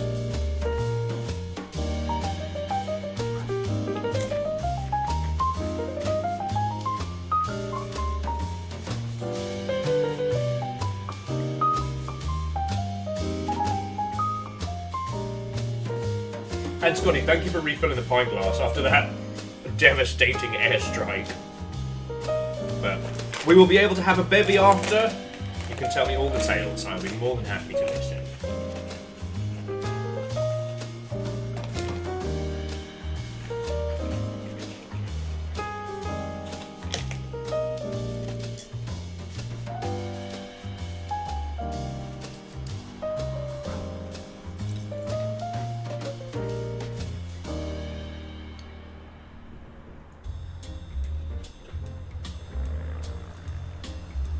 Right. Sorry, I know there's not a lot I can say without, like, duxing, so I'm just kind of, like, nodding along going, that is going to suck. Seriously, again, thank you. That's $50 in bits, mate. Bleeding alright. It's been a crazy few days.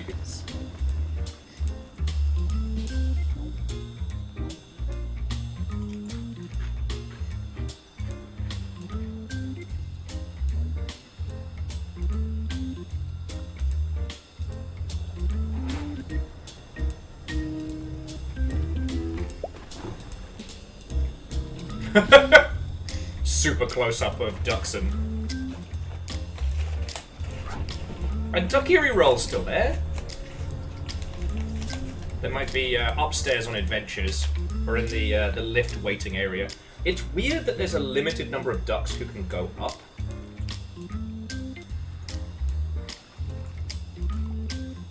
Because I thought it was quite funny, the Infinipool in the first duck pond, you can get some serious blockages. And it's very funny.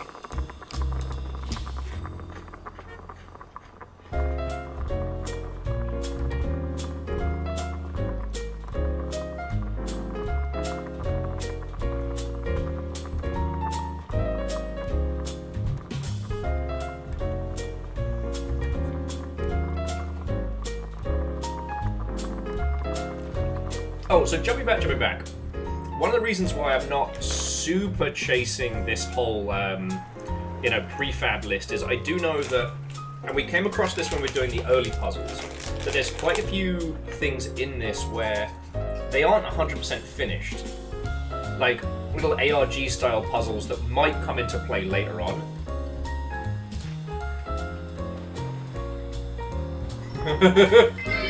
Fearless, absolutely. And yo! Asked the duck about his beliefs and he replied, "Sir, I'm not a Quaker but a quacker." Alright. Akira Zero, thank you! I don't know if you lot should be throwing bits in tonight. Like, you're basically funding my descent into madness. Like, at least with Rise of the Golden Idol, that game told us when I was going loopy. But this is a whole nother kettle of monkeys.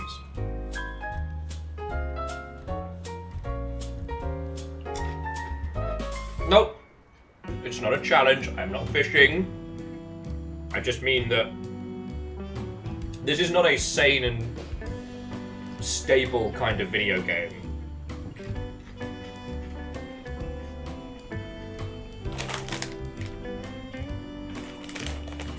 It's not a challenge! Not challenging anybody. Okay, yesterday, Firestrager snuck in a red bit while I was AFK, and not only did they manage to cover it, but no one ratted them out.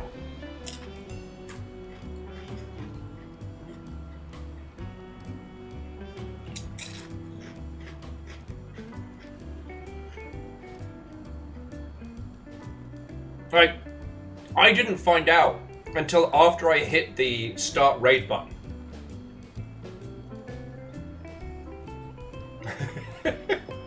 Look, Fred, it was a precise effort.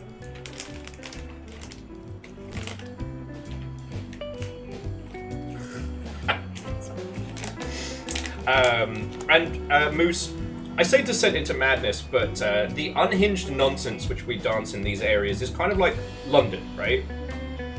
Like, you can always be more London than you currently are. Yes, you live in Zone 6 and you commute in, but, like, that's not the same as, like, you know, from Bethnal Green to Soho, that kind of madness.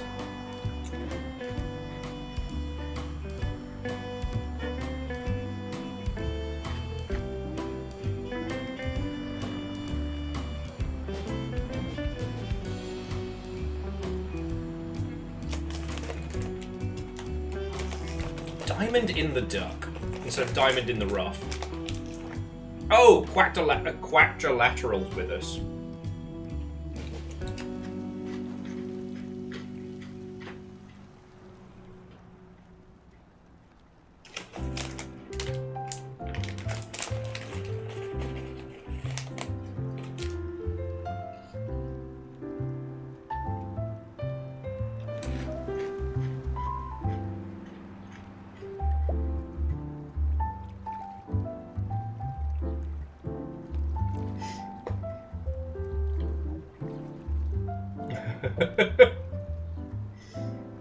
Well, so Scotty, I didn't see it in the pint glass, so I don't know if the red bit of yesterday was hiding or if other people managed to yeet it out before I got back.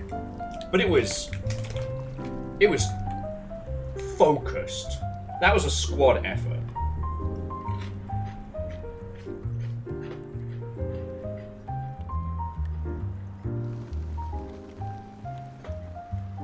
That's the East End of London, isn't it? Doobly-doo apples and pears. However, if you ever want to read about the most authentic representation of London, just read any of the Ankh-Morpork-based Discworld books.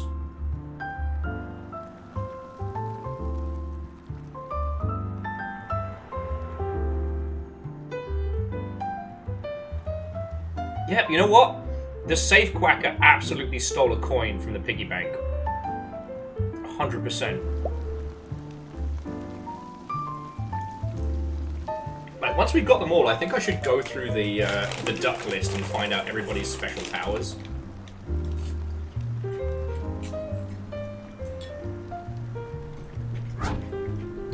Like some kind of Professor Xavier duck.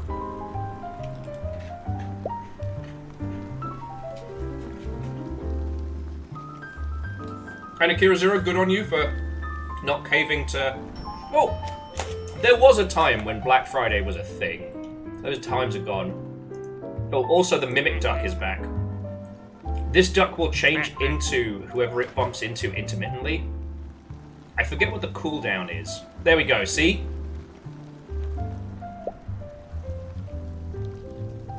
I don't know why it's called Mimic Check Gear Graphic, but I'm assuming I left that there on purpose. That seems like a me thing to do.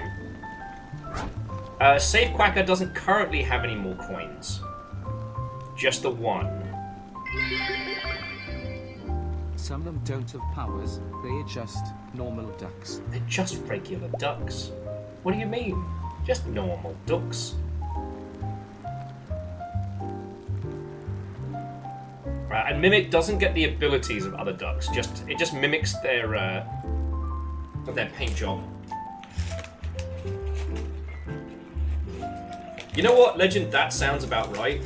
Because Mimic Check's not perfect at copying others, so the copy-paste being wrong, or a little bit wonky, is kind of fun.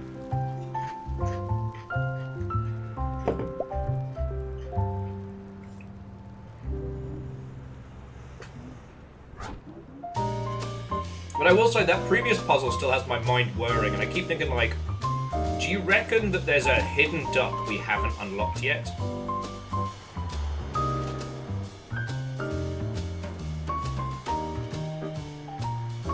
Boop!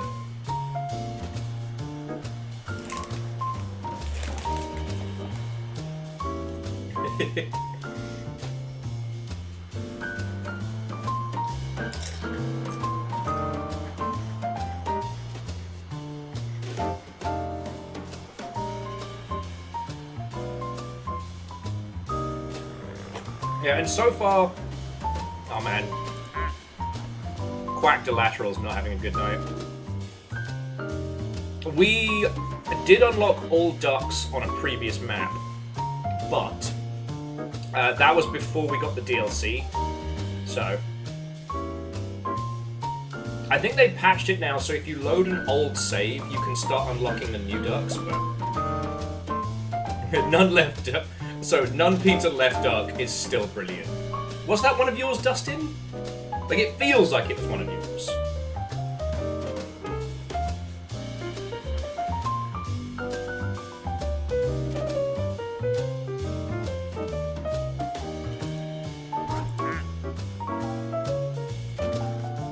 Duck police.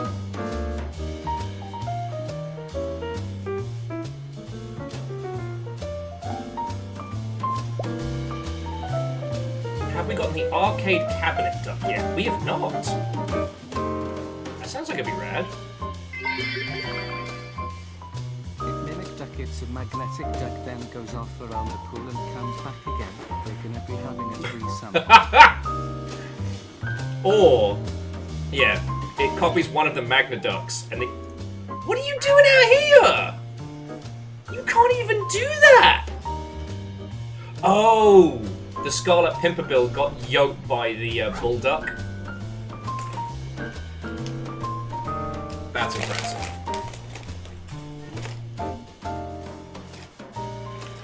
They're stuck there forever now. They have no way to get back in. Oh wait, no, they're giving it a good go.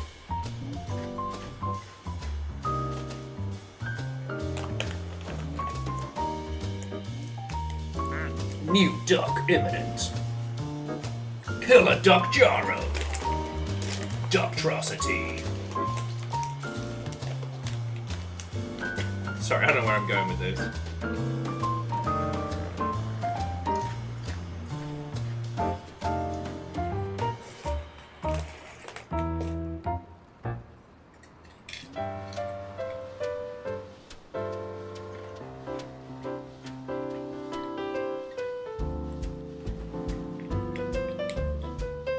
What do we get? Grim Faldango. Let's go.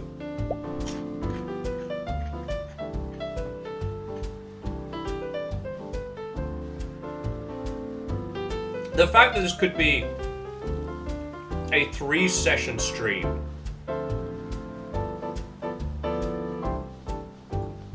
Oh yeah, Fearless, absolutely. That guy's done a load of stuff. Lactose intolerance. Still good!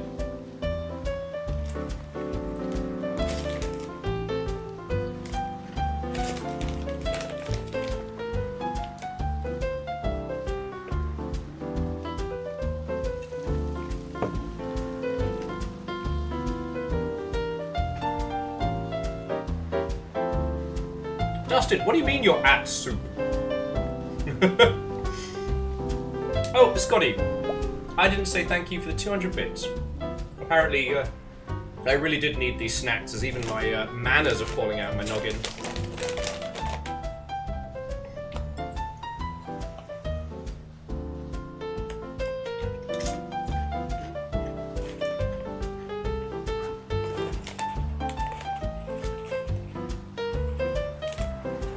And it was Michelangelo's mallard, which was very good.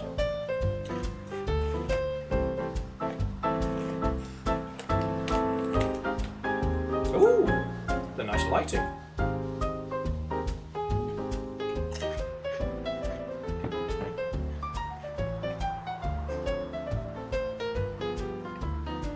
This is the best little couple. Opposites are quacked and hexaduximal. Just hanging out. They know what they're about. They're not gonna let anyone get in their way. I saw the muffin mallard and thought for a second the gold duck had snuck in when I wasn't looking.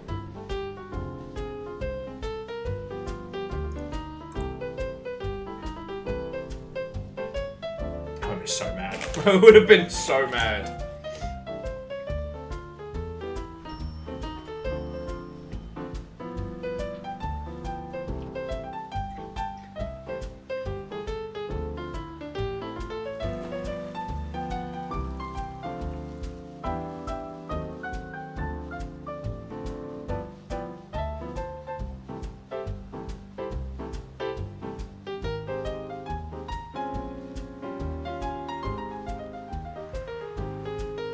I have to say though, friends, that unfortunately the Scarlet Pimpernel is not getting back in that pond.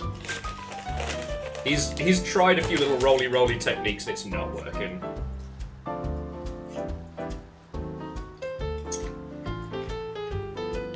So long, farewell. Auf Wiedersehen, a duck.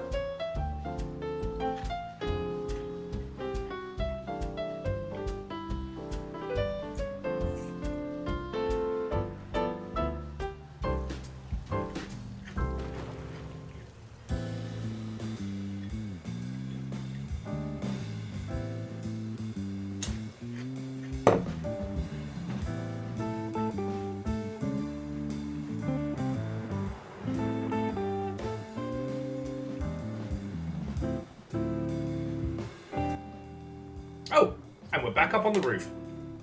In a weirdly duck-free environment, so that won't stand. Let's go here. Yeah, I still think it's weird that more than one duck can't take the lift up. Do you know what I mean? The ski lift on the second map is very funny, because you can get... Technically, it's supposed to stop any more than 3 ducks, but... they get fucking crammed in that thing.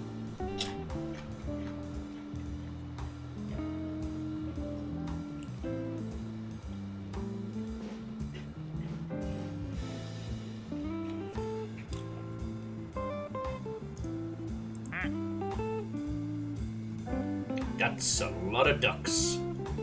That's a lot of ducks.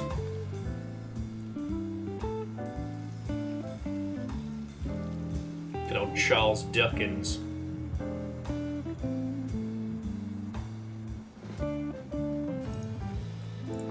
Banksy True Identity. Rocky Balboa. There we go. Duckiri Roll. See, they're fine. You're all good.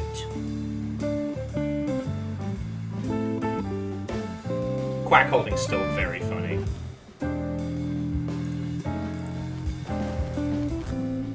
Nikola Tesla.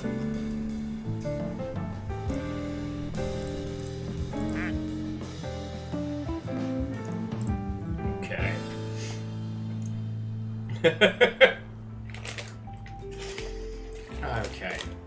So thank you for bearing with me while I've been on snackage detail.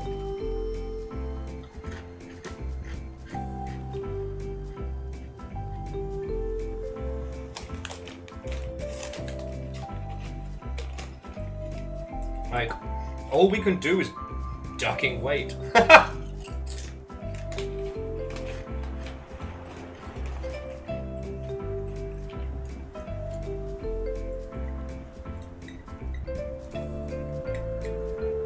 I forget what it is you're supposed to give ducks these days.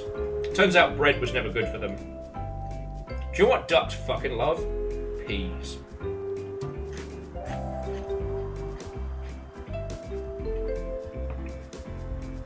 And this isn't a bit.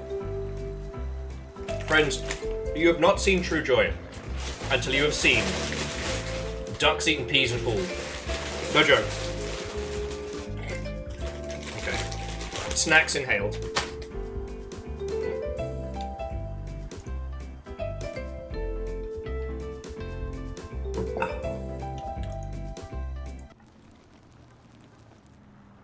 Oh!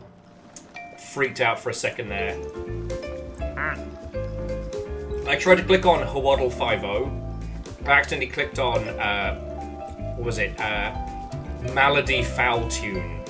And her whole thing is that, like, Resident Evil bullshit where it mutes all other music and just her creepy little box starts playing. Thanks, I hate it. Actually, take a quick second.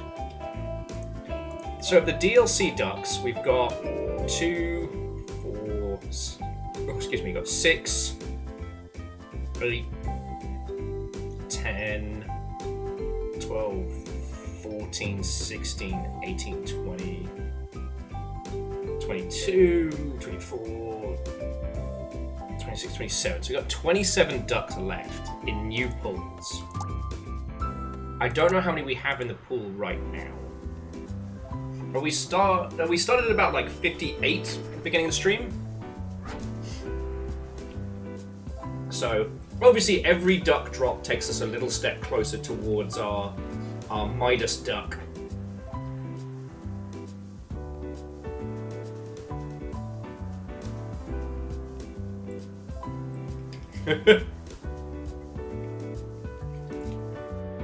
Sorry, Fred said, I think they want to be the Ductator. And my brain was like, remember the time that you declared yourself God Emperor of the Zoombinis? And got a little bit Space Marine weird with it? I'm like, oh yeah, I do remember that. That was a good day.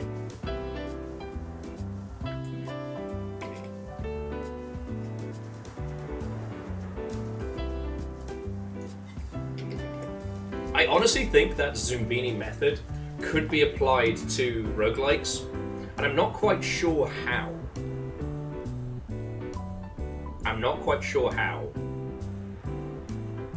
Okay, look. El Quackador is still trying to kill the Scarlet Pimpernel. He's not taking its fucking eyes off him. I guess because he's out of range of the horns, but not out of sight.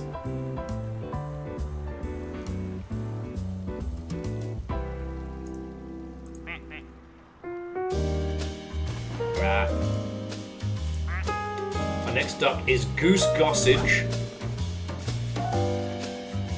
A signed Goose Gossage.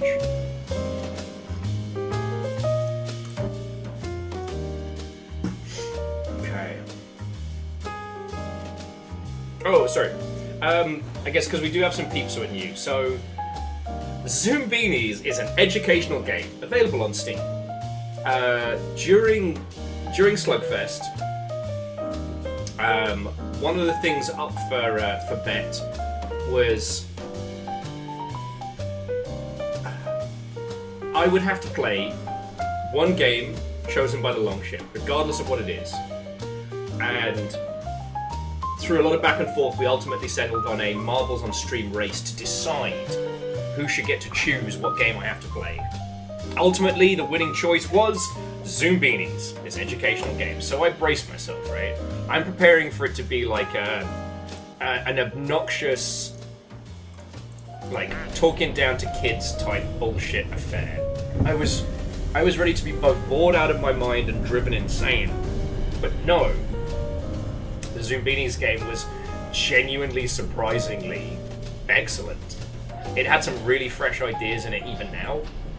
And also the guy who did the VO for it, he gave every line with his whole chest. It's impossible to hate the way he would be like, Zoombinis! He could have phoned that in. And he didn't.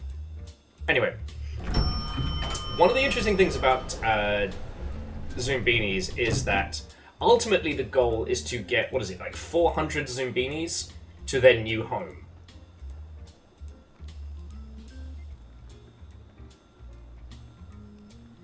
And the way this works is you have to go through multiple paths to multiple base camps.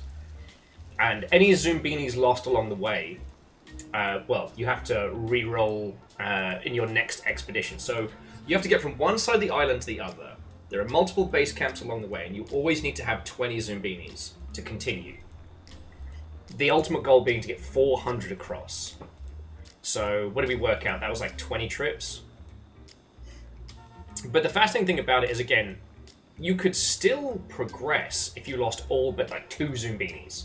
But it meant that when you got to Zoombiniville, or as it should be pronounced, Zoombiniville! You'd only have 2 little guys with you, and you'd have to go back and get the rest. I don't know, I've been thinking about that quite a lot. There is a fascinating game on Steam. The Last Stand Aftermath. The quasi-sequel to the long-running Flash game series, The Last Stand. And this is a twin-stick roguelike. You are a poor, unfortunate fuck, bitten by a zombie or contracted of the zombie virus. So in your last dying days, you have volunteered to basically be an explorer and a scavenger.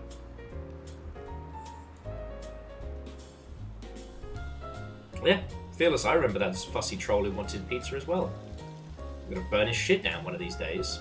When my Zoombini Imperial Guard are done, when I can finally get my Zoombini Primarchs together.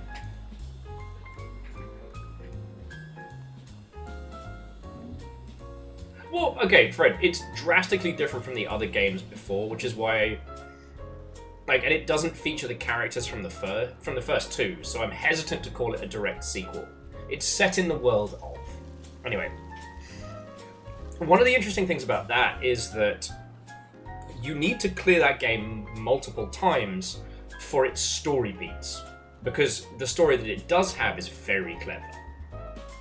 But then I started thinking about how, the downside of that is that, it's more zomboid than anything else. This is the story of how you die. And I realized that perhaps something like, Zombini's style of taking a full squad of folks across a roguelike adventure, and whatever state they're in when they make it to the other side, that's what, fortifies your collection, The idea that, I don't know, you get to, when rolling a new character, you can pick weapons and equipment, but only if someone has made it across and then stashed it.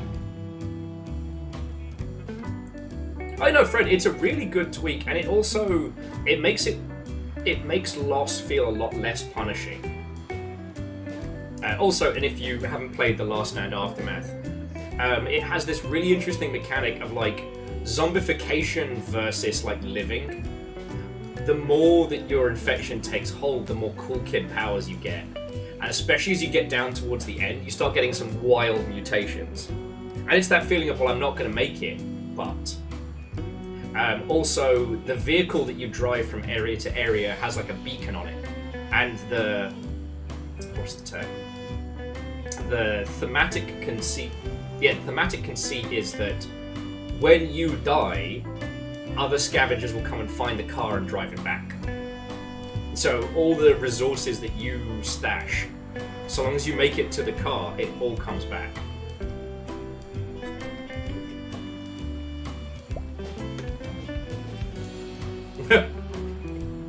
You know, Scotty Doggy, there's no pepperami in the US. They don't even know.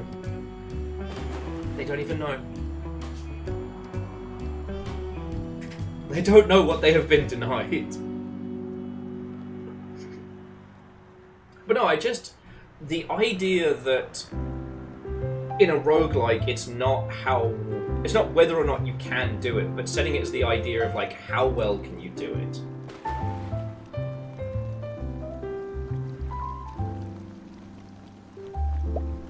And I haven't moved into the new place yet.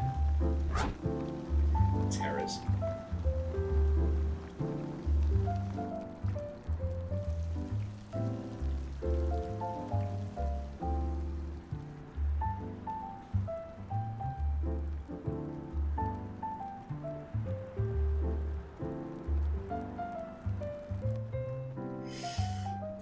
We need that golden duck. We need that golden duck.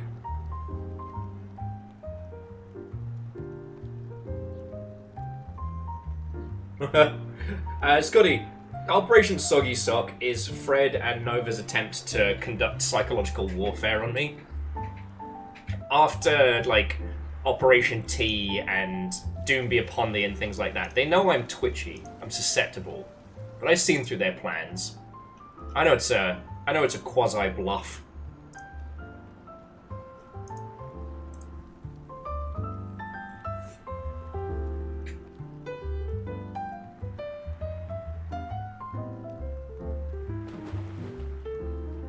Actually, Evil Geek, State of Decay 2 is a good example. I don't think the State of Decay team got enough time to carry through with the idea of, like, going from settlement to settlement. But it was certainly interesting. I did like the fact that you could move from one map to t'other.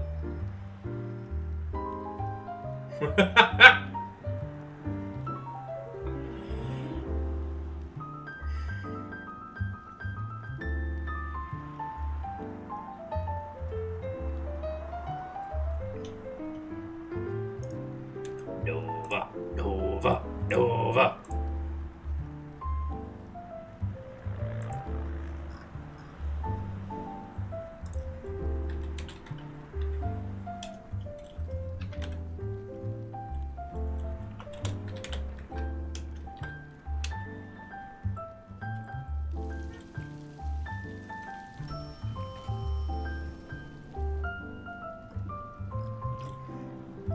Okay. Oh. Sorry about that.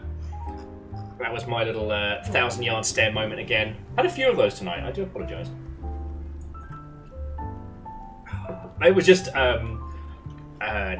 reading all of that flavour nonsense, and then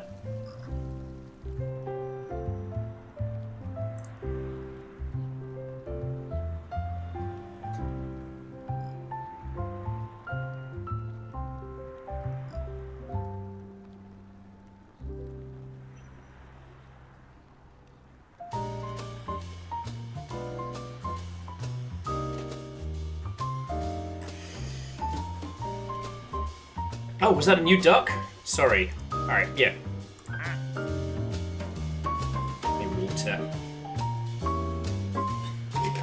I got distracted looking in the files of Placid Plastic Duck Simulator. I don't see anyone new. But No Touchy definitely yoked some people. Roscoe P. Jangles, you've been for a while.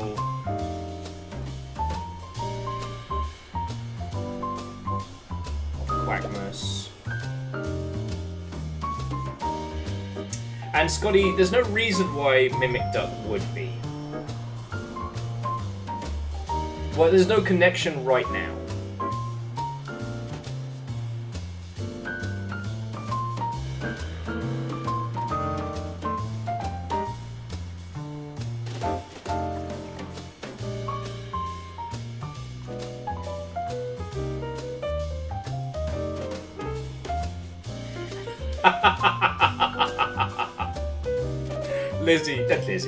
Kestrel, that is a wonderful line.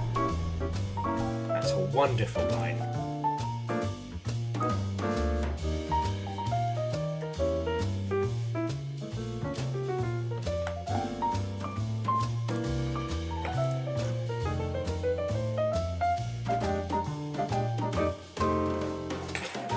There's too many Canadians. Get you all mixed up all the time.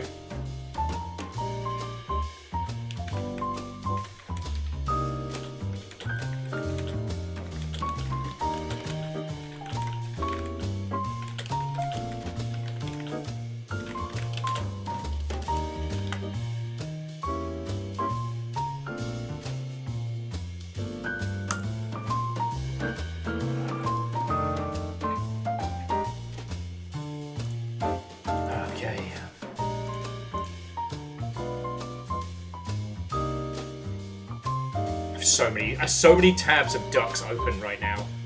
Okay, sorry. Let me get back in the zone. I apologise. So, hello, good evening, Watto, and welcome to those of you who have just joined us. Hello! We are currently on Plastic Duck Simulator. We are waiting for the golden duck. And things got a little Pepe Sylvia for a bit when we encountered, what did we call them? Quacktose Intolerance, which is a little, like, Italian milk carton of duck. But it had this whole, like, missing duck. We had found that duck by clicking on a special banana duck. It wasn't a banana when we started, which has now been named Quack Holding, because it keeps count every time you quack it and click it. Fuck. Duck puns coming from inside the house. Then we even emailed the email address here, got a response back. Things got weird. But ultimately, we think that particular puzzle thread has nothing to do with the gold duck, what we're waiting for. So. But yeah, it's got you. Michelangelo's, no, it's actually, what is it? Michelangelo's mallard, along with another duck in the wall and Duck the Rock Johnson. They're all made of stone, so they sink. They're just there at the bottom.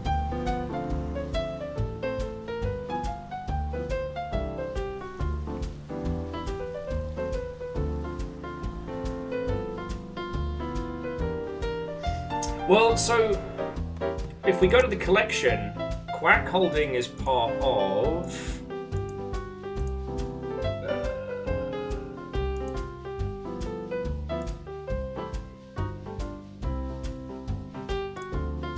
Wait, Quack Holding's not on any list.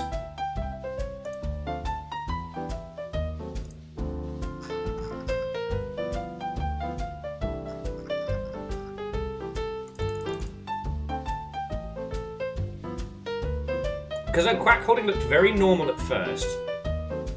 Also, Marza Quacks is still one of our best.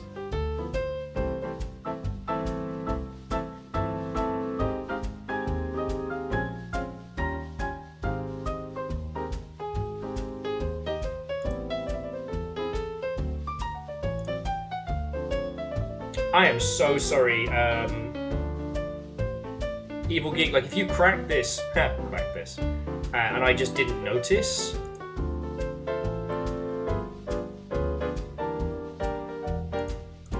Is it under Ducks Galore? Yeah, Quack Holding. Okay, I'll shut my mouth. Fine. That's a fucking lie. I'm gonna keep talking. I'm gonna keep talking loads. Who am I lying to here? Sorry. But yeah, so if any of you have joined us have any questions about Plastic Duck Simulator, I'm more than happy to talk about it. Because right now we're just finding conversation topics. On one of my other things, someone was asking me this evening to explain the churn, and I was like, thank God we have Reddit.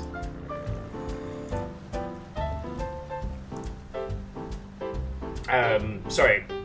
We were talking about this earlier when I was saying, about like how the games industry is changing so fast and how like you should be very hesitant to pay for anything like, trading courses or the ilk.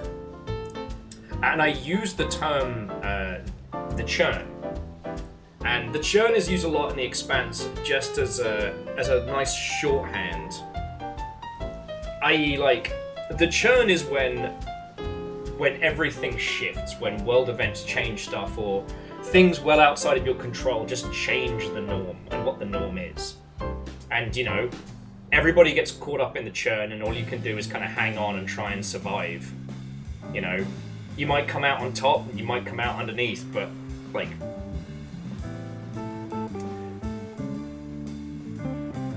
It's a good one to bring up, especially when games industry stuff happens, because a lot of time, the big sweeping changes aren't sensical. They are weird nonsense shit that comes in from other sectors, other places. You know, right now we're all fighting off the fucking AI surge. You know, thanks, I hate it. Can I click on the blue? No, I don't think so. And that actually, like, the generative AI stuff has nothing really to do with games. As it was explained to me by a good friend, basically the tech industry is fuck-a-doodle-dude right now. And they desperately need, like, the next iPod. They need, you know, the next search engine. It's been years since, like, a big leap forward in tech has happened, and they're hurting for it. So generative AI isn't that, but they need it to be that. So they're pushing it as. This time next year, we'll be curious to see where the state of it all is, because, like, users don't want it, and it costs a fuckload of money to make. Sorry, a fuckload of money to use. So I think we'll see a good old good night, Gracie. But I only reference this in, you know, these kinds of things fucking around the tech sector and affecting who gets funding and investment and whatnot. Like, it's that plus, you know, the fact that we had a global pandemic that made video games the most profitable art medium. Like, there's no way anyone could have predicted all of that stuff. And now the effects of it are being felt, you know? We're in the churn. Anyway, if you haven't watched The Expanse, watch The Expanse. If you have the head for literature, the books are incredible. But honestly, the show is phenomenal. I was talking with a very good friend about this. And I was... Oh, okay. So here's Dakiri roll. And... you know what? If not a mallet's not going to make the slide, we'll go with the nutcracker. As I was talking about with a friend, is like... being dyslexic means that there's certain books that I struggle through for, some I get on with, and some that I should really be into and just I can't get my head around them. And for me, the Ian M. Banks books was one of those.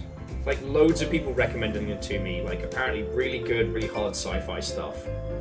And like, I've read Tau Zero, I read, what was it, End or Edge of Eternity. Like, I'm not opposed to stodgy books, but for some reason the Ian M. Bank ones I just kept bouncing off of. And I found a little bit of the same with the Expanse books, and I was so glad the show is fucking brilliant. Because I know I need to, like, get back into them, give them another shout now that... Ooh. Hey, so Mimic Duck is really unsettling super close up, and I realised I don't like that. I realised that's quite fucking haunting. And Fearless, maybe that's the way to go.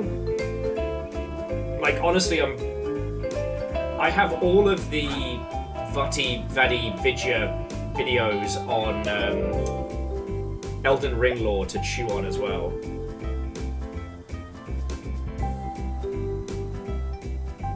Oh, Verdun, absolutely. If generative AI stuff really was saving all this money and making things easier, they'd just fire their workforce and replace them and not tell anyone. Like, the posturing is so they can, you know, try and sell it to each other. Anyway, like, I'm good for audiobooks. I haven't finished the audiobook of Roadside Picnic, but I really need to, because it's very good.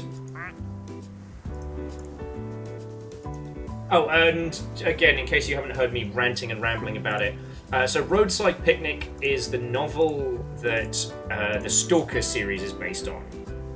well, Stalker, The Road, all of those kind of like Slavic post-apocalyptica.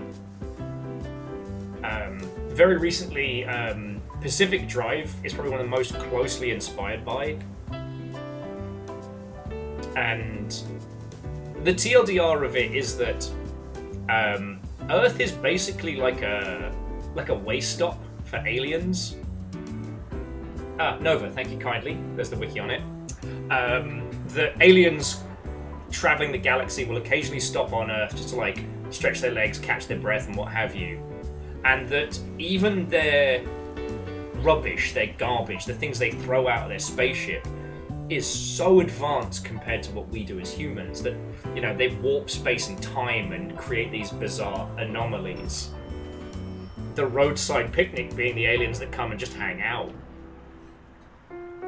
But its whole kind of like dark, again, very Slavic inspired look at the post-apocalyptica would be a huge inspiration for video games and media even now. You know, one of the things that makes Pacific Drive so good is that you learn how to navigate the Olympic exclusion zone because you learn all the weird anomalies and what they do. They don't make sense until you learn them. It's not about like unlocking the best gun or, I don't know, getting the fucking super armor or what have you. You know, in Pacific Drive, yes, your car does get incrementally improved, but you get better. You learn how to navigate it. And I think that's something that Roadside Picnic and the concept of stalkers really kind of hammers home.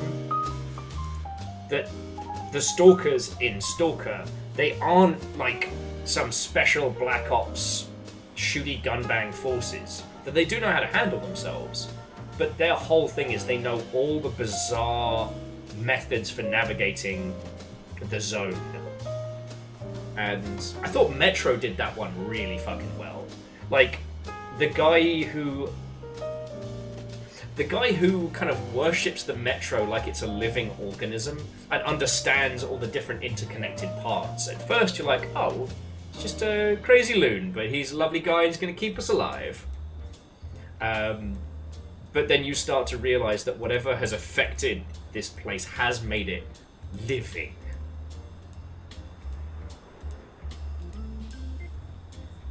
Oh, and Nova, thank you as well.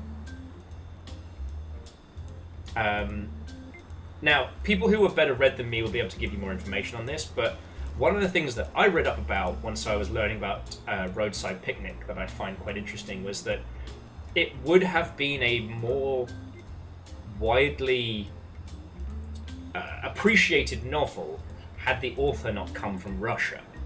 You know, because the whole... well, the everything about that. You don't need me to deconstruct something you probably know better than I, but...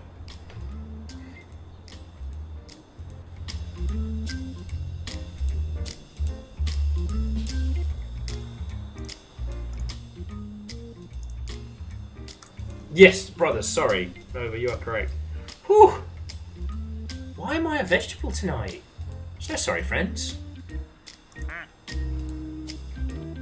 I mean, yesterday was very, very full on, but like, after I left you lot from that kind of post-energy drink crash, honestly, like, I just poured some wine, I tossed about, did some more packing and stuff.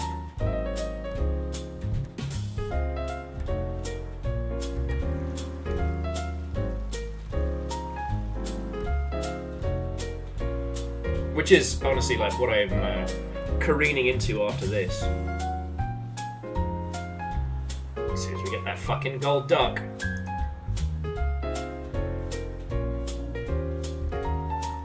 Oh, how did the magnet ducks get separated? I didn't think that was possible. They must be going through something.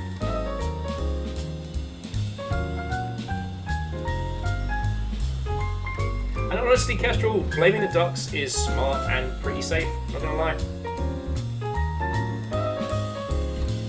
Free my boy Scala. Let him come home, he's toast. He's done. You know what, Verdant? It was the mimic duck. Got between them. broke that relationship.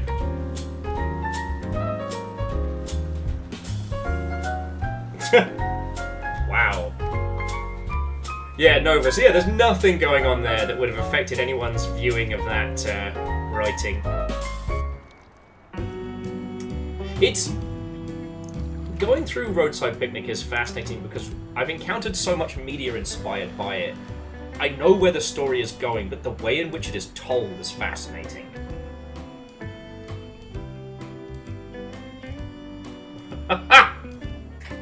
Sorry, Evil Geek, on the subject of the magnetized ducks and the mimic. Evil Geek was...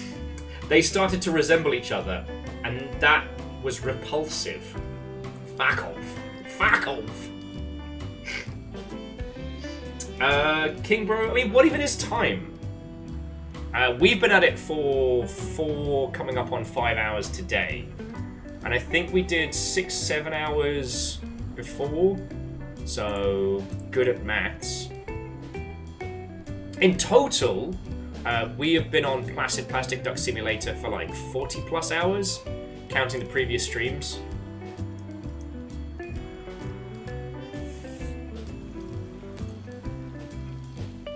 Almost, Dustin, almost.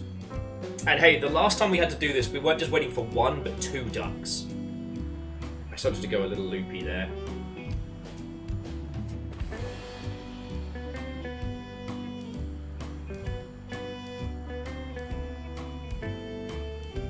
Alright. We'll get this duck to drop. Then I'm just gonna splash some cold water in my face, get some hydration going. I ain't giving up on this. Like, I didn't organise Sea of Thieves for tonight because with everything going on and Thanksgiving and all of that, I did not want to have to wrangle pirates as well as move house. But that doesn't mean I'm going to half-arse it. Just because we're not facing down, you know, an armada of skeletal ships doesn't mean I should be slacking in my duties. Exactly, Billiam Duxford. Fucking exactly. Oh, it's Quackayugga!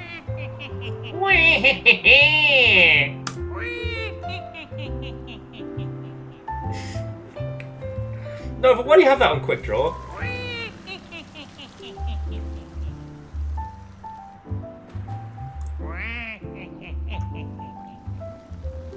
Best quacks ever. We have to find the biggest duckers.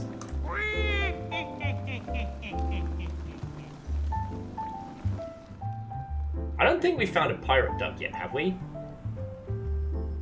We deserve a pirate duck.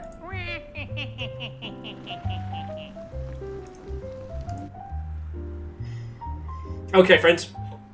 Apologies for the multi-breaks. I gotta kick myself out of it. Or hair of the dog. I think those are my non-exclusive options.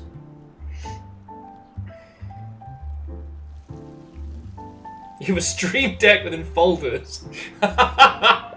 Mine's just for changing stuff. And sometimes for making videos. Oh, I mean, Caffeine, if you're suggesting I should stand up, stretch, get some calisthenics going, that is a great idea. But if you're suggesting what I think you're suggesting, no.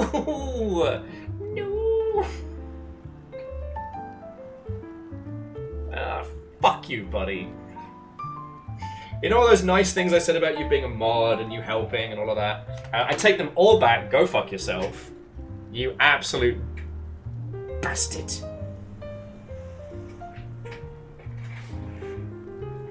Gonna drink 3 cups of coffee and smoke a cigarette instead. And I'll go on social media until it's dinner time.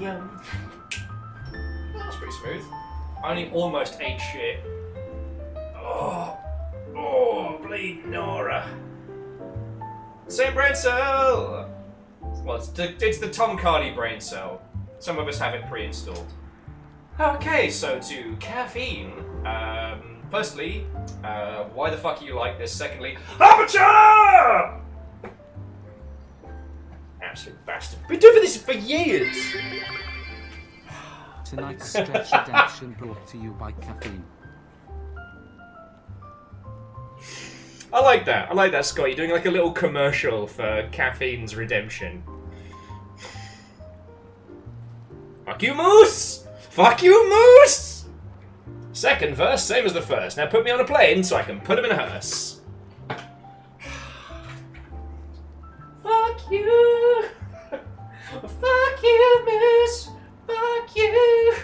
Why are you like this? This is because of the Canadian comment, isn't it? This is because of the Canadian comment. I don't wanna! Fuck you guys! Amateur!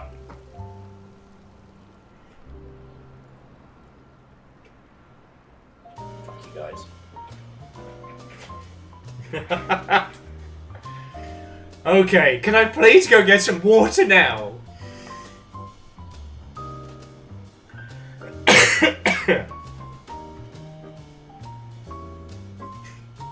No! Crocs! Fuck you! Why are you like this?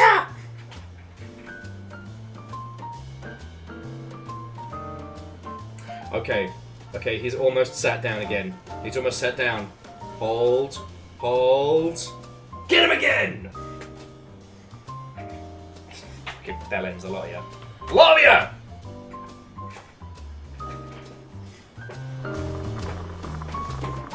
I don't wanna! Stop. Do you hear this, guinea pigs? Do you hear this? They're bullying me again. Hacha! Hey Will, why are your arms sore? Shut up, don't ask me.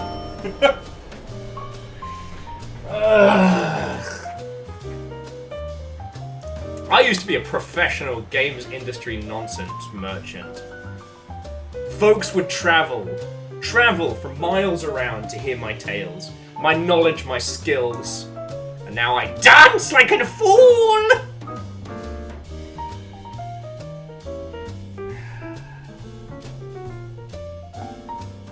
They better not have been refunded. They better not have been. That will be real grumpy hours. Okay. I'll be back in just a second, friends. So, you don't have to make a tit of yourself like I do, but grab some water, stretch. Yeah, Roscoe P. Jangles got bumped out as well. Now, Jangles will be fine because they got a little pot on their head, but yeah, we have another rogue duck. Alright, friends, I'll be back in just a sec.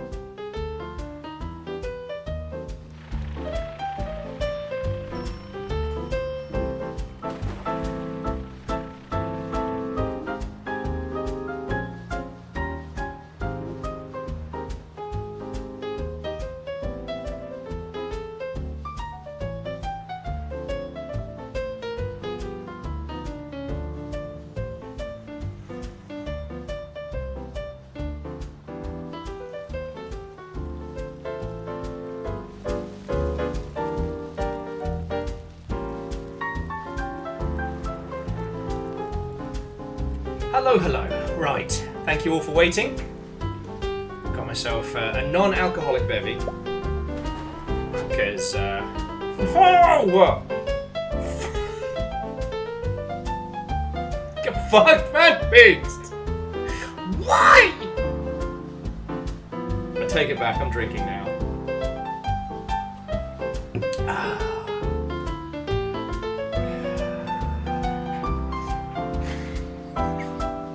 Fuck you guys.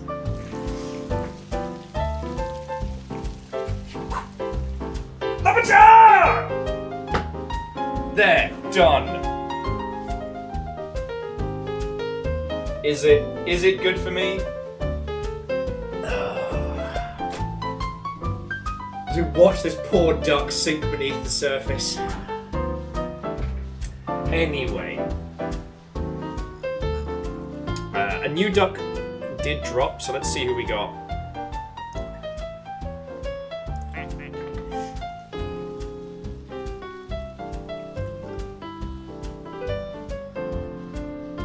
It's getting real hard to spot who's who in this crazy game of duck life.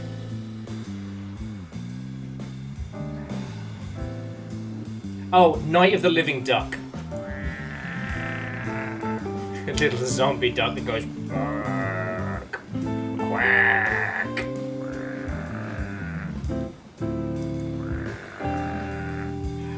Unfortunately, not the duck we're looking for. Okay. I'm the final boss, don't you know? Why the old gods and the new.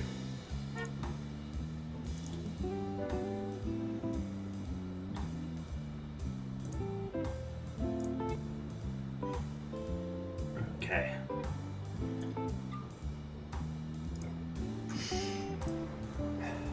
It's the only duck going up. Okay. The only problem being, of course, friends, is that now we're kind of in, you know, a duck holding pattern. And we're waiting for this one special duck. And I'm trying to think of, like, conversational topics to throw to you all. You've heard all of my stories at this point, right? Like, I watched Aliens Romulus last night. It was fucking good. I have been thoroughly enjoying Dandadan, and I need more excuses to be able to play Elden Ring for days on end. As we hang out with Charles Duckins up here.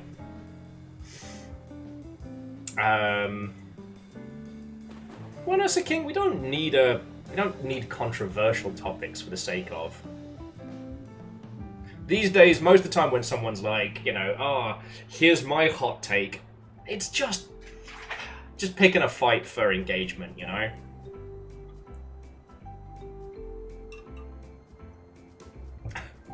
And yeah, and it turns out all along, Scotty, the first duck we got was the perfect duck. Isn't that right, Charles Duckins? Thank you. Like, the sheer amount of video games we have right now, I've talked to you about, like, ad infinitum.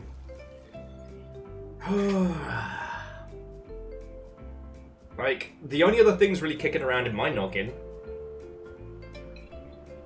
is, like, how I'm going to lay everything out for the new place and the genuine possibility of having, you know, a place to properly build Gundams and shit again. Like, kind of, not gonna lie, I'm kind of super stoked for that.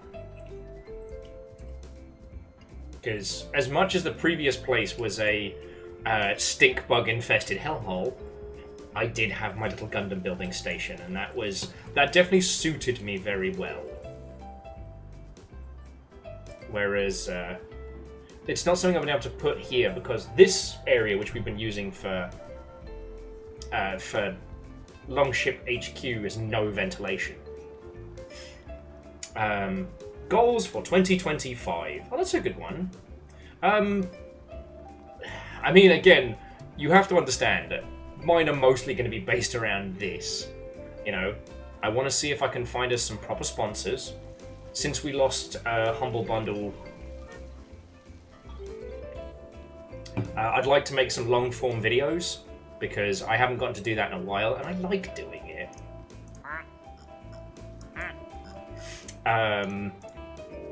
And getting some more Gundam building, like actually clearing the backlog for No Grey November. There's so many cool kits I want to put together. There's one here that's based on the Dynasty Warriors Gundam games, the Shinmusha Gundam. And it has it like a little like faux screen painting backdrop and like a stand for its weapons and shit. It's real fucking cool. I don't know. It's weird to say, but for stream-wise, my goals for next year is do all that cool shit that I keep saying, I'm gonna do that someday. Like, you know, doing that playthrough of Vampire the Masquerade Bloodlines, the first one. Doing a fucking Beyblade tournament. Actually having more people physically here on the show to chat with you all, you know? We used to do developer interviews on the weekly, and we haven't been doing those as much since. But, I don't know, opening the pit up for Friday nights to have more new people to introduce you all to.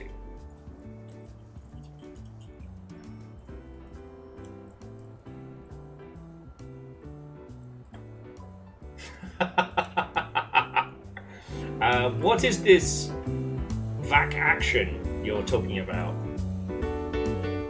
How did Charles Duckins end up over here? Oh my god, okay, there's too many ducks in the bottom of the pool, and so some of the ducks are getting yoked across. Oh, this is hilarious. Let's see if we can keep an eye out for the next one.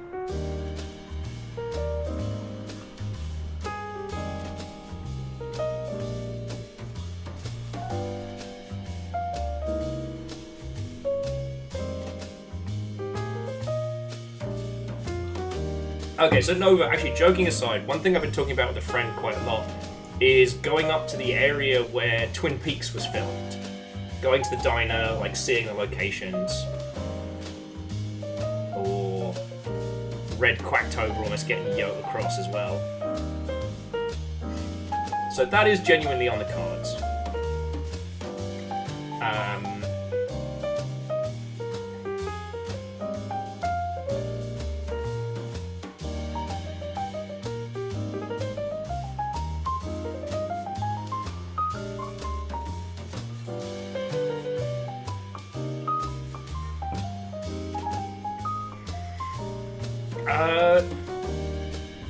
Vernon, if somehow I get the opportunity to go to Japan, I will absolutely finally do the Okinawa Pineapple Museum. Considering we're the reason that loads of people have gone to it, I feel like we need to.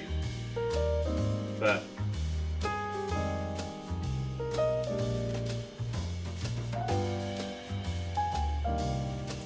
and Scotty, that sounds way cool. There's a lot of like NASA and NASA adjacent people that stream these days. I think, if I remember rightly, the whole deal with... Oh, fucking Bruce is here. I'll show you Bruce if you haven't seen him before, but fuck this guy. Oh, sorry, that's Baba Quacket. Yeah, it's a fucking duck. And it also goes...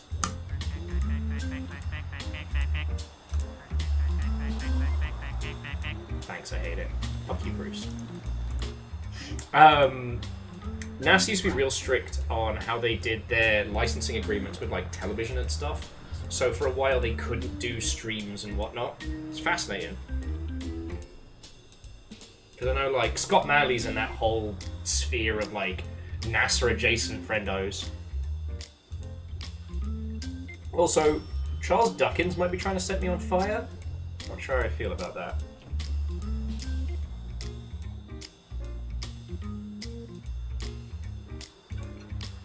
But yeah, I can't see the Longship being so much of a runaway success next year that I can go to Japan. But, like, you'll have to understand that, like, I love doing this. So, it's not like It's not like I wake up in the morning and I'm like, oh no, I have to spend 5 hours of my life doing weird duck shit with people on the internet.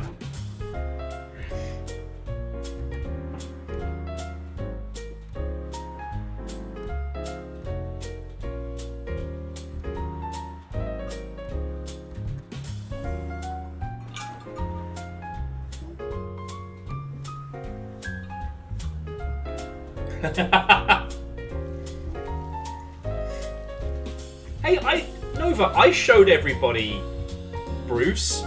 I didn't hide. I don't have to be happy about it, but I did not hide Bruce the shark. And if we ever get the purple tick, I'll have to fucking face him for realsies. But until then, he can stay over there being a dick. And Scotty, that makes sense. Like, I wouldn't say that I know Scott Manley, but I've hung with him a few times, and he's just a great big science nerd. Like, he really loves that shit. Excuse me, Charles Duckins, do you duck in mind?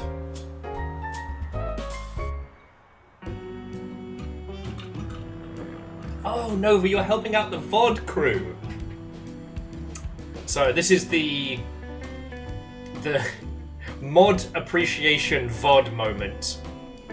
Feel free to put your mod love in VOD chat. I was trying to think of a bit there, but nothing came to mind. So just be nice to the mods. You time-traveling weirdos.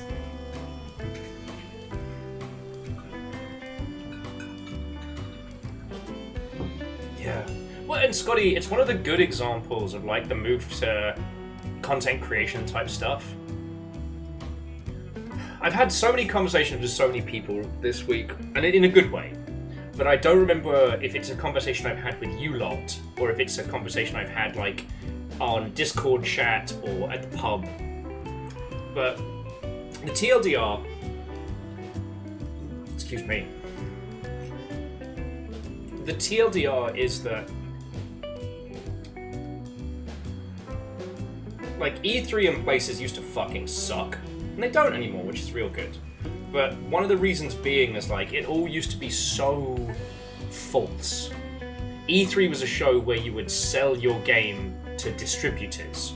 You know, you convinced Mr. GameStop to buy 10 copies per store of your weird game or what have you. It was a place that looked amazing from the outside, and to actually be at it, working it, or attending it, it fucking sucked.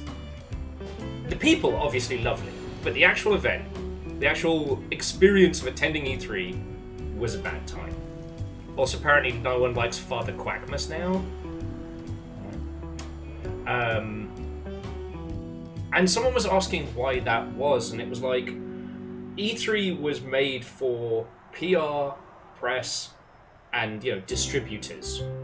The whole thing was about, you know, talking to games magazines, and then the content creation sphere came along, and like, content creators are not a replacement for journos, but first and foremost, it is all about the love.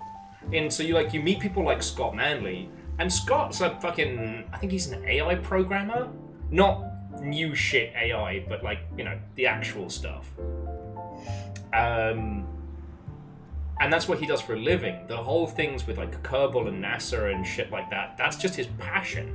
And he happened to garner a following because of it, you know? I will never forget the Rome 2 press event. And I'm sorry for those of you who had to hear about this story 8 times, but it just encapsulated it so perfectly in that we had a shit ton of journos, and we had, what was it? 2, 3 YouTubers, content creator types. And I invited a lot more people, but some of them gave me an insane quote, and a few others were unfortunately booked. Like, still sad we didn't get Jesse Cox out for that one, but he was busy. I hope he's doing good. I haven't spoken to him in 1,000 years.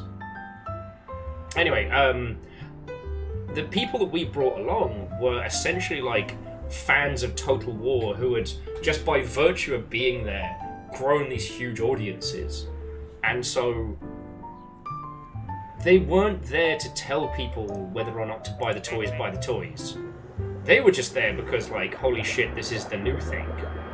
It wasn't about the critical reception. You know, they weren't there to be an unbiased voice deconstructing the newest entry. They were there because they fucking loved that shit.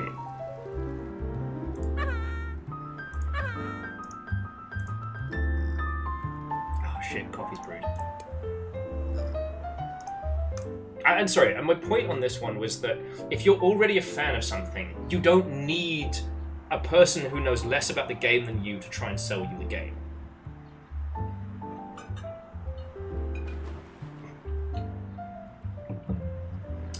So King Bro, I have been dropping Jujutsu Kaisen references around the long ship for weeks and nobody gets them. So I've stopped trying. I like Hollow Quackle. I think that's very good. But as for the rest of the long ship, I can't comment.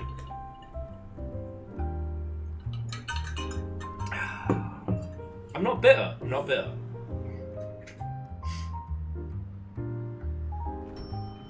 But yeah, it's weird how the game changed, and I find it fascinating learning about NASA and how slow they were to adapt to this new world.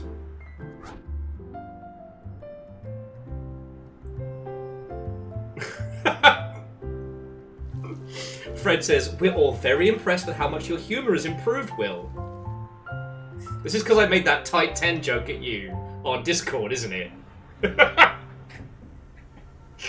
Just payback. No, I really enjoyed Jujutsu Kaisen. The first season takes a little bit to get going. You gotta stomach a lot of anime nonsense.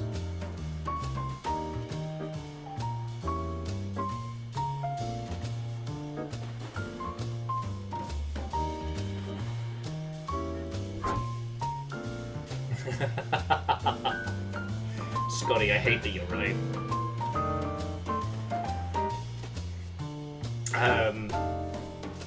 Anyway, oh, new duck! New duck!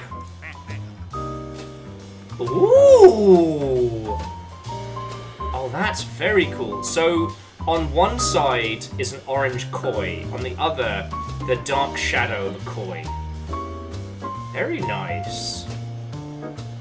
So we've got koi pond, we've got... Is it like a pottery design with the spackles? Koi coin duck, not bad. Lost Harbinger, good evening. I need a name for this duck. Very coy, very demure. God damn it, Scotty.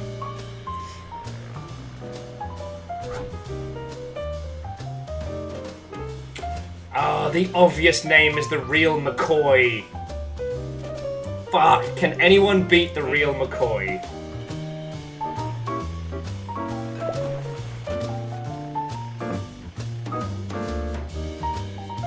All I've got is Koibi beef.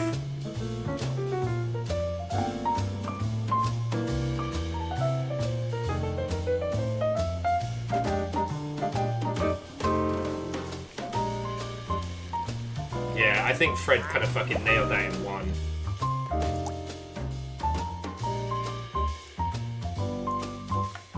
The real McCoy. Sometimes the ducks end up presenting their own glorious nonsense.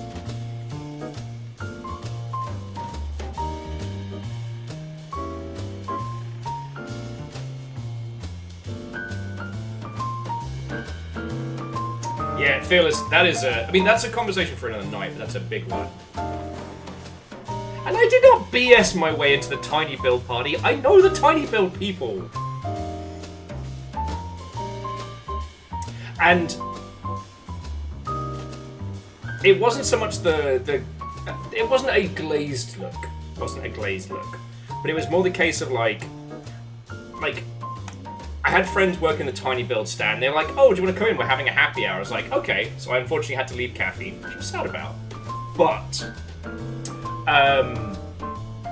the only person that I knew there aside from my work buddy was Scott. Because him and...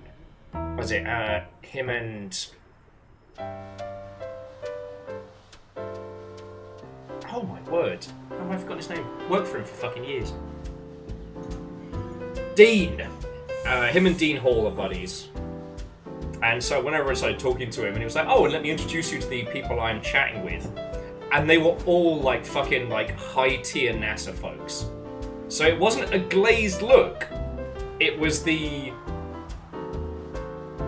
realization that I am the dumbest person in this conversation by a country mile. I might as well have been like chewing on my own feet. The only person I vaguely understood was the person who worked PR for NASA. Sorry, I should rephrase that. One of the PR team at NASA who was talking about like the old, fuck you, Charles Duckins, the old contracts that they'd signed with like television companies years ago that were still in effect, even though the internet had changed how everything works.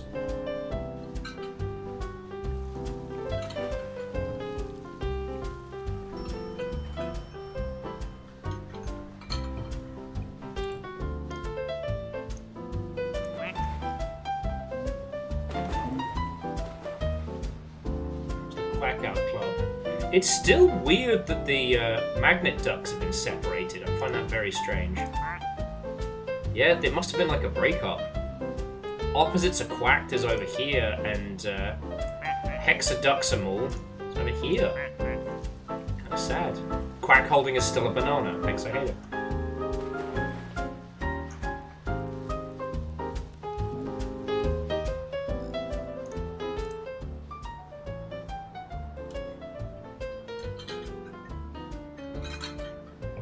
But yeah, no, like, joking aside though, it was fascinating to be in those kind of conversations, and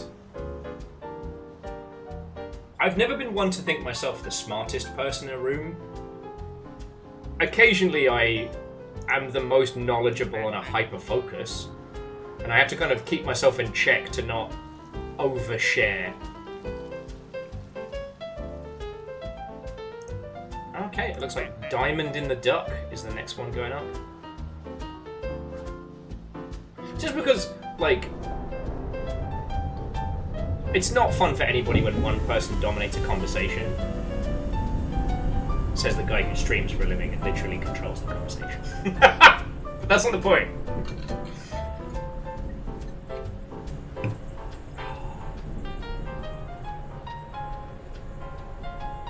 Like, if we're talking about things that I'm hoping to do in 2025, definitely start attending more, like, industry mixers and stuff like that. I haven't been to a Seattle Indies in 1,000 years. I've barely been to any of the stuff down at the Sim. Next month we've got the last Sober of the Year, which should be a big one.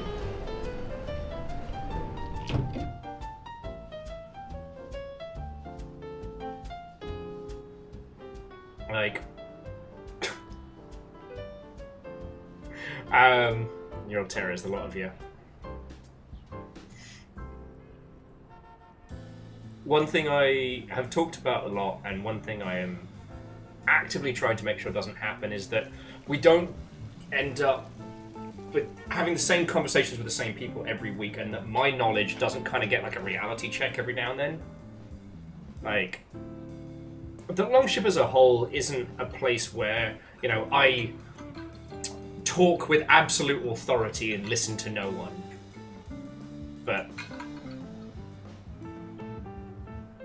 there is always the risk that without knowing it, my knowledge could become insular. So going to some more events, chatting about some more different experiences is always good. But like, I'm sorry to make everything so stream focused. I'm just, you know, that's, I love doing this. I want to be able to do this more. I want to make sure that we're still doing this in 2026, you know? So that's going to be a big part of my, like, thinking next year.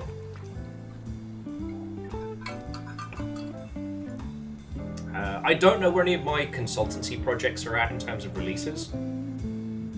Oh, mod meetings we can actually do. That's not even like a highly strung goal.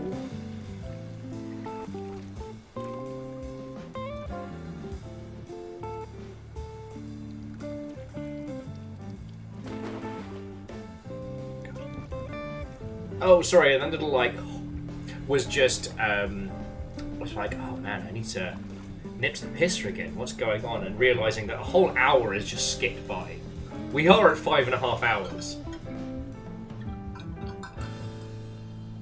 This game should not be as engrossing as it is. This should not be an all-encompassing experience. Okay, I'm gonna wait until the next duck drops before bathroom break.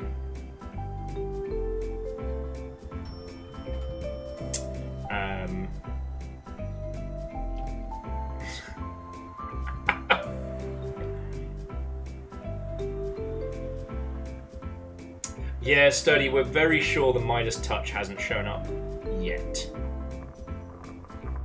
So we're still just kind of, still just waiting. Still just waiting. We have 3 ducks ringed out, and 2 ducks took their lives into their own hands. Poindexter and the Curb Build space program are both gone.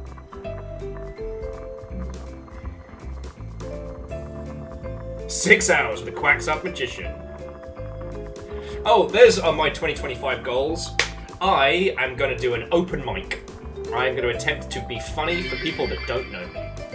How are the ducks? They're still here, Ketterall! They're still here!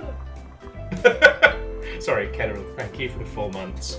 To fill you in, so the duck we're waiting for, the golden duck, hasn't arrived. So there's been a bit of madness, but we stumbled upon... Where is it? Where is the legend? This is really good practice for my eyes. So we stumbled upon this, now named Quacktose Intolerant. It's like a little, like, Italian milk brand, but on the back, it had like a fucking "if found, call this duck," right? Turns out we already found this duck because, where's the banana?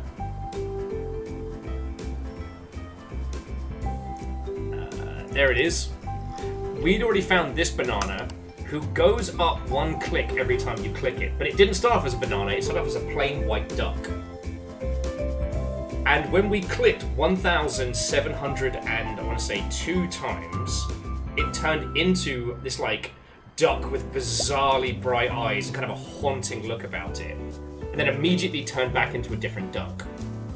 Once we emailed the email off the back of the milk carton duck, we got back a whole list of stuff. So things got a bit Pepe Sylvia.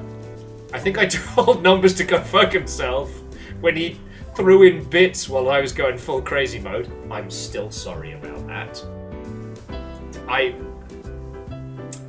only a man.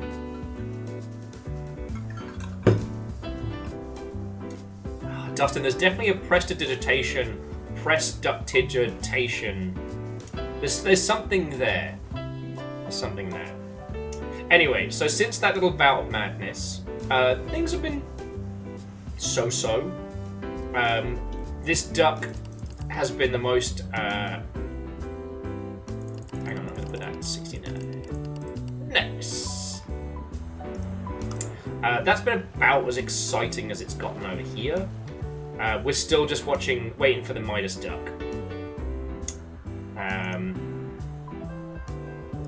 Oh, we got a cute koi duck. Oh shit, did we get one more while I was looking away? Is the madness real?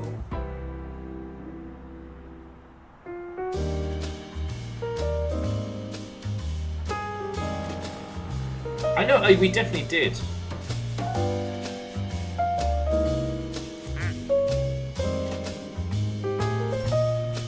Thank you. Oh, it's Mallyberry. Mallyberry. I like that one. Okay, friends. Bathroom break. So, stretch. Pay attention to your nearest and dearest, your pets. Grab a bevy of whatever description. And we're just gonna wait out the duck clock. At some point, we will get this fucking golden duck. Alright? At some point. But it is not this, Jake. Yeah, Yolks on You is a very, very good one. El Duco Libre is also one of my favorites. And I don't know if you've noticed, friends, but we've gone maybe 5 or 10 minutes without Paul McQuackney making it all about him. Anyway, I'll be back in a sec, friends.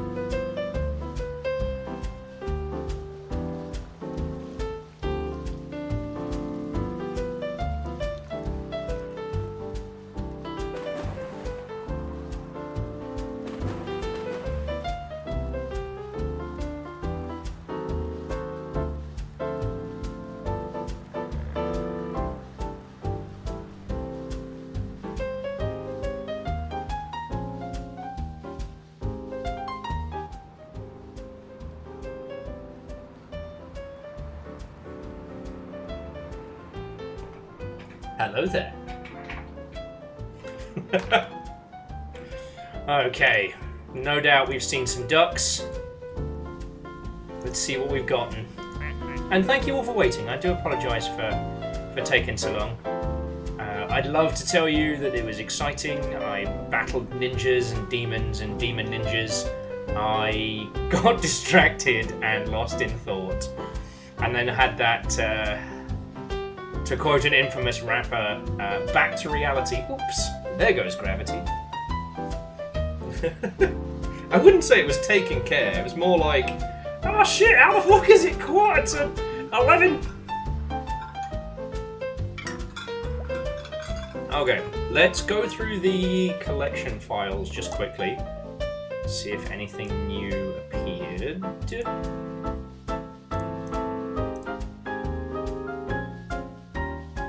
Lamentably no.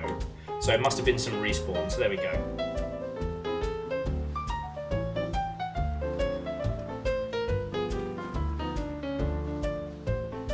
Oh, Firequacker's in. Which I think means we only have one fire starting duck and 2 fire extinguishing ducks.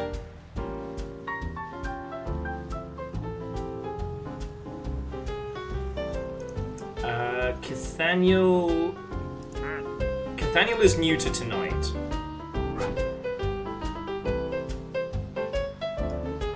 Still can't believe I have my own duck. This is the best!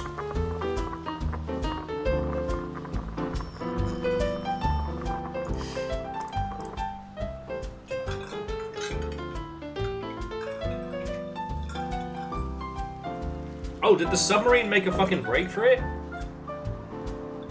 While I was gone, did Paul McQuackney make it all about him still? I've never met a more self-obsessed duck. Looking behind me, expecting him to just fucking be there.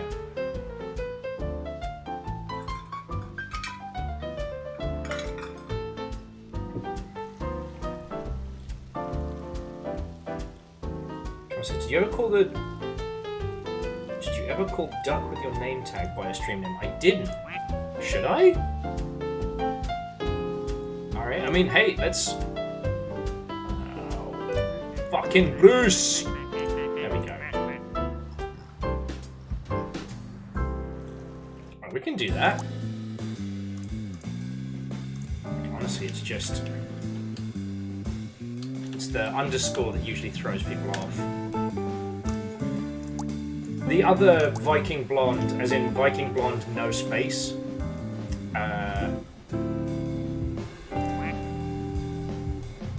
It's also me, but that was the account I made, I think, back at either CA or Rocketworks. I forgot the login details, so I just made Viking underscore blonde.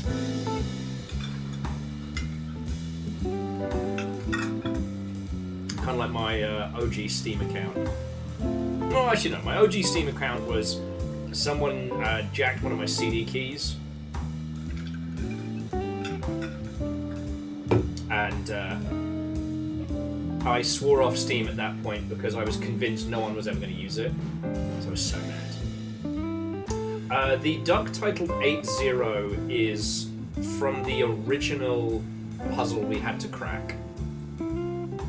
So, in case you want to do it yourself, I won't spoil it, but I will say that 8-0 isn't going to be your answer. So the TLDR is that going through the first 2 stages together, there are a bunch of clues and a bunch of puzzles to go through. I recommend it, it's fun as fuck. But one of the final stages is once you have parts of the solution to the puzzle, you input the partial solution into that duck and another duck. And then whatever their name turns into is the code to get into the secret door.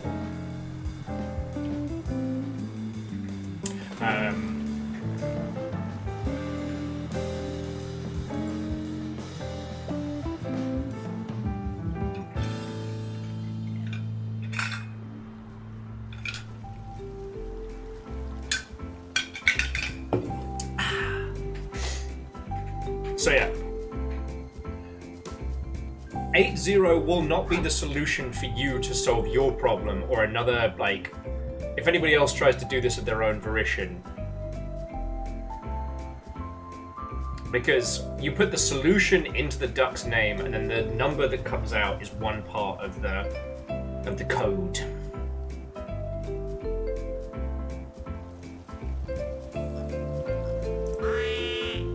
Exactly, alien duck. Exactly.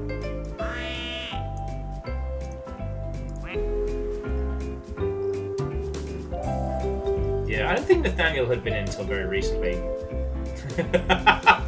Sorry, Dustin says this game's so quack-coded, I'm here for it. Wouldn't have it any other way, friend. Seriously!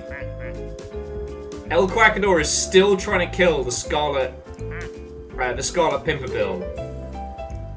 It's like a fucking grudge. Can't even get to him. So, Will, how was your Friday night? Well, you're never gonna believe what I got up to.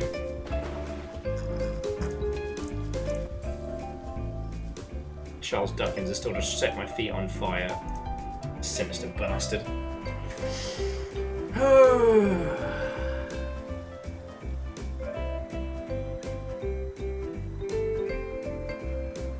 Okay, no, Scotty, we can go upstairs.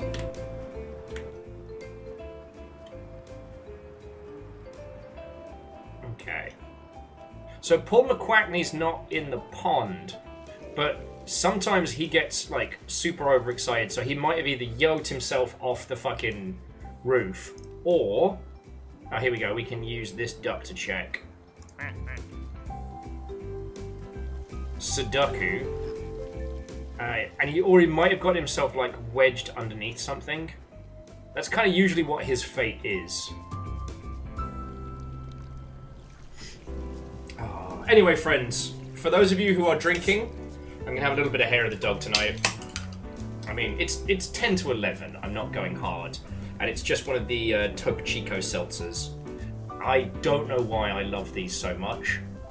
But when someone explained to... Oh, hair of the... Fuck. I'll drink to that, friends. Cheers all. Cheers all. I do not know why I have fallen in love with these Topo Chico seltzers as much as I have, but they're so good. When someone told me about the concept of alcoholic seltzers, this is what I imagine they would taste like, as opposed to White Claw, which is a surprising disappointment. You know?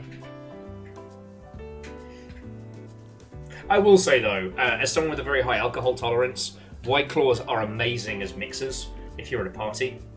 At PAX, a very good friend of ours hosted a rooftop party, and it was really good. But he forgot ice, so it was like a lot of neat alcohol warm.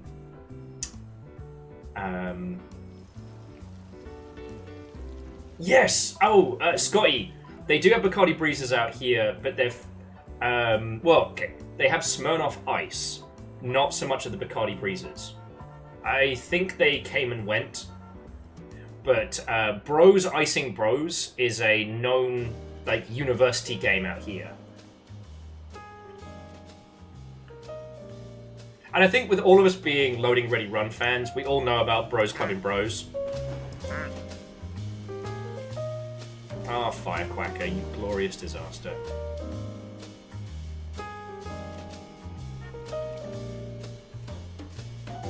And Dustin, that's the one downside about having these like microbrewery style flavors is like that,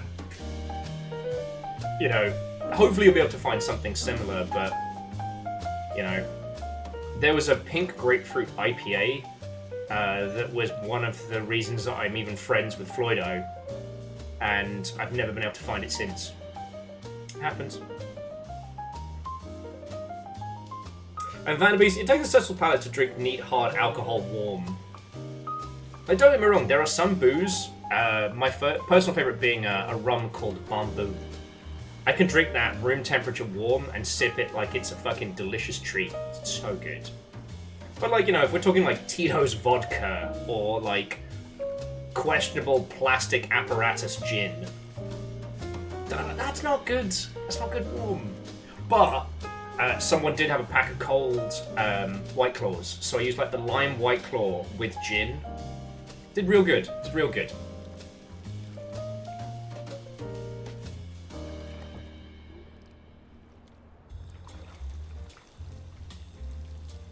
God, see, Scotty. Oh, yes, actually, we did get a new duck. So let's head back down. Sorry, kids. Okay, let's see who we got. Let's go on.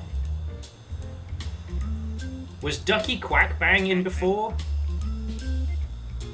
As not Danny Sex Bang, Ducky Quack Bang.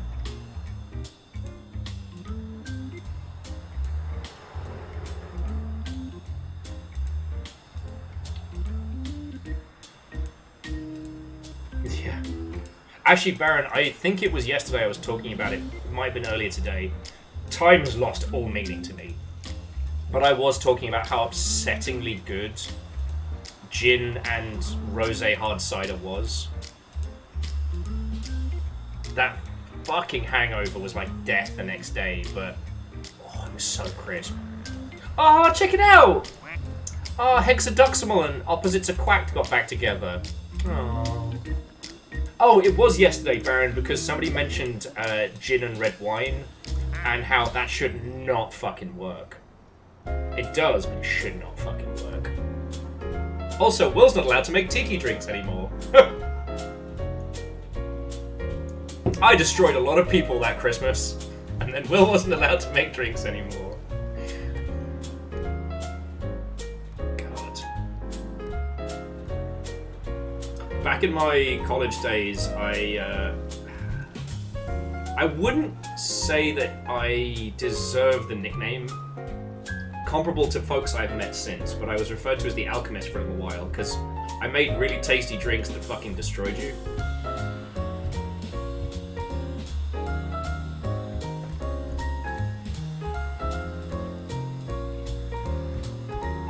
No, so genre is I'm allowed to make people a gin and tonic, but I have to ask them if they want a will and tonic or if they want me to use like proper measures. And yeah, there's a horror story about the Christmas, the Adult Swim Yule log. Fuck, maybe we should watch that together this year. Oh. And Baron, I'm familiar with the concept of gator wine. I have not tried it yet. TikTok thinks that I need to know about this, so maybe we should add that onto our list. Okay, so several long stories short. Baron likes to drink this whiskey called Tin Cup. And every bottle of Tin Cup comes with a, you guessed it, metallic cup that goes on top. Problem is, oh, Vanderbeest, go get some sleep. It's been lovely chatting with you. I know this hasn't been the same high-speed action as Sea of Thieves, but I hope you had a good time, friend. Chris in the new place with Gator Wine. Yay! I'm sure we'll have no regrets.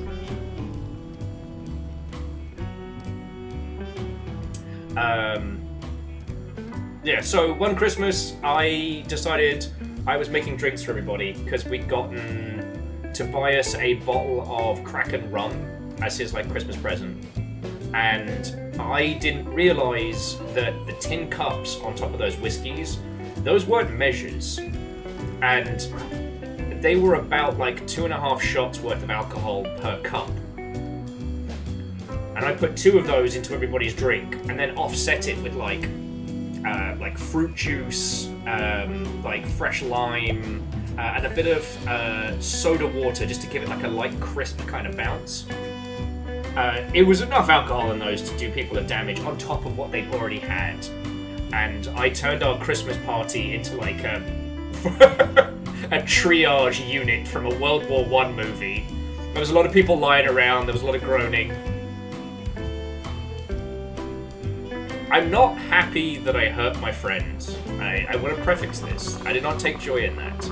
But there was one person in that party who shall remain nameless, who said that they'd never had a hangover. They had a hangover that time.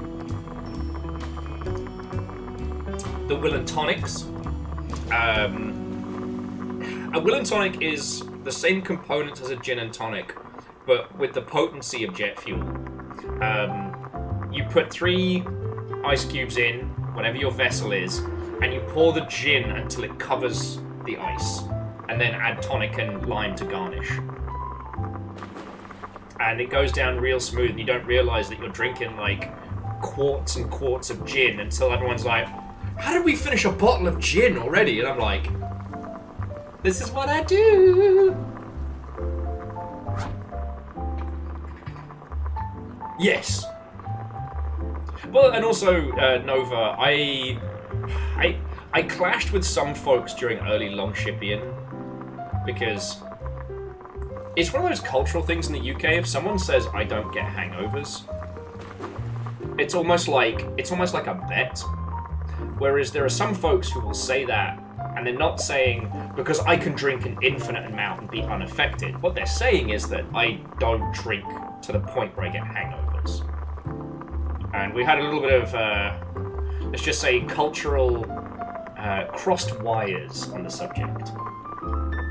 But I understand it far better now. God, what was the other one in stories? Oh well, it'll come back to me.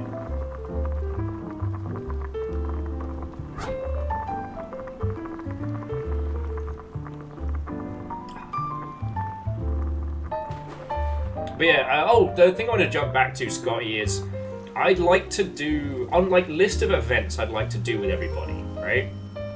Because I'm not fully recovered from everything and we've still got the move. But after that, like, along with things like Battletechmus, one thing that we've talked a lot about is the weird British, like, fucked up, don't do that adverts. And Canada had their own flavour of these. So, Scotty, like, everything from, always tell your mummy before you go off somewhere. Or Charlie says, look both ways before crossing the road. Because those were still playing when I was a kid. And, like, okay, cool, that's fine. But then they get up to, like, a kid being fucking obliterated by a train because he was graffitiing the wall and didn't look both ways.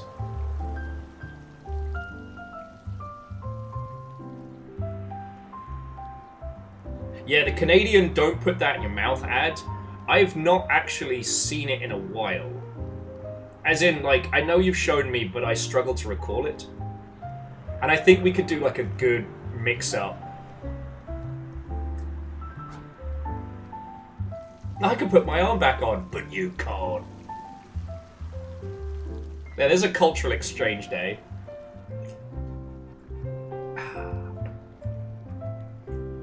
Because, you know, we were talking about fucking the Spike TV Awards the other day. Someone at Polygon wrote an article about what we were talking about. Oh, and as an aside to King Bro, a strawberry daiquiri is lovely, but, like, I can't drink more than about one of them just because of the sugar. And banana daiquiris remind me of a very hungover night.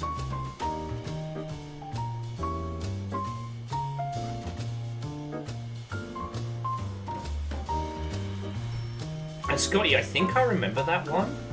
There was one where a child's bones get cracked back into place. I have a bit of a bone to pick with this one, because it's the idea that, you know, if you're doing it for the kids, it's okay, you can show children whatever you want.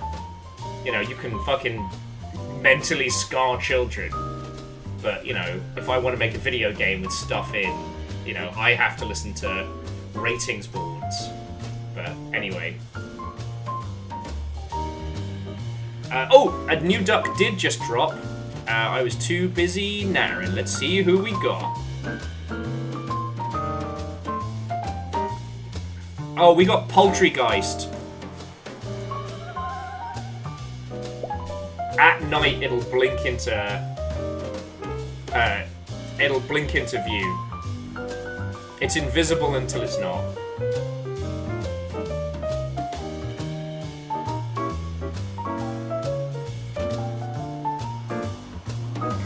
Oh, fucking hell. Sorry, Cigarette says the Will and Tonic reminds him of a drink they made themselves. and it remains a mistake. They called it the Nikolai Tesla, and it was equal parts vodka and Mountain Dew voltage. God. Who was it that threw in for me to do the Billy Irish? Oh, that tasted like sweetbread gone wrong. The Gongster, I think, some of it. And of course I played Phasmophobia. You have to understand, King Bro, if the question is, have I played or do I know, the answer is usually yes. Thank you for asking.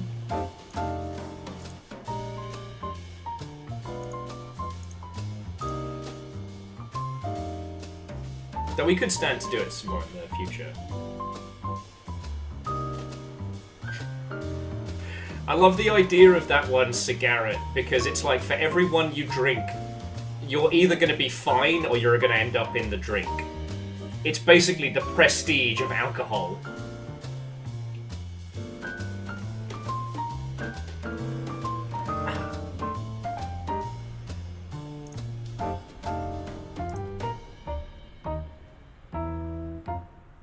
Yeah, Scotty, that's the thing. Both the vodka that we had in Red Square and also the energy drink in Red Square was severely toned down, comparable to what they sell out here. That's how they could get away with selling Red Square so fucking cheap. Oh no! Ketterl, what you just told me was the trailer for a story I wish to hear about. And I quote, Ketterl's most memorable mixed drink was vodka and crab apple juice. And I'm immediately thinking, great, crisp. I bet it's got that little edge of sour to it, along with the... followed by, without anything for dinner. Oh no. Oh no. No, don't do that, Ketterl.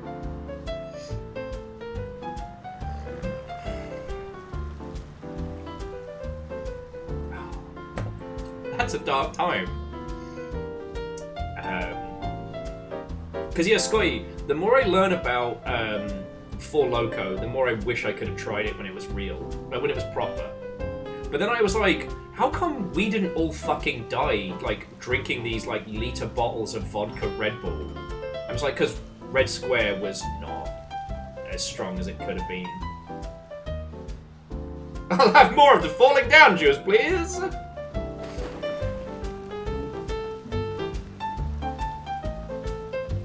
Does it count as memorable if you can't remember the experience? I mean... even if you don't make it to the end of the Iliad, you're still in the story, right? You're still...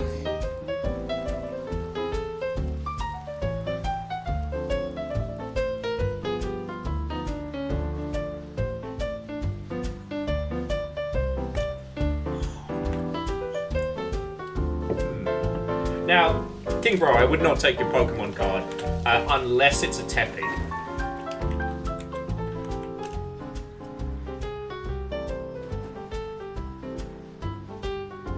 Oh shit!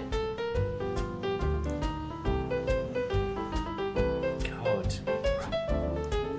I will say, I haven't played it, but I did see it doing the rounds.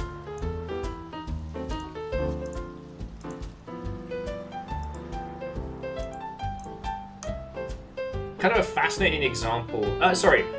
King Bro was saying I haven't heard of or played Home Wars. I have heard of it, but I haven't played it. And it's a very, very rough and ready indie RTS title, where one team is playing as kind of like... do you remember the old Army Men games? It's very much that kind of like plastic war aesthetic, and one team is playing as like bugs and ants and whatnot. And it's... you know what? It's not bad. It's a really good example of building an RTS on a budget. But I've not played it. You know, RTS games are always drastically more complicated to make than they appear.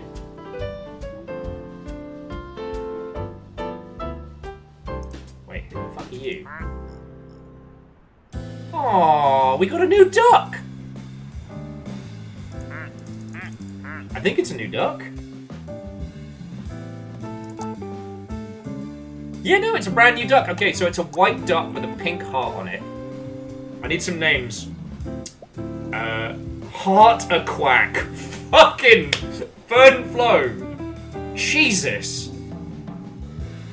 I could almost hear like the Deadeye noise from Red Dead Redemption as you went into slow-mo to just hand the trigger on that one. Can anyone beat Heart a Quack? Fuck, that's good. Cardi Quack Arrest. Shit! That's all.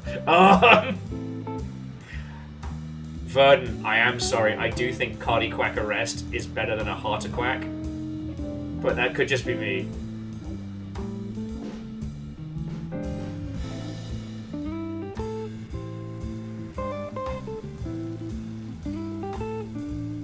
Shit, those are both good. Cardi Quack Arrest. Heart a Quack. Oh, I'm sorry. If it's my call, I'm going Cardi Quack Arrest. Like, but Verdon, Heart a Quack was so good. And there was no hesitation there. Like, if I ever need to work out how quickly the stream is reaching you all, it's how quickly you can bang out a pun.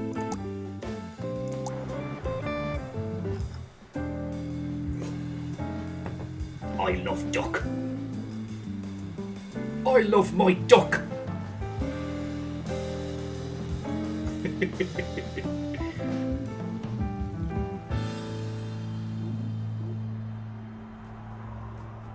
What I will say, King Bro, is if you haven't come across it, look up the Creeper World series, because that's another really good example of like how to do like RTS concepts on a budget.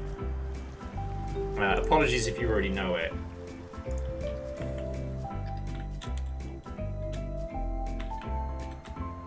Honestly, you can jump to Creeper World 4, to be perfectly honest. It's really good.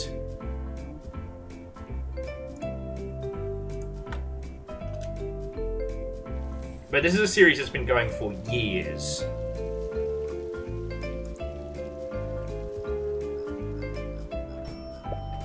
When did Creeper World come out? Okay, so the Steam release of Creeper World 3 was 2014. And 1 and 2 got a re-release in 2016. When did Creeper World originally come out? Yes, this is your grandpa's Creeper World. It doesn't say.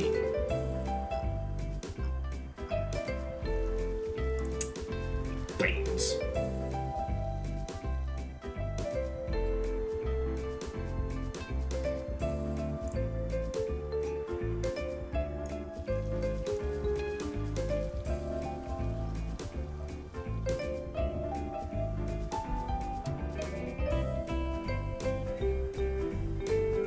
Was it a web game?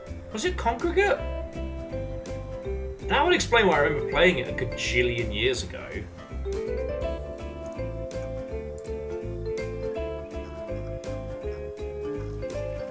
The only thing I'm a little sad about is that name-wise, the only like Flash games I can really remember are the ones we all know, which is like the Madness series, and The Last Stand, Crash the Castle, like the big ones. There's a few that I still have strong feelings about that I can usually remember with your help. So like it's Final Fantasy, but you're only playing like super late game end tier bosses, but it's actually a puzzle game.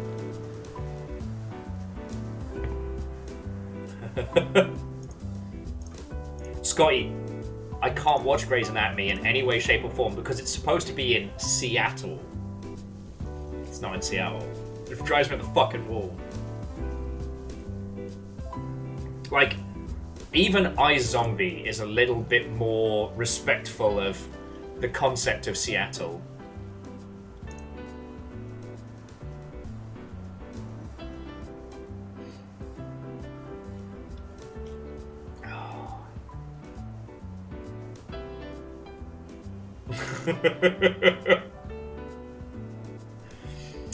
Shaunerus, Watch Dogs Legion hurt me because it's simultaneously incredibly authentic and wrong. That's the thing. So, like, Grey's Anatomy is not Seattle. So you don't even have to pretend that it is. With Watch Dogs Legion, what broke my brain is that... and Lord Lost and Found, what and welcome. What broke my brain is that parts of it are accurate. Like, okay, if you haven't seen it, watch that clip. You will see me unravel. But the thing is, I didn't need to check the map for where I was driving. Because that is literally how Covent Garden is laid out. From the transport museum to the entrances and exits to the fucking big stores and the fucking winos out in the fucking cobblestones. It's accurate. But then Soho's not there. It's just gone.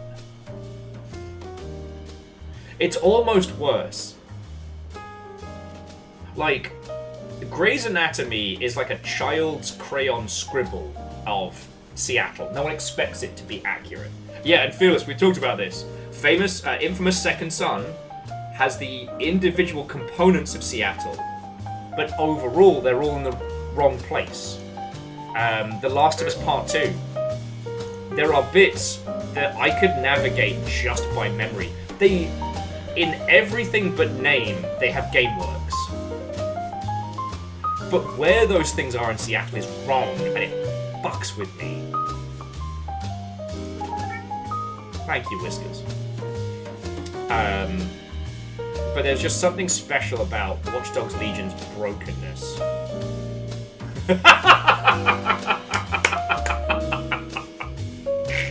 Sorry, Nova said Grey's Anatomy is One Piece for middle-aged women. Oh! Oh! Longshipian legends and villains alike. We felt that one in the fucking cheap seats. Damn! Not wrong, but still. Okay, also, the Quacketeer is here. So, I'm gonna keep an eye on the Quacketeer to show you what fucking violence this guy unleashes.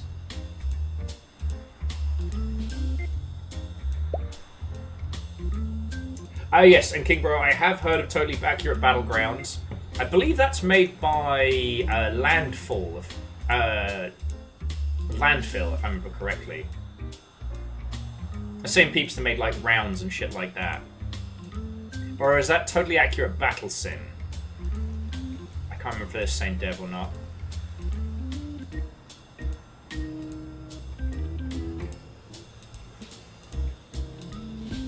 Yeah, see, Cigarette, I'd have to look up the Gemcraft series. I'd probably then go, oh. But right now, my brain's getting file not found. Alright, Caffeine. Go get some sleep, friend.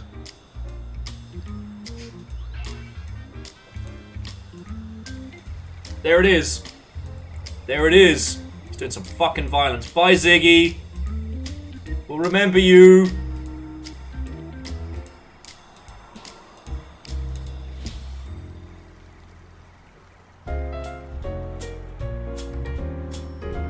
Kaboom! Yeah, the Quacketeer is basically a missile-launching lunatic.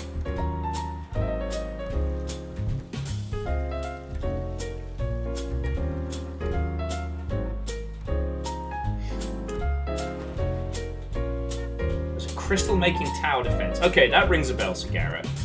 Zoomzang with Have You Heard of Web Fishing? Me? A fishing game? How very fucking dare you! In my own home? You accuse me? I found a series of web fishing trick videos that I kept sending to Sage, just to mock them for the last time they were drunk fishing. Good times, good times. So spin tires, as in the, sorry, is it spin tires or sprint tires? As in the great big, it's not mud runners, but very similar. Like, you gotta understand, I've worked in games for a very, very long time. I've also been an obsessive fanatic about it. And one of the things that I talk about a lot that I really do believe is that you've got to study this shit if you want to know where it's going. If you want to understand where video games are shifting. You've got to be able to read the bones, understand the tea leaves. And so, you know, that plus a terrible sleep schedule, I do a lot of research. Yes, there were spin tires, mud runner, then snow runner. Yeah.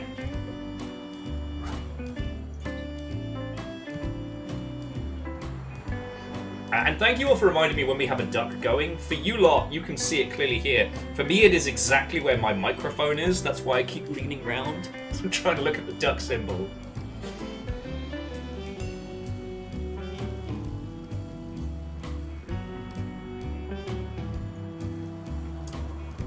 Well, I mean, it's something that I put a lot of hours into, and I didn't realize until I was involved in like biz dev conversations and shit like that, you know, by Quackington. Kaboom!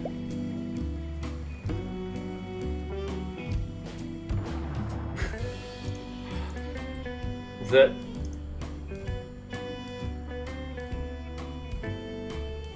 there aren't that many people in the industry who really do research everything that's coming out and how it all kind of connects together. Ah, beans. I mean, it's a good duck. It's a great duck even, but I thought it was the gold duck. Okay, I need a name for our little undersea duck. Our little old-timey nonsense.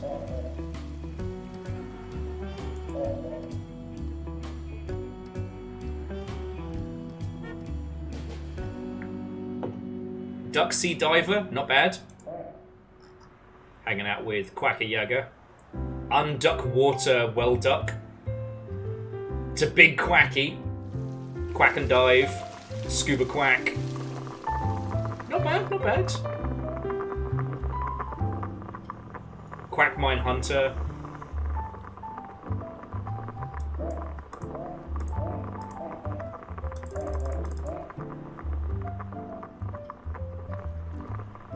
Diving Bill, like it. Duck of Honor, good.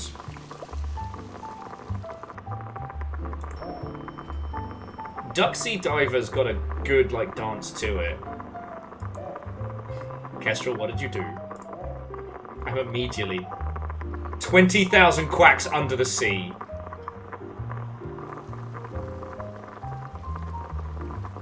That's pretty good. Oh! Instead of Jacques Cousteau, Quacks Cousteau. Sure.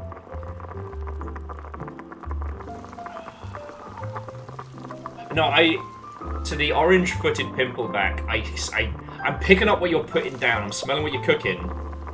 It's a life aquatic. The life aquatic. The life aquatic. Fuck! It's almost there. It's almost there.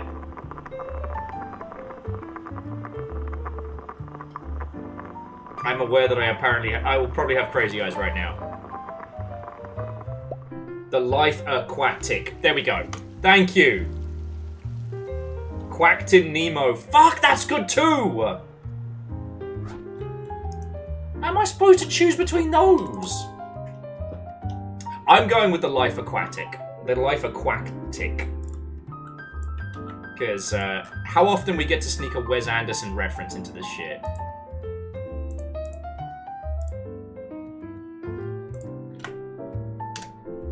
But Quacked-in Nemo and Looking for Quackens, save those.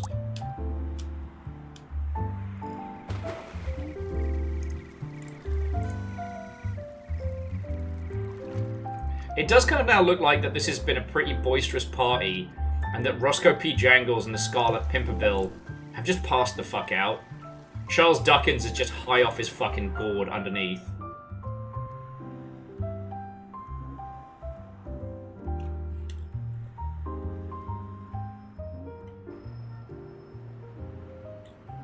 Well, so, King Bro, the thing I'm trying to remember is that there was a whole thing with spin tires. If I remember rightly, or Spin Tires had a real fucking mess with its publisher. And I'm trying to remember if Mud Runner was independent. Let me just...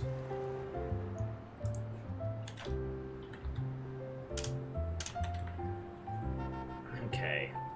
Jesus, Mud Runner is $4 right now. Oh, okay. So Mud Runner is now Saber Interactive, so they must have gotten snapped up. So what was Spin Tires listed as?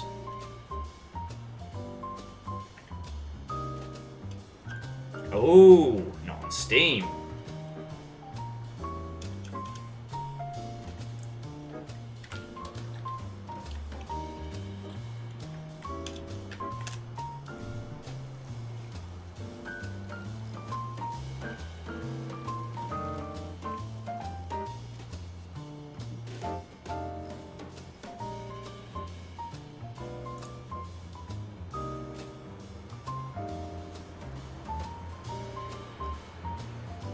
Yeah, so Spin Tires is not available for sale on Steam that I can see.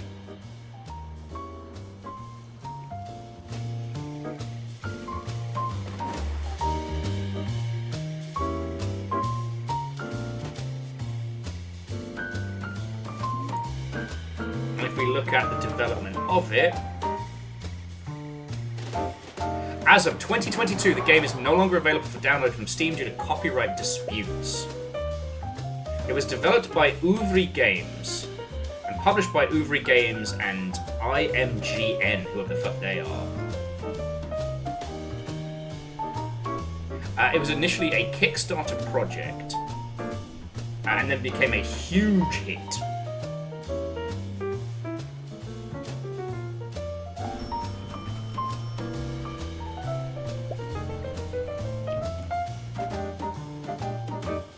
Interestingly, one of the OG creators claimed that he was cut off from being able to update and develop the game. In 2014, Zagrabellany alleged that Ouvry took the money and cut off communication, which left him unable to update it. Ouvry, however, has denied the allegations, saying Zagrabellany has been paid in full for their work after he completed, and there is no breach of contract. Later on, they attributed the dispute to communication issues and said an eventual sequel to Spin Tires was a possibility. In 2015, Ouvry opened up the game to the players with Steam Workshop. However, despite the Steam Workshop update, Spin Tires has had no updates since 2015.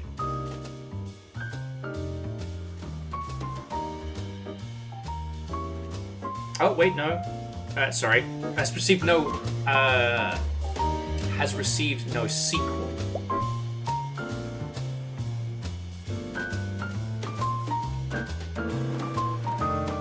Because it seems that... Oh, this is fascinating. So, the OG dev went over to Saber Interactive, which is where Mud Runner and Snow Runner came from. And that's an explosion.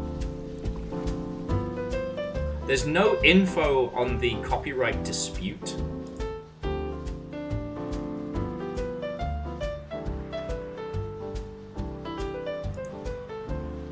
Only an actual case file number. Jesus fucking Christ. So you can tell that was a mess.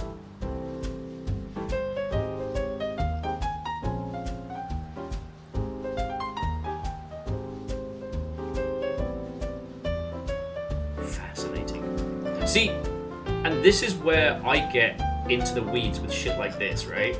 Because however fascinating a lot of video games are to play, the industry around it is this fascinating cornucopia of stories. Because I remember there being a bunch of drama, and I remember there being a bunch of nonsense. But I was trying to decipher what. And so yeah, whatever external comms they made, like, it must have ended bad for it to be pulled from stale in 2022.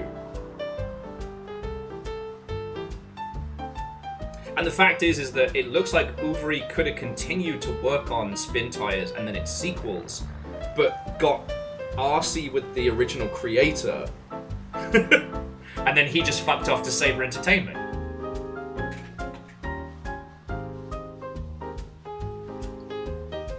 No, and this is what you need to understand, is that, like, video games don't exist in a vacuum, right? They aren't suddenly plucked forth from the earth like overripe turnips. They are crafted, they are art, they are made by people, and the stories of who makes them and how they make them is fascinating.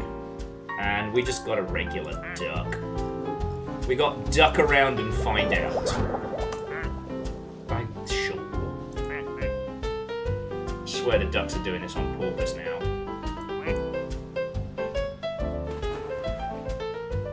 And like, to quote Mikey Newman, every game is a miracle. No video game should exist. Like, it is an impossibility that even some video games are around. And when you find out the stories of how these things come together, it's just so fascinating. Like, it's wild to think that something that would have been a hugely successful franchise, I mean, is still a successful franchise, but is not with the original publishers, not because of creative changes or what have you, because they fucked around.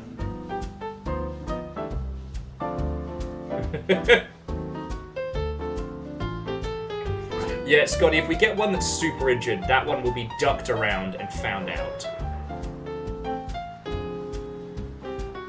Alright, Kestrel, big same.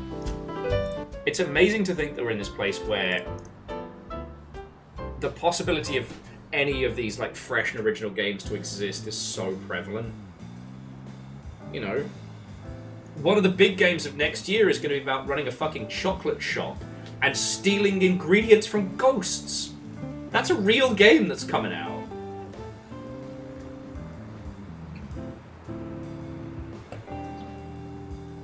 God. Top 3 games is a very hard one. I mean, these days, I mean, the reflex is pretty obvious. In no discernible order, Rainworld, Blackout Club, and Hollow Knight.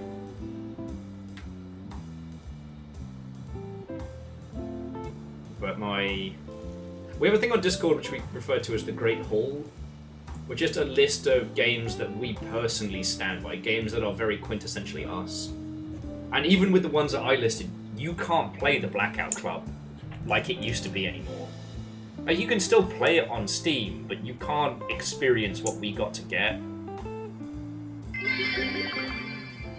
Replacing palm oil with ectoplasm is eco-friendly, I guess, but it's not a sustainable model. Says you, there's only so much palm oil you can grow. Spooky ghosts are eternal. And Scotty, thank you for the bits, friend. Like, this has definitely been one of the strangest Friday night streams we've had in a while. We're waiting for Godot Duck Edition. Except for, this is like if you made Waiting for Godot as an idle game, and every 10 minutes a new Shakespearean character shows up, but not Godot.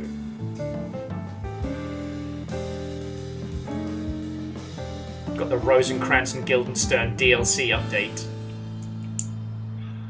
Fuck, I'd actually play that. That's the worst part. Elsinore is an idle game. Let's fucking go. And to those of you who don't know, look up Elsinore. What if Hamlet was a time loop, like, puzzle-solving mystery game?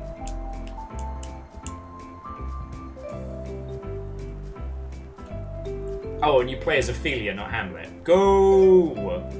Fucking good! Sorry, I just felt the need to reference that, because what Castor was saying, just about the sheer variety of games. And if I say, do you want to play the time loop video game? You could be like, which fucking one, dingus?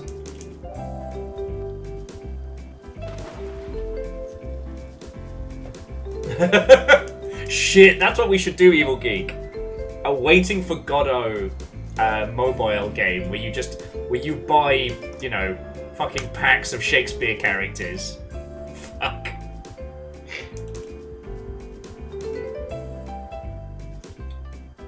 You can unlock like the Gary Olsen skin. Yeah, Carol, time loop is almost a genre now. God, I love Deathloop. For those who don't know, Sage Bell finished playing through the Dishonored games and the DLC recently, and I've been trying to gently nudge them towards Deathloop because I know they'll have a great time. But it's one of those things where I don't want to tell you straight up. I want you to have that experience. I want you to find the good shit.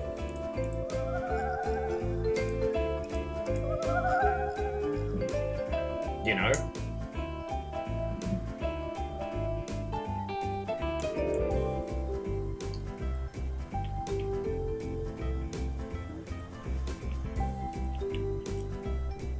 But yeah, if you haven't played Deathloop, either grab it in the now Steam sale or the later Steam sale. How do I beat the Tree Sentinel in Elden Ring? Never give up, never surrender. Never back down, never what? Never back down, never what? Don't look at how many times I've died playing Elden Ring. Don't even worry about it. Yeah, well, Scotty, that's what I loved about Deathloop, right? Because you were saying, like, Dishonored is loads of fun if you go full evil. And it is. But most people will be inclined to want to do a low chaos playthrough their first time round. If you want all the good story beats, if you want to hear all the ambient conversations, you've got to not fucking kill everybody. With Deathloop, you can always go back and play through it again. The same conversations happen in the same places. Right? What I find fascinating with Deathloop is, like, if it goes wrong and you have to go, like, and you have to go absolutely, like, guns blazing, it doesn't penalise you for that. It's harder, certainly. And you don't get all the cool little story unfurls, and it's harder to discover stuff because you've gunned down everybody you would have learned things from. But then you just start that loop again, you know?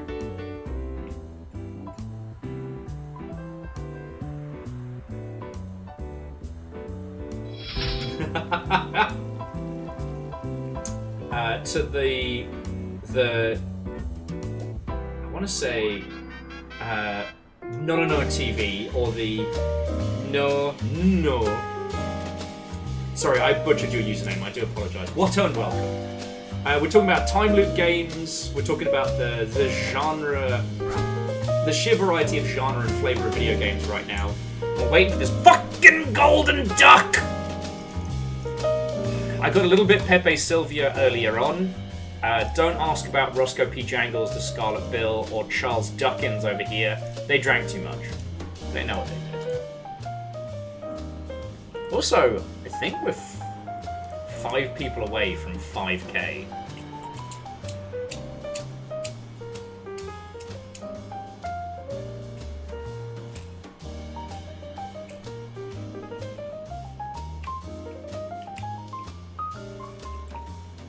Was that 6? Actually, Verdfly, you're right. We're 6 people away. That's cool. And King Bro, do you know what's really interesting is some of the meta-narrative titles fold that into their concept, and I always love that. But yes, if you think about it, every game is a time loop game because of save and load and your time outside of the experience. You know, the knowledge you carry with. But any meta-narrative games that acknowledge that, I fucking love it. I think it was Deathspank was... Oh, that's a new one! Oh, it's a little guy! He's got a little worm, and he's got... I think he's supposed to be an apple? Or has he just got a little bug buddy? Alright, this duck needs a name! This duck needs a name! The Hungry Quackapillar. The Hungry Quackapillar is pretty good. Isaac Quackton's pretty good.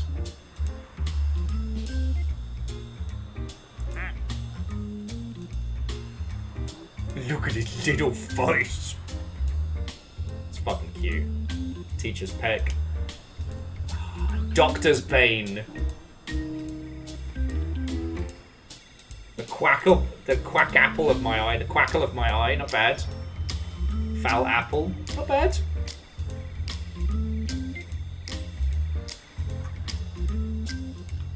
Doctor Slayer does make me laugh.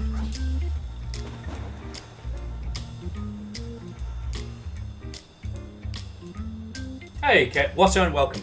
Things are going good. We are desperately fucking waiting for this one golden duck to be able to continue with the puzzles. Quacky Smith's not bad. Honestly, the Hungry Quackapillar might be my personal pick. But, you know, I'll give you all a chance to come up with a few ones. So yeah, Ket, we got this duck. Where's that fucking banana? Here we go. We named it Quack Holding because it keeps track of every time you click. And we clicked that motherfucker, well, a few times, as you can tell. Anyway, at one point, it turned into a duck for a brief second and then turned back. So Jackie got a screenshot of it from the replay, and it turns out, where's Quacktose Intolerance? There it is. When this duck showed up, right? On the back it has missing, have you seen this duck? Which we did see for a brief second. Then it has an email that you can email, which we did. We then got back a list of ducks. Shit got wild. Now we've kind of stalled out on that mystery, and now we're just waiting for this one golden duck. Fuck! No, Kestrel wins, and unfortunately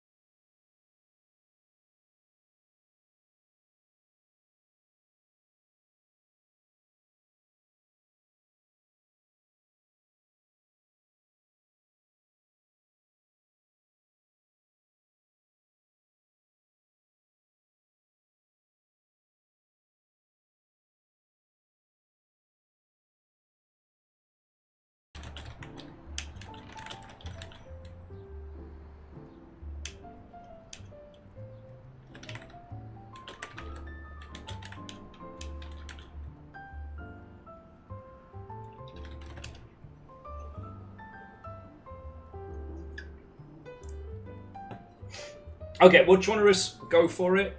I might call it in about 15-20 minutes or so, duck dependent, just because I've realised it's creeping up on midnight. And hey, we've made a lot of headway, even though we haven't gotten the golden duck yet. I might pop down to the pub after this. I'm not even... You know, one of the lovely things is I don't need to go drinking. But I have not had many conversations apart from the person who made me that coffee today, who is actually kind of like a third place type friendo. You know, we talked a lot about the current state of One Piece and Jujutsu Kaisen.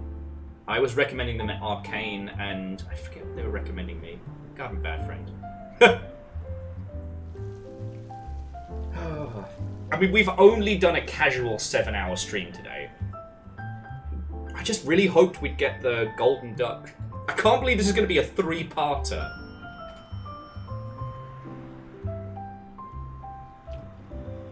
But you know I can't leave this mystery unsolved.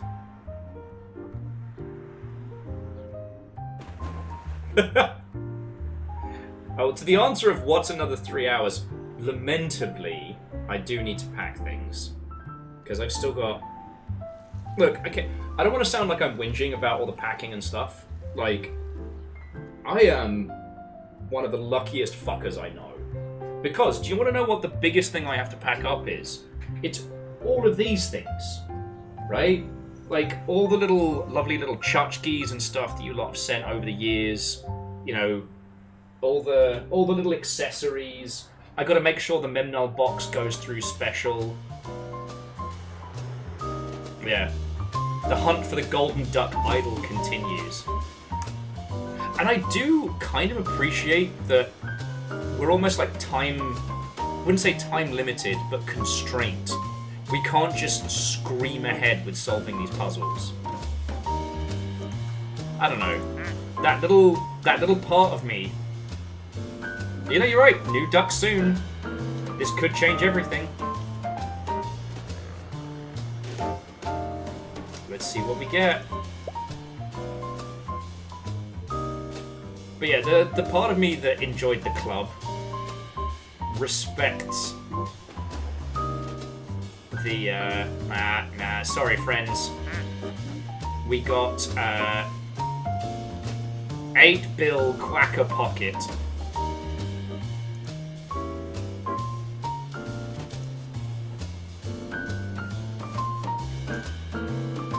But we give it a little bit. Like, I'm not rushing away right now. God. The other thing is that I currently have no one to stop me streaming, and I have to accept the fact that the human body does have limits. And I need to save the super late streams for when it matters, you know, for Rise of the Golden Idol, or for, you know, the impossible adventures of the biggest dickus. Or the big Tesco, to those of you in the UK. Also, when we save it and reload this, I cannot wait to see what this many ducks dropped in a situation looks like.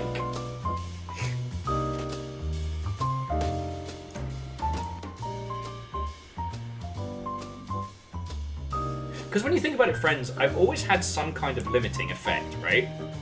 At Ket's place, there was the fact that Ket has to sleep. When I was at GameWorks closes. And in the last few previous places, it's been things like trying to, you know, making sure the dogs get out and, you know, not keeping the whole household awake. The guinea pigs are nocturnal, so they do not give a shit. So yeah, it's going to be interesting, and I will be checking in with the mods and people to make sure I don't go fucking loopy. But now I no longer have anything to stop me from streaming. What does that look like?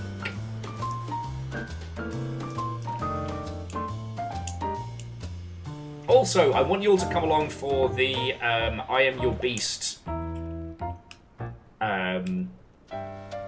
training session because I haven't tried the Twitch integration yet. It means long distance glares. Exactly.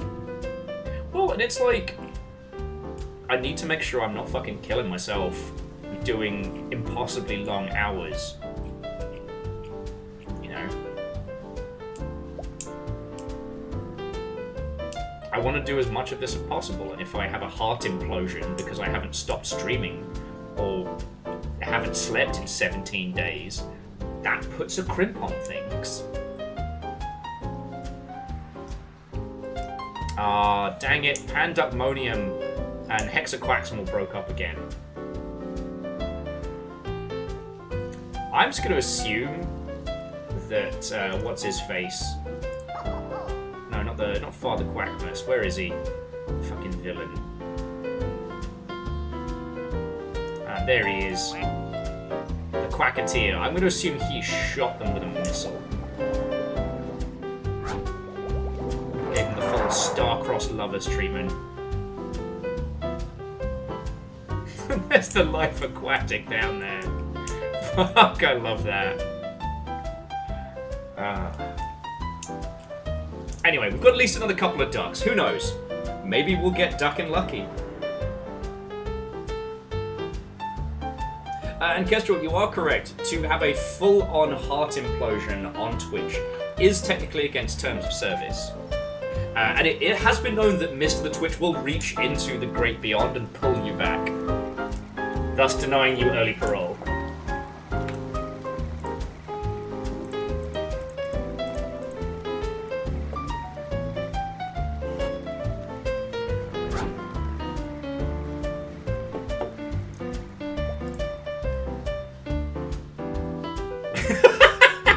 Ket says, so I'm not hearing a downside. Look, Ket, we still tell stories of the building all the characters for XCOM 2 and then rushing the end of it because you're like, I have to go to bed. What the fuck, Will? Oh. You know, you probably could have killed me in my sleep and no one would have judged you. Hashtag worth it. I do miss our double headers though. That was fun. Because, like, you know, being a sidekick on someone else's stream isn't nearly as exhausting as streaming yourself, as I'm sure you know. And so, I guess for those of you who are new here, one of the reasons why this exists is thanks to Slifter in chat. When my life fucking fell apart and I couldn't legally work, Ket let me stay on his couch. And then, whilst they're at work during the day, let me use their PC to keep streaming. That's how the long ship happened. The rest has been kind of history, you know?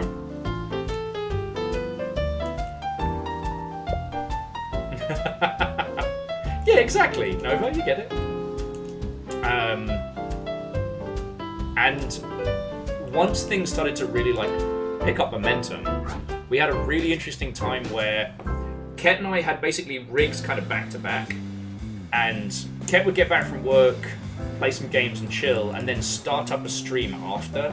So I'd raid into him, and then totter around and sit next to him. Yeah, actually, and Nova, that clip is from before we had the double rigs, when I was just using Ket's rig during the day. Good times, good times. So yeah,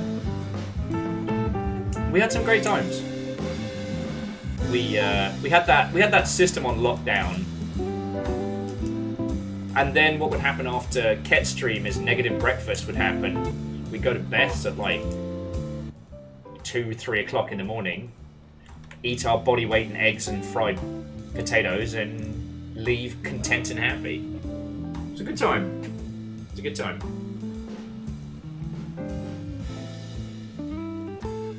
See, now I have the option of doing that, although Beth's isn't 24 hours all the time.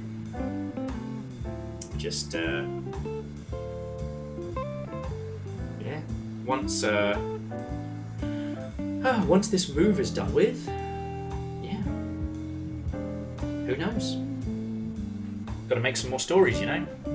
You'll have to listen to the same fucking 5 stories I'm telling all the time. Gotta make some new ones. There is also that, Ket. There's like a lot less chances of self-destruct. But I guess there's also like, it's not just you. Like I have all of the, you know, Longshipian friendos and so many peeps in like the greater Seattle region that like, while I am trying to keep myself, well, self-aware and a little bit in check, you know, it doesn't feel like when I was down in South Park and I just kind of like drink away my off days. Like, and that's the thing. I'm going to go to the pub after this. And I'm not going to go to the pub because I'm sad. I'm not going to go to the pub because I'm having a bad time and I need to just not for a bit. I'm going to go to the pub. I'm going to see my friends. Well, drinking friends. And I'm going to tell them all about today. And they're going to go, Will, what the fuck do you mean you were looking at ducks for 7 hours? And then I'll tell them some names, you know. And then they'll be more confused. But it's not to cope. It's not to deal with the harshness of nonsense. And I'm extremely lucky to have that. Which is why I'm always fucking going on about how lucky I am and how I have to say thank yous, because I do! Oh. I don't sit in this chair because I have anything special or great or wonderful. I'm here because a long list of people who are kind and generous kept me going, you know?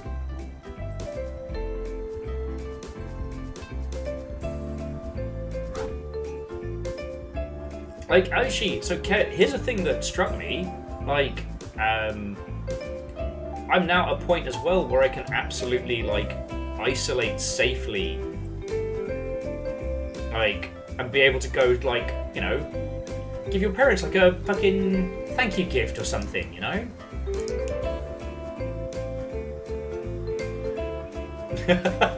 And to King Bro, that is the Quacketeer. I showed it earlier, but I'll see if I can find him again. He is not good. Alright. There he is. Alright, I'll keep an eye on him. Oh! Wait, who just dropped in? Oh! It's Poindexter. Can anyone beat Poindexter? Hey! Speaking of great games going slowly, Snail Sim, how the fuck are you? Watto and welcome! I have to admit, so Snail, we have this running joke now, where anytime I say, no one knows how cool we are, Dustin or someone will point out, the snails know how cool we are. Shallow indeed. Okay, to those of you that haven't seen it, so Snail Simulator Dev in chat is the core person behind Snail Simulator on Steam. We'll come back to Poindexter in a second.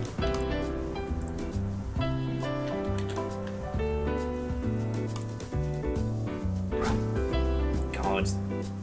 I can't believe you have it on sale. Your game is $4.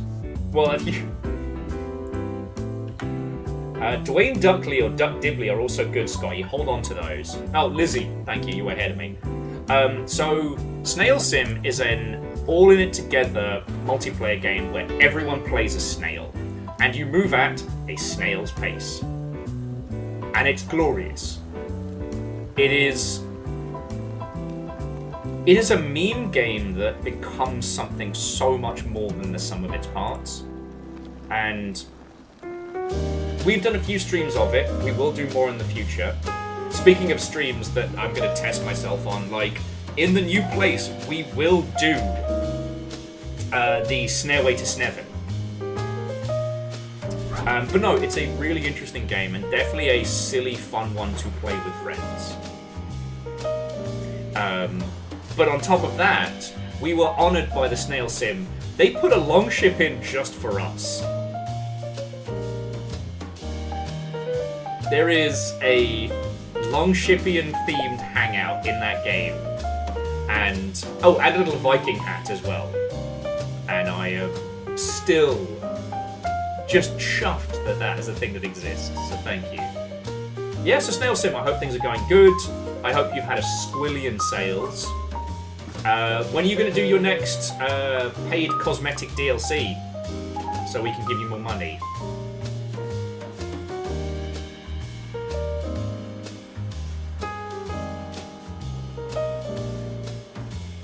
If they didn't charge silly money for it as well, I'd say, like, when are you doing Twitch drops? But that would be a lot of work for very little.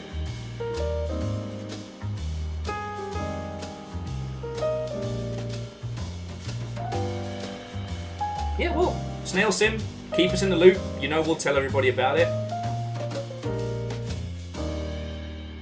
Metal Snail Solid. Colonel, that snail is Grey Fox. The Lale Lule Lo. As snails. My god. That's the trailer. Snail Sim, you just get a bunch of your friends to do different Metal Gear impressions. What the fuck? Oh, okay, I nearly freaked out for a second there. It's the meeting table lifting up again.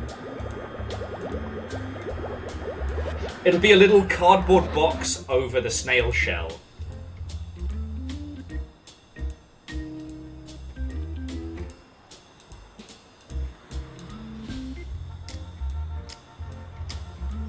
Actually, Fred, I am actually encouraging cosmetic DLC in a game. Oh, and Snail Sim, I don't know if I said it to you direct. I think it was on, like, Blue Sky. But, so the guy that did the... Nani?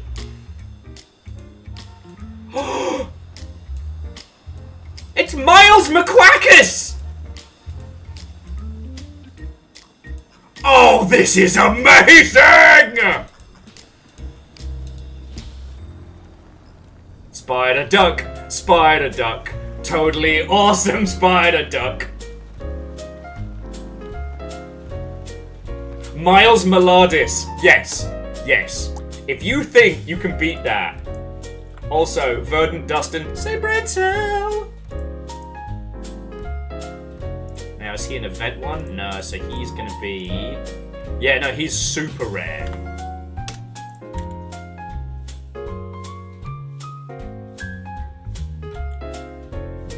Okay, King Bro, in your defense, there's no way you could have known that that duck was Spider-Man. Alright? There's no way you could have known.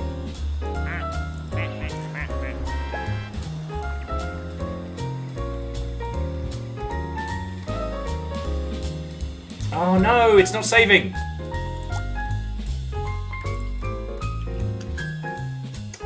Alright, hold on to that thought.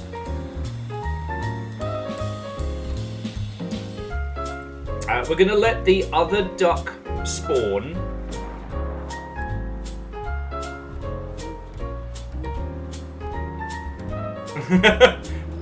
Bacon says, I start to name the one with the taped glasses. Yeah, no, I don't know where he...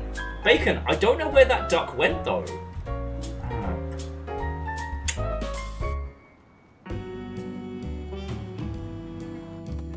Are they listed as two different ducks?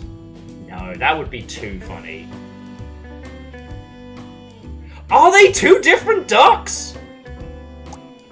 Oh, that's amazing.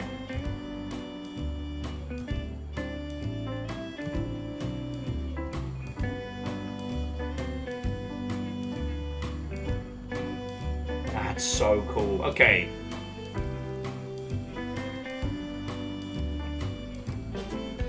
Well, so do we go for a Miles Mallard, and then we named this guy something else? Now, unfortunately, the name's not updating, which means we need to save it and reload it. So we're going to wait until the next one drops. Peter Quacker and Miles McQuallis. Miles Maladis. Not bad. Edwin's like, I have no idea what's going on, but ducks are cool, I guess. Edwin, don't, like... I can go full Pepe Sylvia again. How are you doing? Watto and welcome. We're just waiting for this next duck to drop.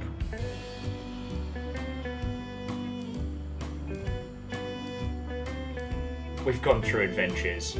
Though after this next duck, and if it's not the golden duck, we're going to do some fathomancy, but we'll be bringing our adventures to a close.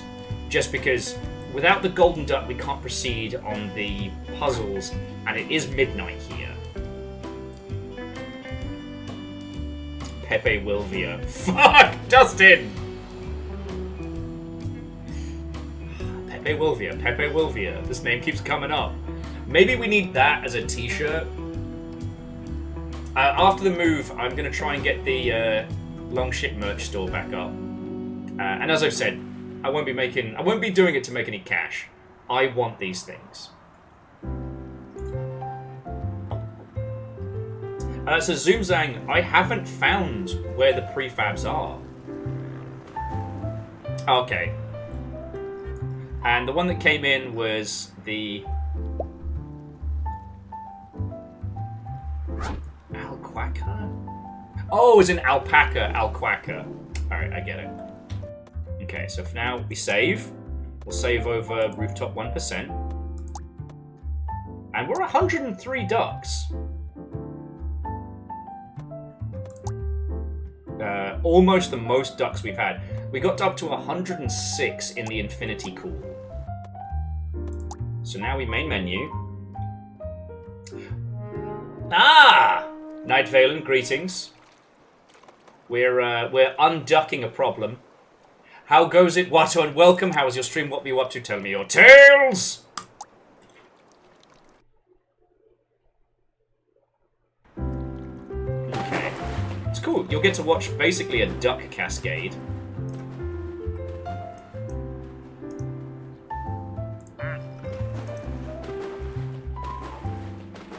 The Muffin Mallard.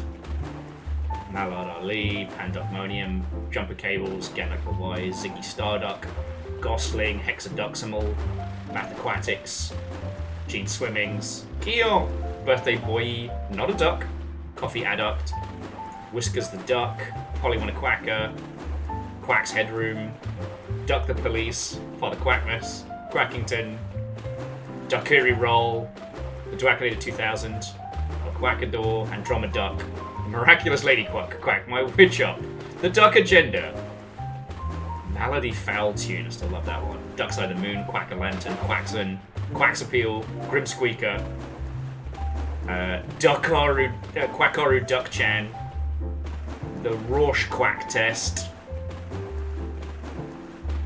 Kerbill Space Program, Diamond in the Duck, Kevin McCalla Duck, Duckrative Ornament, the Rennie Duck Fund, which hasn't been stolen from yet. Oh, okay.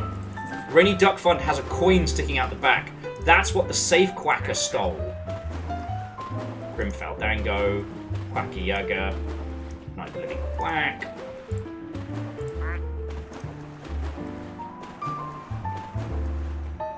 Quacktose Intolerant is good. That one had a whole puzzle. We emailed a whole thing. Alright.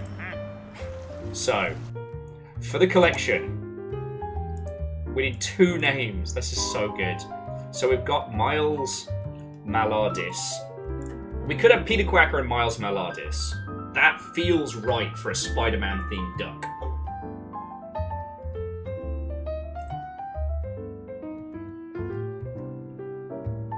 But that was just so fucking cool that midway through conversation the duck transformed.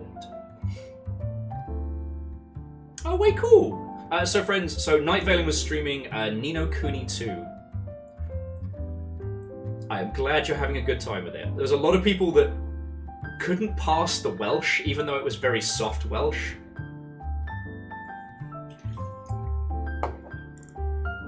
Edwin, I mean...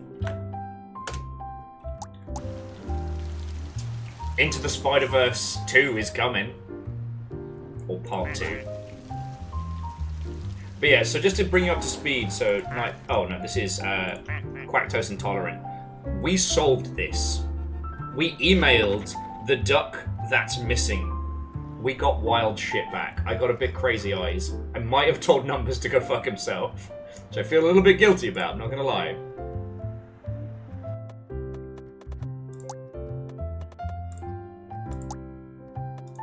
But we don't have the golden duck. And Zoomzang, the email in question didn't have the prefabs to download. It just had a list of prefabs. And then that weird YouTube video of the duck jump scare. And look, hey, look, King Bro, there may be a Waddlesworth brain duck, but that's clearly Peter Quacker. It turns into Spider Duck at night. Because I was going to go with Poindexter, because I was like, oh, this is clearly like an old... Oh, man.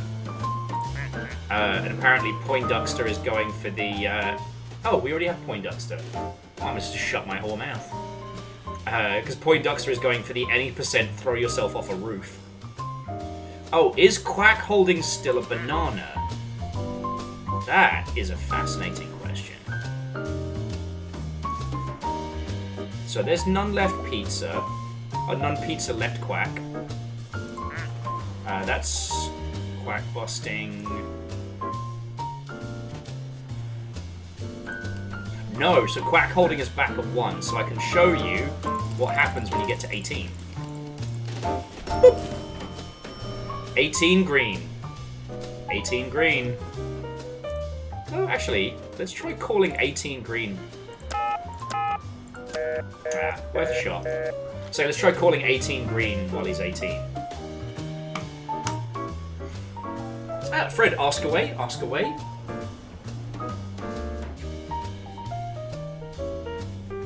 Bye, Poindexter.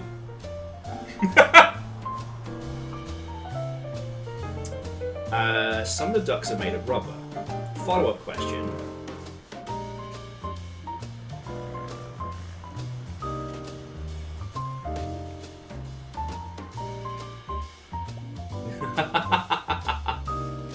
We have not yet met the one.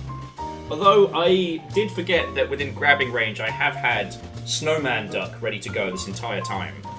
Just letting you know. But we do have not a duck.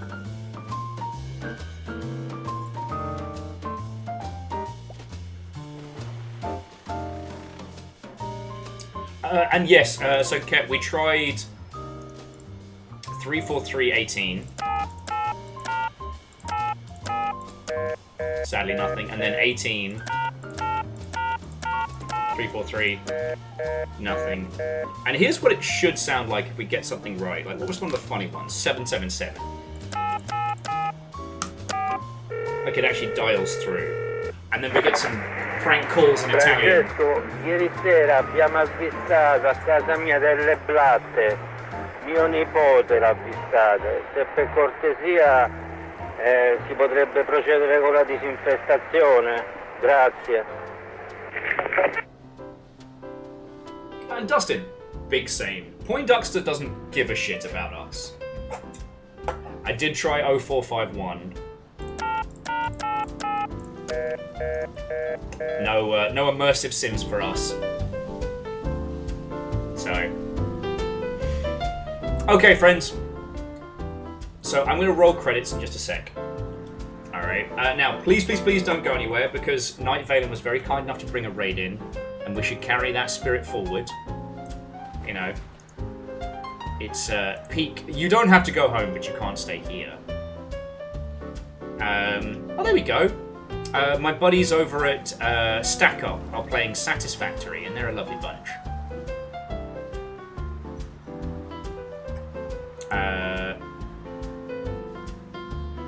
Or you can do some night shopping in a Seattle retro store. So what do you fancy? Do you fancy some night shopping, or do you want to see some Satisfactory?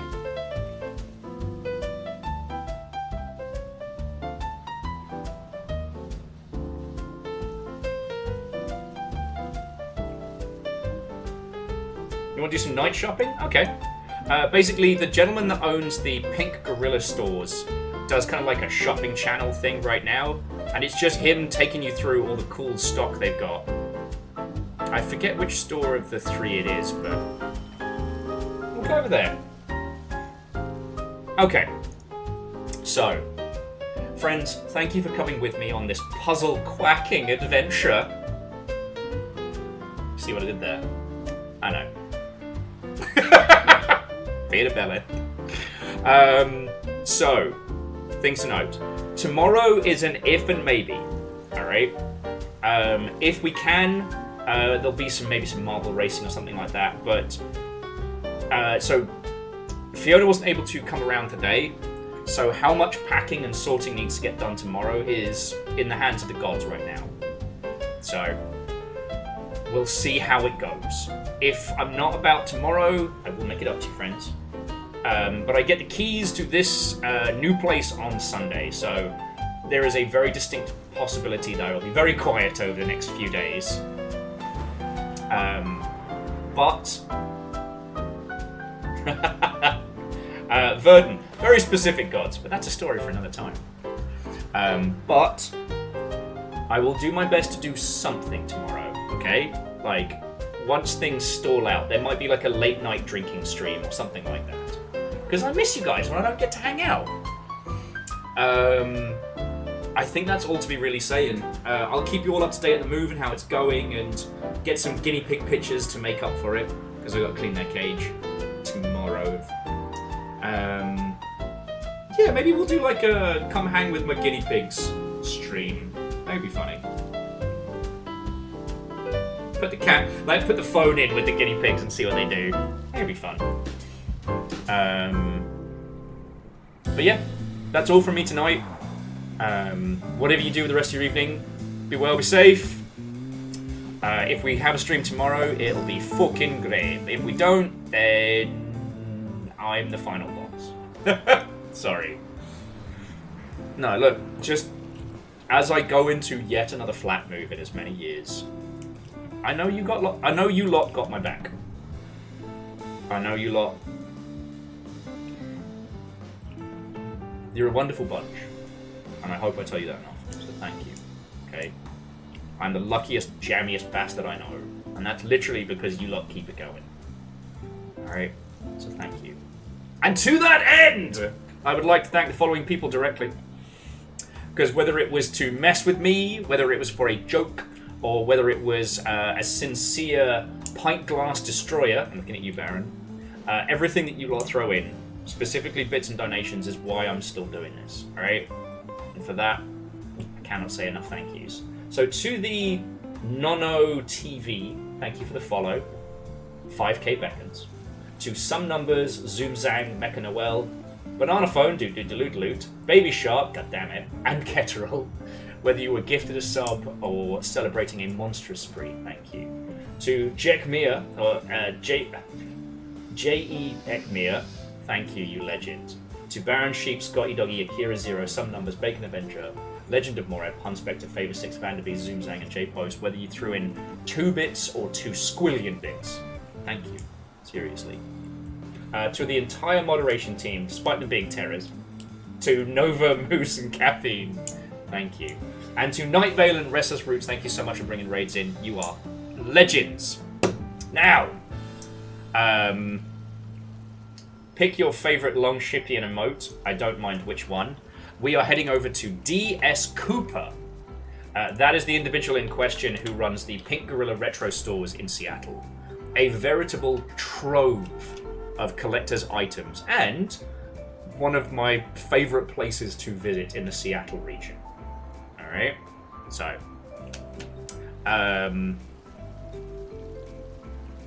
yeah, enjoy a tour through a gaming store. Enjoy late night shopping nonsense. It's gonna be good. It's gonna be good.